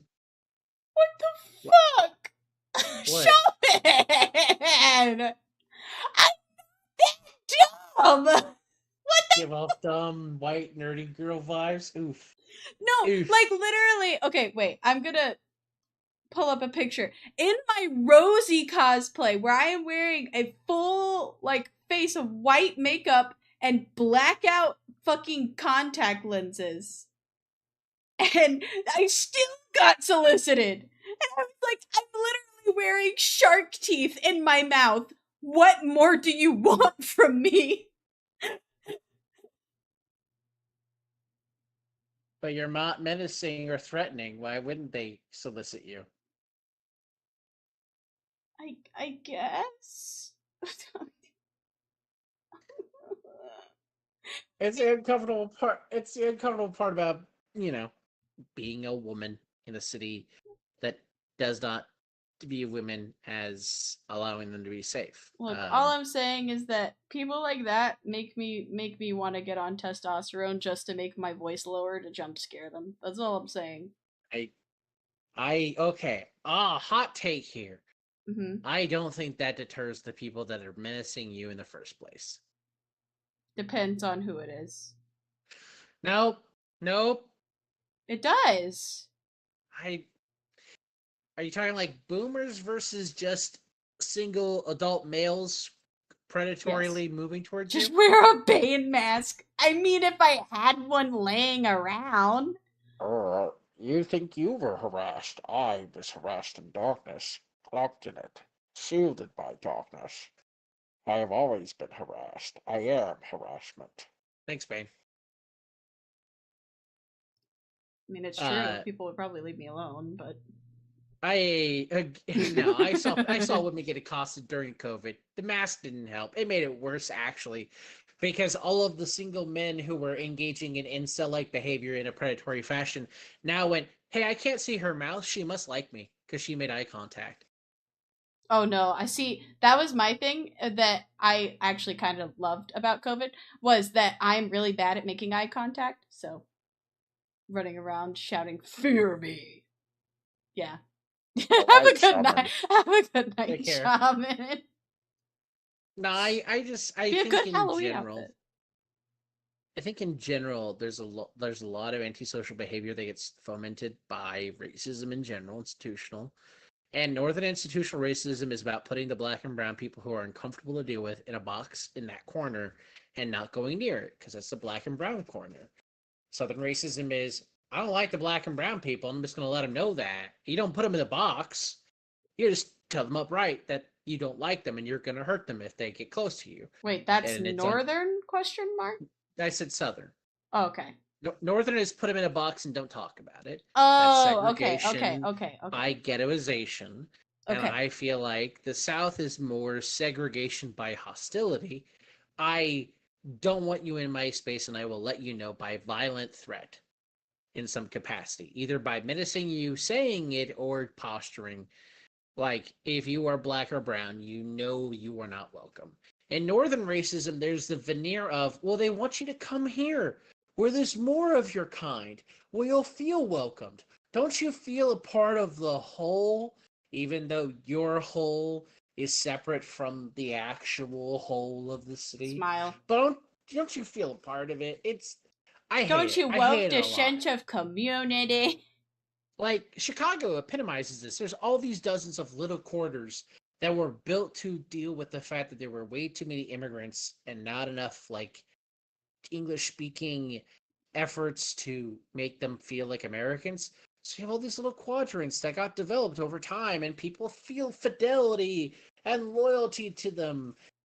And it creates immediate, like, roads of hostility in Chicago because, like, this is the Polish quarter. Don't you dare cross it if you're Czech. This is the Italian quarter. Don't you dare cross it if you're Greek. And it's not even involving black and brown. It's all Jesus fuck. It's all of the racism pre-modern era where we didn't see other white people as white. Where, oh, Italian, Irish, Greek, Spanish. No, you're not white. You're something else. You know. Those cities were built like got that. got a little garlic in you. Yeah, no, those cities were crafted on that kind No, of I mean I know racism. because like I said, it's the same thing with New Orleans. I mean, there's still. But New Orleans wasn't a waspy city. It should have been a. It should presumably there's a bias towards if you're not Frenchy or Creole enough, you're not welcome. I mean, I Right? don't know. The whole thing is that New Orleans, because it's a port city, got a lot of attention. That Like it's a okay. very Do major. you It's a have major. do you port. have ethnic quarters in New Orleans? Yes. What are the ethnic quarters in New Orleans? I don't know. Fucking Google them. You're the one from there. Don't do this shit. Bitch, Don't I lived say an it. hour and a half from there. I know Okay, that there's if- I know there's an Irish quarter, for example. Okay. Like when you go to New Orleans and you go to a certain part of it, that like you can literally, even today, you can go on Snapchat and take a picture, and one of the location filters says the fucking Irish quarter, for example. So I imagine because there's an Irish quarter, there are other quarters. Like, the I mean, French I know Quarter. obviously the French Quarter. Yeah, I don't know how French the French Quarter actually is at this point. I But- mean, probably not a whole lot. No, but that's because that's the tourist trap. So Yeah. But I feel like the way that's quartered is different than like how Chicago doesn't have quarters. You have Chinatown. There's like they're more like suburbs than quarters. Like New Orleans was built in the original mentality of cities where like sections of the city were literally parlanced off for specific groups. DC has that kind of thing. Like the DuPont North West Quarter is a Mhm. lot of old wealthy white people. The Southwest Quarter is all of the monuments and government buildings that you can think of. The Southeast Quarter is Naval Yard and the marina and a lot of waterfront stuff and some crime stuff. And then the Northeast corner is where Howard University is, and where they have done a lot of gentrification to isolate and then eventually push out all of the not all poor minority people out of the city, or into that section of the city, I should say, because like DuPont doesn't have a whole lot of minority stuff, and obviously there's not a whole lot of residential stuff in the Southwest.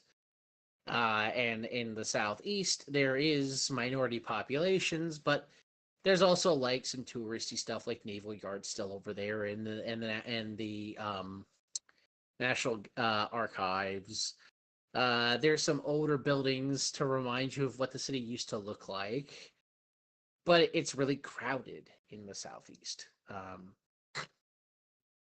But I haven't, like in DC, I didn't go into the Northeast Quarter a whole lot of the city, because even though I had a friend who went to Howard, and I went to the Howard train stop one time and was just fine, I accidentally went past the Howard train stop and I got off of it, and there was a lot of vagrancy, and I had everyone looking at me until I got back on the bus station, back on the train, and went south again. And I was like, okay, well, I just hit the point of like, I'm never going to go this far on the green line. Mm. Because like, I don't have any ill will towards anyone here. But I had never encountered the get off of the bus or train and have everyone go, what are you doing here, Whitey Energy? And like, again, I cloak white. I know I look white, so no one's going to immediately give a shit that I'm actually Latino. But I also felt like if I said I was Latino, it would have gotten worse for me. And I hate that moment a lot. Well, yeah, because yeah. Yeah. I mean, it's the same. It's the same issue. It's the same issue. It's the same issue you vocalized before about like you're not Latino enough for the Latinos kind of thing. Like yeah, and like you can bring it up, but it's unfortunately up to people like actually caring at that point. I will not pass an arbitrary test to show how Latino I am, ever. And then there are some people that, if I say I'm Latino, they'll take my word, but they will ramp the hostility up because, like, I've just justified that I should be hated because I've gone from obviously, yeah. Yeah. So I don't know. Like, DC sucks. That's why I don't tell people to come to DC. And when people come to DC, I like stick close to like National Mall, see the big cool buildings. Well, what about the old parts of DC? Don't go fucking near them. Well, why not? Well, either it's overcrowded and like I don't like crowds, or there's a lot of vagrancy and you're going to feel unsafe. You know, not a great lottery. And it's not like the city is necessarily, like the people of the city are the problem. Like, DC has high taxes, which usually means that people don't get out once they're in the city, they're stuck. They've got a lot of different property tax crap, which again just locks people into the city.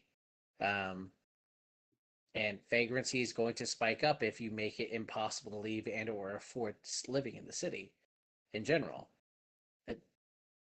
It feels like a self-inflicted wound in that regard. I don't think there's a good solution because if we had figured out city planning with a multicultural environment in America, I feel like we would have stumbled upon it at this point. New York City is pretty close, but New York City still has a lot of problems. Well, it used to until it went to like being a police state as a city and state. And now it doesn't smile. Like if you think New York City today is a great safe place, it is in part because in the late 90s and then early 2000s, especially after 9/11, they passed a series of laws to make it easier to just go, oh hey, you're not white? Cool, get in the car, aka the prison car, the jail car. Implicitly. Like there's a lot of horrible there's a specific name for it.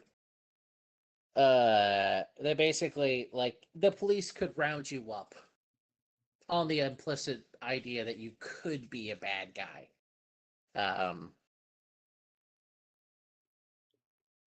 So yeah, New York is quote unquote safe today because it engaged in homogeneity of its population by force, which is kind of sickening and really authoritarian, making extremely uncomfortable, and is built on the idea that like, oh, you need to act culturally white to stay safe in the city, in the government's mind.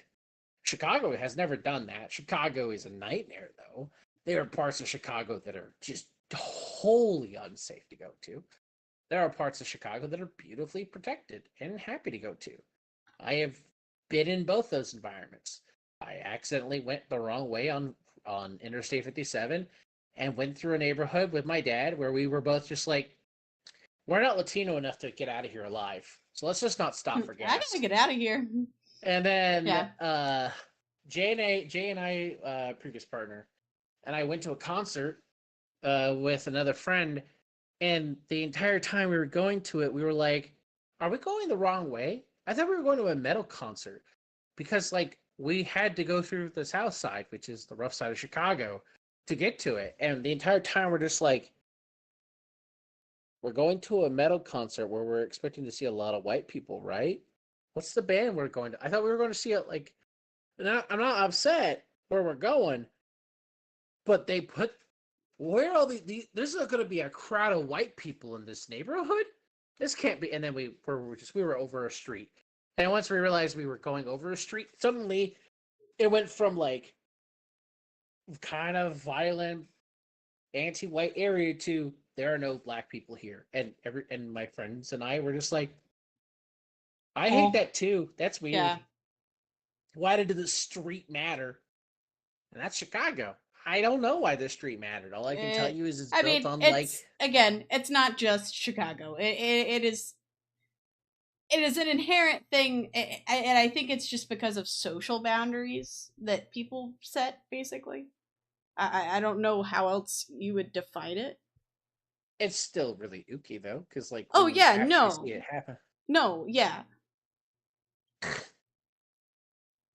I mean, I even had that in my hometown. There was like a part of the town on one side of like there's a little tiny canal that goes through, and for some reason on the other side, like immediate other side of the canal, like it's mostly minority families, and I'm just like, okay, but why though? Like I don't who who set the silent rule of like only white people live on this side? Like I don't. Yeah. Urgh. So, that was We'll Ask a Fed. I appreciate the person who submitted their little vent. Thank you for staying active in the election cycles. And if you're out there listening at some point, you should be proud of yourself. Not many people make it to 3 consecutive elections. A lot of people burn out in the system because they think their vote matters more than it does, and then they get really disenfranchised that their vote doesn't feel like it matters at all. So good on you for sticking it out. Even if you don't think your individual vote matters, I think the principle is what matters, which is like you can't complain about the problems unless you're voting on the problems. Um, you don't have to like the options of the problem solutions, but if you are never voting to fix the problem, you're just not fixing the problem. And I would rather have people vote and feel frustrated by how they have to compromise than what we have a lot now, which is people who just don't vote at all and then bitch about the system. Because I feel like that's abdicating What if I vote responsibility. and then I bitch about the system? That's perfectly acceptable, and you're a proud American if you do that. But if you don't Okay. vote and then bitch about the system, you're just a whiny bitch who didn't want to actually get up and be accountable for the problem. So, but you want to whine at other people who did do it, and you don't like how they did it. Like, even if you need to figure out if you want to be a Democrat or an authoritarian little asshole. But like, if you vote and you don't like the results, that's fine. You're just an American at that point. Welcome to democracy. It sucks. I don't know a better government, but it does suck. Um, until you're the majority, and then it's like, oh, cool, other people think like me again, and then it's great. Smile. What if Hi raises hand? What if I made the mistake of basing my politics on my morals, and so I'm extremely isolated? Do I just so go to therapy for that, or is... No, so I'm gonna say it like this. I I love and respect a lot of people I know who vote. I don't believe anyone stays consistent to their true moral principles when they vote, because down deep, when you vote, you are at some point having to reconcile the fact that you are choosing an imperfect actor who is not you, with more moral responsibility than you give yourself in your own life if you're taking this stance. Because when you vote for president, if you're taking like if you're taking the attitude that like I voted for this person because they're morally better, if you're taking that stance, you are associating the president with moral value, which I mean, in theory, they have them. no. Smile. Don't give in to the far right conservative Christian argument of giving the president implicit moral value. I'm not even like against necessarily right wing people or Christian people. I just grew up around a lot of them, and they assign implicit moral value to politics, which there is an implicit moral value, but not the one they're thinking. The implicit moral value in politics is that politics and religion are intertwined. Moral and political politics are intertwined. Every decision you make is a moral and political one. But that's not what they're thinking when they have an implicit value. They're thinking the president will execute what I think is morally good. And the problem is Donald Trump can read my mind and will do what I want him to do. We're the party of pro-pedophile. Whoa, whoa, whoa, whoa! I'm sorry, the Epstein file stuff has been happening a lot lately, And I keep seeing. Well, the I mean, shitty yeah, meme we of, literally like, saw that on Coming Home. Yeah, I keep seeing the shitty meme of "We're the pro PDF party now, don't you know?" And it's like, oh God, help me. No, if you describe the president with a moral fabric of any variety, you've pushed him past the point of just being a regular man or woman, and you've put them in jeopardy. Because, like, what you're telling me is you abdicate to their moral view, and I What? don't like that. That's how Wait, you get Trump has 4 marriages, but he's a godly man mindset. wait. I abdicate, like, If you I. vote on moral fabric, if your vote comes down simply to who you think is the morally better person, you are telling me by your vote that you trust this person with the morality of the country. You are abdicating your personal moral responsibility of self to the president. You may Okay. not have thought that, but that's why every fucking televangelist goes, Donald Trump is the Messiah, because they abdicated their moral responsibility of self to Trump Okay. by just, Hi. One, hi. I didn't do that. You literally know who I voted for. Yeah. Two, I was trying to get you to clarify what abdicate meant. Oh, give up. Yeah. Give a So like responsibility. give up, like you were saying, moral responsibility and place that responsibility on whoever you're voting for. Yeah. I Okay. mean, if you voted for Kamala and you made the argument that it's like it's a moral good, it's not inherently a bad argument, but you put yourself in a trap where you are constantly giving up your determination of what is moral good to Kamala because you said your vote was based on what was the morally better person.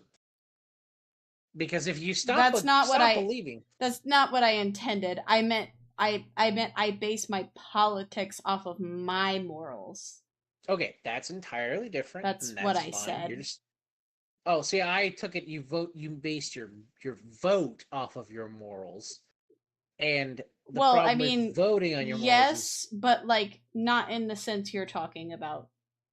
I mean like in the sense of like doing research and seeing what actions have been taken and if I agree with them, which is see, you said a something word that here. research. Yeah. Yeah. I Most people who say that don't do the research. They just choose the one they think is less morally repugnant. Yeah. And then they bandwagon cheer the person they voted for, even as they accomplish and do morally awful things. You know. That's also why, that's why I said it's a hazard. I didn't say you did it. I said it's a hazard because everyone I've ever seen do it falls into the trap because party loyalty is easy. Being morally consistent is really fucking hard. honestly at this point being loyal to a party is still kind of confusing. I feel like it's gotten more confusing over time. No, you just need to suck the dick of whoever's the presidential candidate. That's the party, Smile. Ducky disliked that. Yeah, no, Also, it was a little. That was really cynical. That was definitely like the most inner thought of Zealot right there coming out, where it's just like, listen, the parties that I consistently voted for most elections is a shell of itself, and I don't comprehend where it went. And when I went to start voting for the other one, it became a shell of itself, and smile. I hate it because I was like, well, I could either one of you figure your shit out? No, oh okay, well. One of you is a Also, cult. The other chat, one is chat, outside reality. chat. Hello. Chat. Did you read chat? Wait, you guys vote who's president there? I thought the person with more deep pockets gets elected. Oh, well, okay. So here's how that works. Not incorrect because you do need money to run. But both in 2016 and in 2024, the guy who spent the most money did not win. Jeb Bush did not Yes. win the presidential primary in 2016 against Donald Trump, even though he outspent Trump 6-1. in terms of dollars. Yes, So the dollar amount does not equate to the vote. You need to spend your dollars in an effective way. Trump spent his money in an effective way because he realized really quickly, I don't need to buy TV time. I need to buy air time. I need to put myself in as many like speaking situations and then put people in a position where if they don't put me on TV, they don't make money. Jeb Bush just thought that if he bought a bunch of airtime and got people to listen to him, he'd get people to vote for him. And then he whined about it and then, lost the primary. Biden initially was outspending Trump in 2024 and was until he quote unquote gave up and let Kamala take over. And then Kamala outspent Trump in the last 6 months of the election, trying to win. Again, you need to be effective with how you spend money. And like on election night, and the night before, I talked about the fact that Kamala was just strategically targeting the wrong locations, and I didn't know why she wasn't in specific locations if she wanted to win. Because you can spend all the money you want, but if you don't do it right, you still lose. Because you're needing to get people like the Duck and I to come out. We represent the middle, probably the middle and left and middle right. And if you don't get us to walk one way or the other, you're not going to win any of the swing states. And we live in a purple state, a swing state. Yeah, Virginia's a weird place. It is. But like every swing state had this issue where like money wasn't necessarily what won it. It was manpower hours, which is effectivity. Like Trump had a lot of good volunteers in 2016 and in 2020 and in 2024. Trump ran a really good social media and manpower campaign. And like 2020, there's the issues of mail-in ballots and making it a lot easier to vote, and that's its own nightmare, and that's not what I'm going to talk about. But in 2016, 2024, well, and I think one of the heavy influences with the 2020 election was also the fact that it was right after Trump's previous term. Well, like I mean, like, sure, but that's how every term, like second term election is. Presidents tend to win their second term a lot. They don't lose often their second term election, which that would have been Trump's. That's why, like, that argument's odd. I think it's better to blame COVID. Wait, I'm confused. Okay, he lost. He lost in that. Yeah, he was the first president to run for a second term to lose that race in like 60 plus years.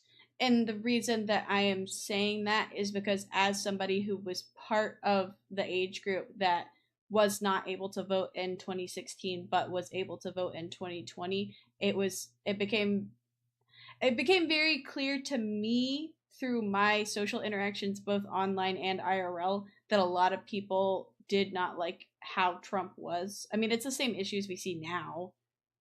Except that's the other way around now. Like now, a lot of people like Trump because they didn't like Biden. Yes. But I also say like this: a lot of people want to plus up how much people under 25 voted in 2020, and like data wise, because I thought it was a record vote. It was a record turnout across the country, but not of the Gen Z demographic. Because even though that was your first election for most of you, most of Gen Z did not like beat out other generations' first election. Instead, it was Gen Xers who are the most vapid, annoying population. Well, I mean, we knew surged. that. We knew that. Yeah, they're the ones who caused 2020. Like a lot of people blame young people, but it was the 30 to 55 category that caused the election to occur, not the under 30. But and also the 30 to 55 category, generally speaking, is also very divided. Like, yeah, it's because typically like if that's one thing I've noticed, like since meeting our friends that we do board gaming and stuff with, is that like you do actually have to be careful with like what you bring up around certain people. So I mean, like on terms of your point there, Mr. Crazy, like Mongolia is still living in a post-communist mentality. Like Mongolia was part of the Soviet bloc, and then after the Soviet Union fell, like a lot of we're yapping politics just to give you a heads up when you're jumping in. Mongolia, like a lot of post-Soviet states, had its communist party switch to being pseudo-democratic, even though it really wasn't. Like a good example of this, not Mongolia, is Kazakhstan. Kazakhstan has had the same dude in charge since 1993 or 4. He's Nazarbayev, and man, that he recently lost his position. Even though he didn't die or retire, he just kind of old man his way out and got replaced a couple years ago. And the Russians just literally walked in and went, "Okay, I know you all want to riot and have democracy. No, got it, good," and walk back out. I feel like Mongolia has the same problem because it's sandwiched between the bear and the dragon, and it has no freedom because both post-communist states that are authoritarian are just like no real democracy for you. Yeah. And Americans, Mongolia is cool. It's got a lot of cool history, especially with invading Russia and China. But there's no American who knows enough Mongolian history to engage in that kind of cool diplomacy. I mean, hey, there might be somebody out there with a minor in Mongolian. I don't know, man. Of that becomes president, sure, fuck it, yeah. Then they help Kublai Khan III rise from the dead and take out China. Sorry, okay, no, you didn't say anything about president, my love. You just said no. I was saying in general. Like no, I was talking about diplomacy. Like the problem is America can't get influence there because most Americans know nothing about Mongolia other than like. Ooh, also, hi Vix. Hi, Vix. Also, hi. Also, I did not realize y'all were streaming. If you want me to leave, I can do that. No, you're fine. I just kind of tuned in like, oh, hey, these people are in a chat. Let's go hang out. And then I... No, you're fine. No, we're just being yappy. Twitch. What's Mongolia? Thank you, Vix. I love you. No, I occasionally see stuff about Mongolia via my job, and it usually makes me chuckle because Mongolia has people in it that are desperate for Americans to throw money in there and care about it. But you are surrounded by countries that have never liked and will likely never like America in the next 100 years. Which makes diplomacy really hard for you to get Americans invested in it because it's like, well, how do we know you're not going to like immediately get toppled over by Russia or China the minute we sneeze and have an election? Like, you don't. Yeah. Bro, I never hear anything about Mongolia. Yeah, that's because, like, it's Mongolia. It's got a desert. It's got a cool history of invading its neighbors. They got some banger chicken. That's not even real Mongolian chicken. I know. In quotes, Upper Mongolia, which is an occupied territory of China, if we take, like, Mongolian history for realsies.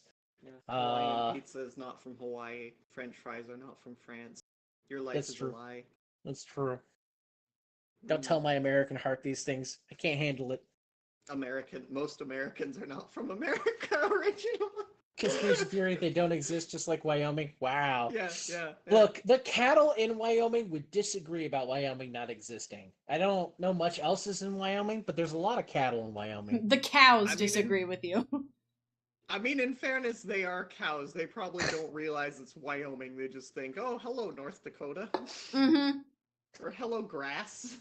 Let's say hello, grass. Yes. Yeah. You don't know. There might be an educated cow that's like, yes, the North Dakota, my favorite. The North Dakota grass tastes much better this time of year. Yeah. There is one cow every generation who's like mildly intelligent enough to comprehend his situation, and he just starts screaming. There's actual land, but the state is made up. I mean, you're not wrong there. Like the state is. That one. I mean, that argument can be made for quite a few states if that's the route we're going down. Mm-hmm. Like, have you seen Missouri? We drove through Missouri. Is there anyone in Missouri? Is there? Outside of St. Louis, in Kansas City, I hear there are people. In theory, there. You know what? Wait, there are my bad. Amish people. There are Amish people. I saw If- their signs for their little we their didn't little. go through it, but I forgot about it. There's a bunch of old people in Branson. A whole lot of old white folk go to Branson every year. I don't understand it. No, I've never heard anything interesting about Branson, Missouri, but I know a whole bunch of white old folk go there. Fair. It's like I don't know what they actually are going towards. I don't. And maybe it's like a Mecca experience, like they have to make a pilgrimage to Branson every year. Mm-hmm. But Canterbury Tales said it's the what was it? B word. I heard it. What was the name? Branson. The Branson. Yeah. Bransonbury Tales. Yeah. Oh yeah. So the Canterbury. Yeah. Bransonbury. What the fuck does Wyoming have? 4 corners on its state boundaries. True. That's about it. You know what's funny is it has 4 corners, but it's not actually part of the 4 Corners Reservation. So it's not even though it's like its capital is named Cheyenne, and it has a lot of Indian, Native American motifs because of like Lakota and the Sioux who ran through that for most of history. Yeah. I can't tell you anything that's actually like put there to memorialize the history of that. Smile. I just can tell you there's cows. The cows cheenies. are part of the memorial. Yeah, the cows are obviously They're part of the authentic memorial. Native There's American cows. There's 2 things in Wyoming: cows and cheenies. And you don't look like a cheenie. Yeah. God. The state is. No. Also, Zealot. To quote, it is 12:30. Yeah, I know. I figured we'd be wrapping up here shortly. I was just happy to have a little response to my little Ask a Fed Google form, and I'm gonna keep doing that. So if people enjoy doing that, we'll keep doing silly shit like this where we'll ramble. Like there's no legitimate political opinions were given. 0 feedback, but I did appreciate the little hot take that the person sent in. That's not true. I was given the feedback of wear a Bane mask the next time I go to DC. I'm gonna take that advice. I will send you a video. Oh yeah, true. True. You know what? I will wear a Bane mask and I will wear my stompy heels, and certainly nothing can go wrong. Wow, you will get definitely way more accosted than you did the first time. I mean, if the Has-Been Hotel outfit didn't deter them, I don't know what will at this point. Well, to be fair, the Has-Been Hotel, you were walking past solicitors, not vagrants. If you're putting on a Bane mask and stompy boots, you're not going to get solicitors anymore. You're going to get weirdos who think you're selling services. Ma'am. I would like steppy time. It's a little different. I'm sorry. What? I need to ask this question. What person is walking down the street and sees someone standing at a crosswalk wearing like a halfway to a gas mask and giant stompy boots and says, "Ah, yes, my favorite kind of hooker." Zealot, I guess. I don't. Fair enough. I have seen many a politician who suddenly have a goth-looking woman as a escort with them, and I'm just gonna leave it there. I'm just gonna remind you that white people are crazy, and Vix, you're perfectly fine. You did not derail anything. I'm just saying that, like in every metropolitan I've ever been in, where there is a white lady in stompies, she gets attention from men who clearly are looking to get stomped on. And if you don't think you're going to get accosted because you have a Bane mask on, you're going the wrong direction, hon. You've just screamed even louder, "I'm an alt lady, harass me."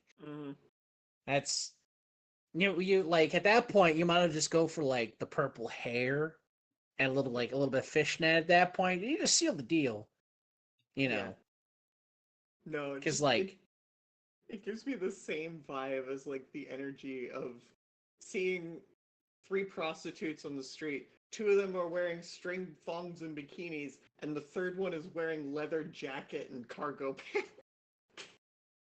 Yeah. Tell me that's not exactly how that goes. Nah, again, they know their market. They know. this is the part where like in order to go to my grad school every day, I had to go past a gentleman's club, and it was always entertaining to me that there's a very prominent gentleman's club like a block and a half from the White House, and there were always ladies out front trying to get people to go in. And they were dressed like they were wearing. Some of them had stompies. Like they didn't care. Yeah. They knew what the men in the city wanted. Did I want in? Not really. I was mostly scared. Yeah, I mean, I'm not looking for the steppies, but like, there's a lot of people who are. Hi, I'm one of them. Understandable. Yes, hello. You have mentioned the fact of my existence. Hi. God. Oh god. Okay, so All right. Well, I love you. 12:30.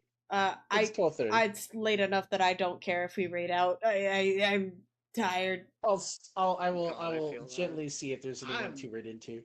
I apologize for dropping in unexpectedly at the end here.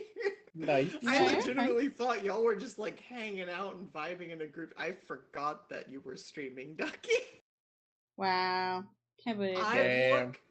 Can't I believe went this. on an adventure today to witness an alien creature. Okay, so Yari's playing Helldivers, which just feels like just a way to seal the deal in the night. Because I'm the perfect person to raid into, so I'm gonna go right into Yari. Okay, we're rating Yari. Okay. I'm so tired. I was gonna say, yeah, Ducky's blacking out in progress as we speak. That's why I'm just trying to hurry on this. Oh, Yeah. I clicked on wait, chat, look away. I clicked on the wrong thing. There you go, chat. There you go. Look at my cute little list that I added. I have all my little subscribers. Look at you. I love you guys.